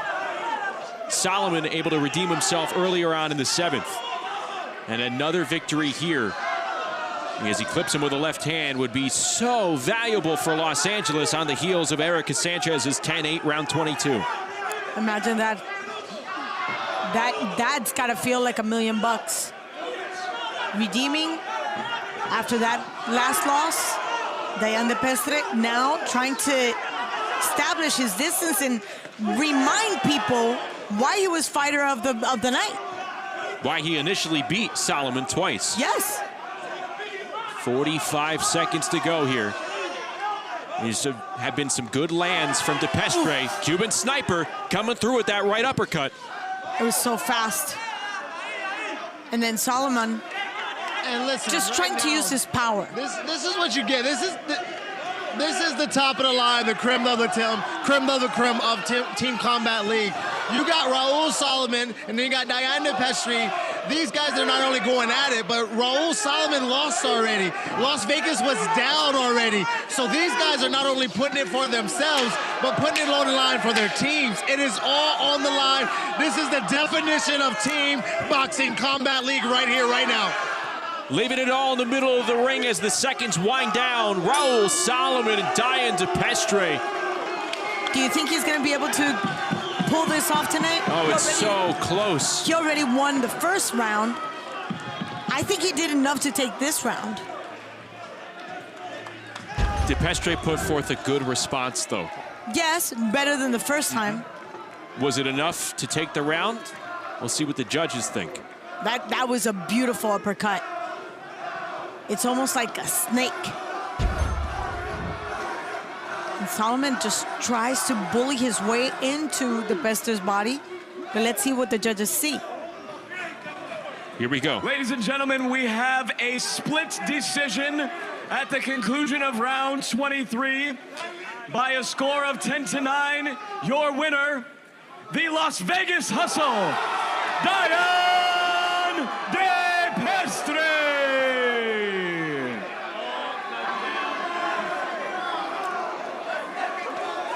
And that means we're tied again. Round number 24, it all comes down to this. Tiebreaker. The score is knotted even. 215 to 215. No pressure. No pressure. Oswald Caballero and Sean Brewer. Round 24 is contested in the featherweight division. Fighting out of the blue corner for the Las Vegas Hustle, Oswald Caballero. From round 2 to wait all the way to round 24. Wow. For the LA Elite, Sean Brewer.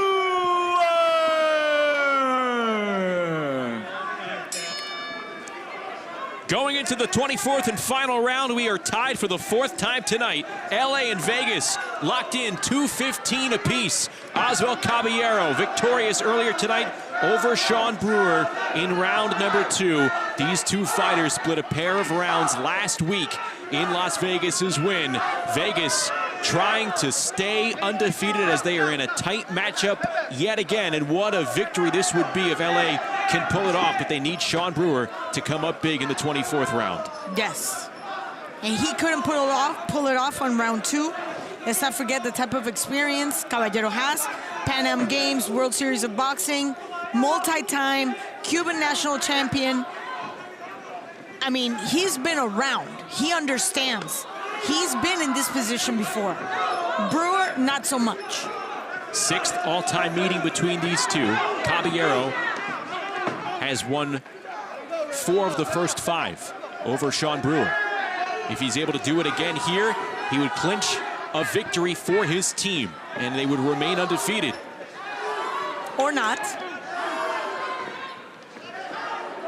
Wouldn't that be amazing?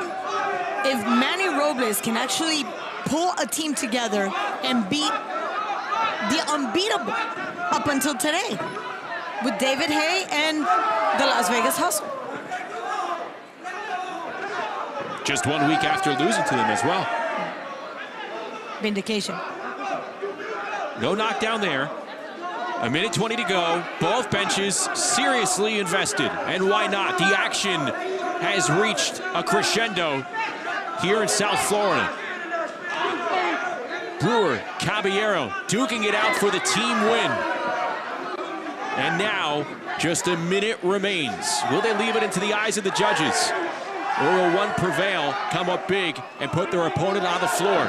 Big swing and a miss from Caballero. Yes, but look at the composure. He doesn't lose it.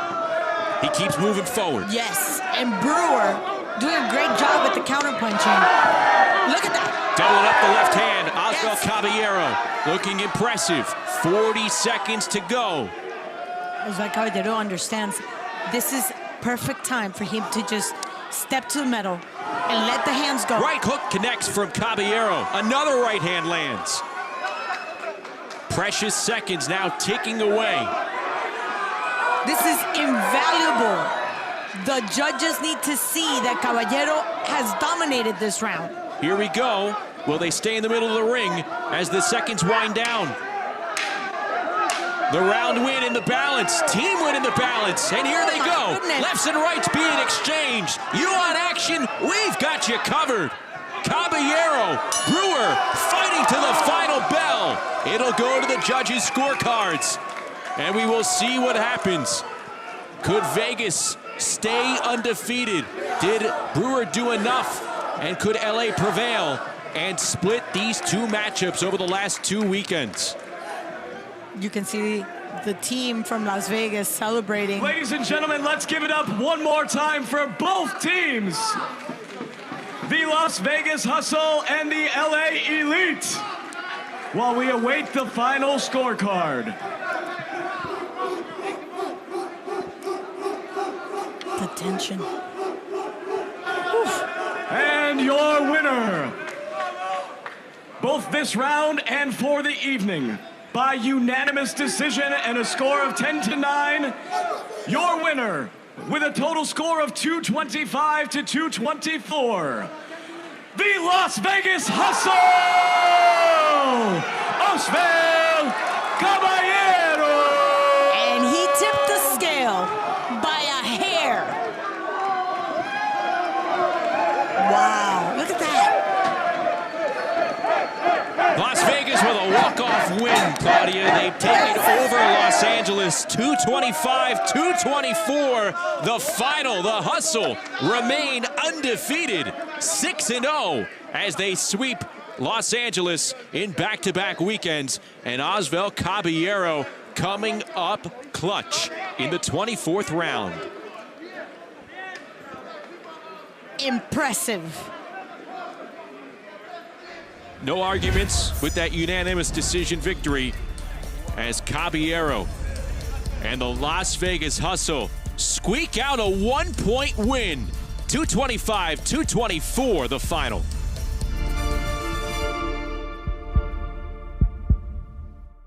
Who doesn't like a good old-fashioned car check? Get out of the car. How come you didn't stop? I don't want to. As far as dumb drunks, give you guys a couple minutes to get dressed. Well, what brought you guys all the way up here? Sex. it's just plain stupid behavior. I'll see you or Cops Reloaded on Merit TV. Oh, by the way, you're under arrest. I was drinking every day. I was hooked on oxys. My husband turned into someone I didn't recognize. The addiction crisis. Worse than a pandemic, we have a growing epidemic. There are approximately 20 alcohol and drug-related deaths per hour every single day. Addiction is a disease. Like any other disease, it may have serious harmful effects and may lead to death if left untreated. Introducing Serenity Springs Recovery Center, a place of recovery and rediscovery. We understand the unique challenges men face in their journey to recovery. Set on 38 private acres, our state-of-the-art facility offers a safe, supportive environment for healing and growth. Our team of dedicated professionals specializes in evidence-based treatment, providing our patients with the tools to overcome addiction and achieve long-term sobriety. If you or a loved one needs to make a change, call us today at 386-423-4540 or visit us online at serenityspringsrecovery.com and reclaim your life. TCL Team Boxing League is brought to you by Climax Moonshine Fire number 32, a drink not only made to tingle your senses with hot cinnamon flavor, but also made to pay tribute to firefighters all across America. This drink will put a kick in your step with its bold, hot smoothness. Las Vegas storms back. They do enough to take it a 1-point win as we take a look at the Fire number 32 KO over the night. Round number 8. That was a beautiful knockout. Juan Higuera showing off his skill. Look at that. Nice jab and then a cross with the left right in the button. There was nothing Ja'Cory Gibson could do. His legs were completely out from underneath him. Juan Higuera, a big reason why Los Angeles was able to get back into this at the end of the launch rounds and make this very tough of a night for Las Vegas. Let's go back inside the ring with David Berry. Ladies and gentlemen, it is our privilege to announce the 3 stars of the evening. The 3rd star is awarded to, from the LA Elite, Erica Sanchez. Your 2nd star of the evening, from the Las Vegas Hustle, Osvel Caballero. And your number 1 star of the evening, fighting for the Las Vegas Hustle, Dislan Gainza. And your fight of the night took place in round 23 at the 168-pound limit of the super middleweight division between Dayan De Pestre and Raul Salomon. All right, well, let me bring it in with the number 3 star of the night. Got my translator here. You did it again against Raul Salomon. You had a tough fight earlier. He got the win. Last week you beat him. What was the difference this time? Esta noche otra vez lo sacaste, lo encontraste, le ganaste bien. ¿Qué fue la diferencia hoy otra vez? Hoy vino un poquito más exigente, pero como siempre, con buena mentalidad y escuchando a mi esquina y a mi equipo, sacamos el trabajo hoy de nuevo. He did come in a little aggressive today, and he had to adjust. But again, listen to his coaches and all the energy with his team, he got the job done. Absolutely. Congratulations once again. Great performance. Going to number 2 star of the night. Ended it off right. You've always getting it done. The translator's right here. You're always getting it done. They depend on you to get the big points. How does it feel to be like one of the main guys that they depend on to always get the job done or flip that turn? Nosotros siempre te dejamos el puño encima. Y esos puntos que tú sacaste para nosotros son bien importantes. ¿Cómo te sientes que nosotros siempre te ponemos en la brega, en la caliente? Primero, darle gracias al público que está presente aquí, porque sin ellos nada de esto fuera posible. Darle gracias a mi equipo, a mis entrenadores que depositan cada una de la confianza en cada uno de los representantes de nuestro equipo. Y sí, tenía una responsabilidad muy grande ya que estábamos empatados. Sabía que tenía que hacer un buen trabajo y ahí compensando, siempre haciendo las cosas inteligentes, sacarle el puntico ese que lo necesitaba el equipo y se dio la victoria, gracias a Dios. He said, first of all, thanks to the fans for coming out. He loves the whole spotlight issue thing.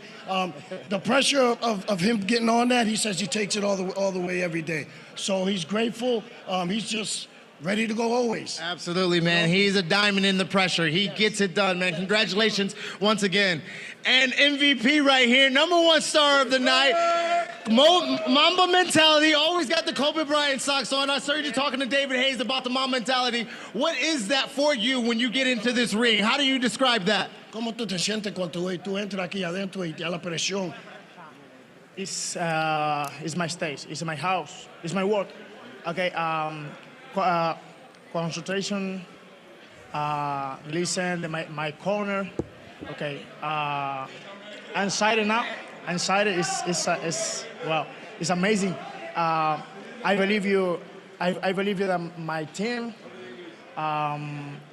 Muchas gracias a Miami.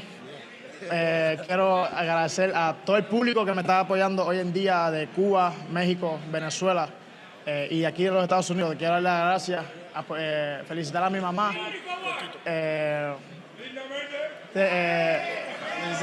Well, first of all, he wants to thank everybody. You know, he says this is his stage. This is what he does. He works hard for that.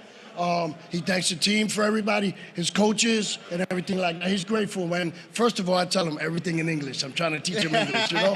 So he's it was a little broken, but you almost got it done right there. Definitely, but he's very proud. He's got a lot of pride, and I'm very happy and blessed. Well, we're happy to see your performance tonight, man. Congratulations again. Let's slide on in to the coaches right here. You're out of here. Coach Dave, coach right here, listen. They was trying to push you close, get to the cameras. They want to see your beautiful face. They was trying to push you close. Those points came out of nowhere. You heard Coach saying y'all worked too hard to be cheated. How'd you feel about it tonight when the points just came out of nowhere? But you guys, again, for the third time, pulled it out. Next man up mentality, guys. When one man falls, the next will stand tall. We kept our eyes forward. We didn't look at past bad decisions. We just said we got to win the next one. We got to win the next one. We got to win the next one. We had short-term memory. We didn't remember the bad calls. We just wanted to get the right calls, and by any means necessary, we did that. Absolutely. Well, they went 5 for 6 in that money round. Congratulations again. You guys got the job done with that Las Vegas hustle. Las Vegas coming away late, retaking the lead. They retake the lead in round number 21. Their first lead since round number 9. We get tied up again for a fourth time, and this one decided in round number 24. Osvaldo Caballero, named one of the stars of the night. He wins the decisive round to close it out. Round number 24, 2-round victory. But I tell you what, Dislan Gainza, he deserves another star for doing that interview in English. Yes. Terrific job by him. He tried, and he did make his point across. 100%. We all understood what he was trying to say. And he loves his mama. Yeah, we gathered that. Dislan Gainza, well-earned star of the night here. And who called it first? This one. Let's take a look at the money round recap here, presented by the Balance of Nature. Round number 20, it is Dislan Gainza. Oh, my goodness. Left hand. It'll leave you speechless. That was exactly the power that I was looking for in the very first round. I know he has it.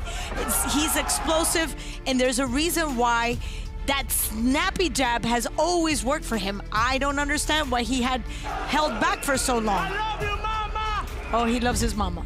Gainza picks up the win. That tied the score at 187. And then here in round 24, all came down to Caballero and Brewer. Again, they split 2 rounds last week. Caballero won the first round earlier tonight. He did it again in their career. Caballero has now won 5 of the 6 rounds against Sean Brewer. This one a 10-9 decision. We were all on pins and needles waiting the final outcome. It would determine the team winner. In the end, it's Caballero and Vegas. I love the fact that he can handle the pressure, not just inside the ring, but outside as well. He understood that it was that extra point that would make a difference. And obviously, it was a tiebreaker. Nobody walks into that position being so calm, cool, and collected. But he can rely on his boxing skills. That's exactly what he did. Las Vegas now 6-0. The celebration was on after the announcement. Let's take a look at the updated TCL Team Boxing League standings. Vegas now 6-0. And don't look now, but in a couple weeks' time, it'll be Vegas and Philadelphia going head-to-head. That's on June the 20th. And as for LA, that's a tough 2-4 record because you see how they hang tough with some of the best in the league, yet LA has now dropped 3 in a row. They fall to 2-4. You see the pieces there. You see the talent there. There's no reason why they can't be one of those fringe teams in the postseason bubble. You know, it's interesting because we always make emphasis on the individual talent. But I like what Germán Caicedo, you know, the coach for the Miami Assassins, he said gelling. It takes time to gel. And there's a reason why teams have a hard time, like Houston, for example. They haven't had a chance to gel for whatever reason, be it injuries, be it that they're not in town, all working out together. But you see that the team that has held their individual pieces longer periods of time, they get better results because they gel. We see that with Philadelphia. We see that with Las Vegas. Credit to David Hayes as well because that message has been consistent with his group week in and week out. So the Las Vegas Hustle, they improved to 6-0. Week 10 in the TCL Team Boxing League has concluded. Week 11 coming up this Friday night. We are back in the Music City. The Atlanta Attack take on the Nashville Smash, part of a Friday night extravaganza in Nashville. That's at 9 Eastern as Atlanta looks to continue to increase its win streak. It is all coming your way next week, 9 Eastern, 8 Central, right here on Merit TV. Las Vegas victorious, a 225-224 win over Los Angeles to remain undefeated. For our entire crew, Claudia Trehouse and Bubba Jenkins, I'm Justin Shackle. We'll talk to you next weekend for more TCL Team Boxing League action.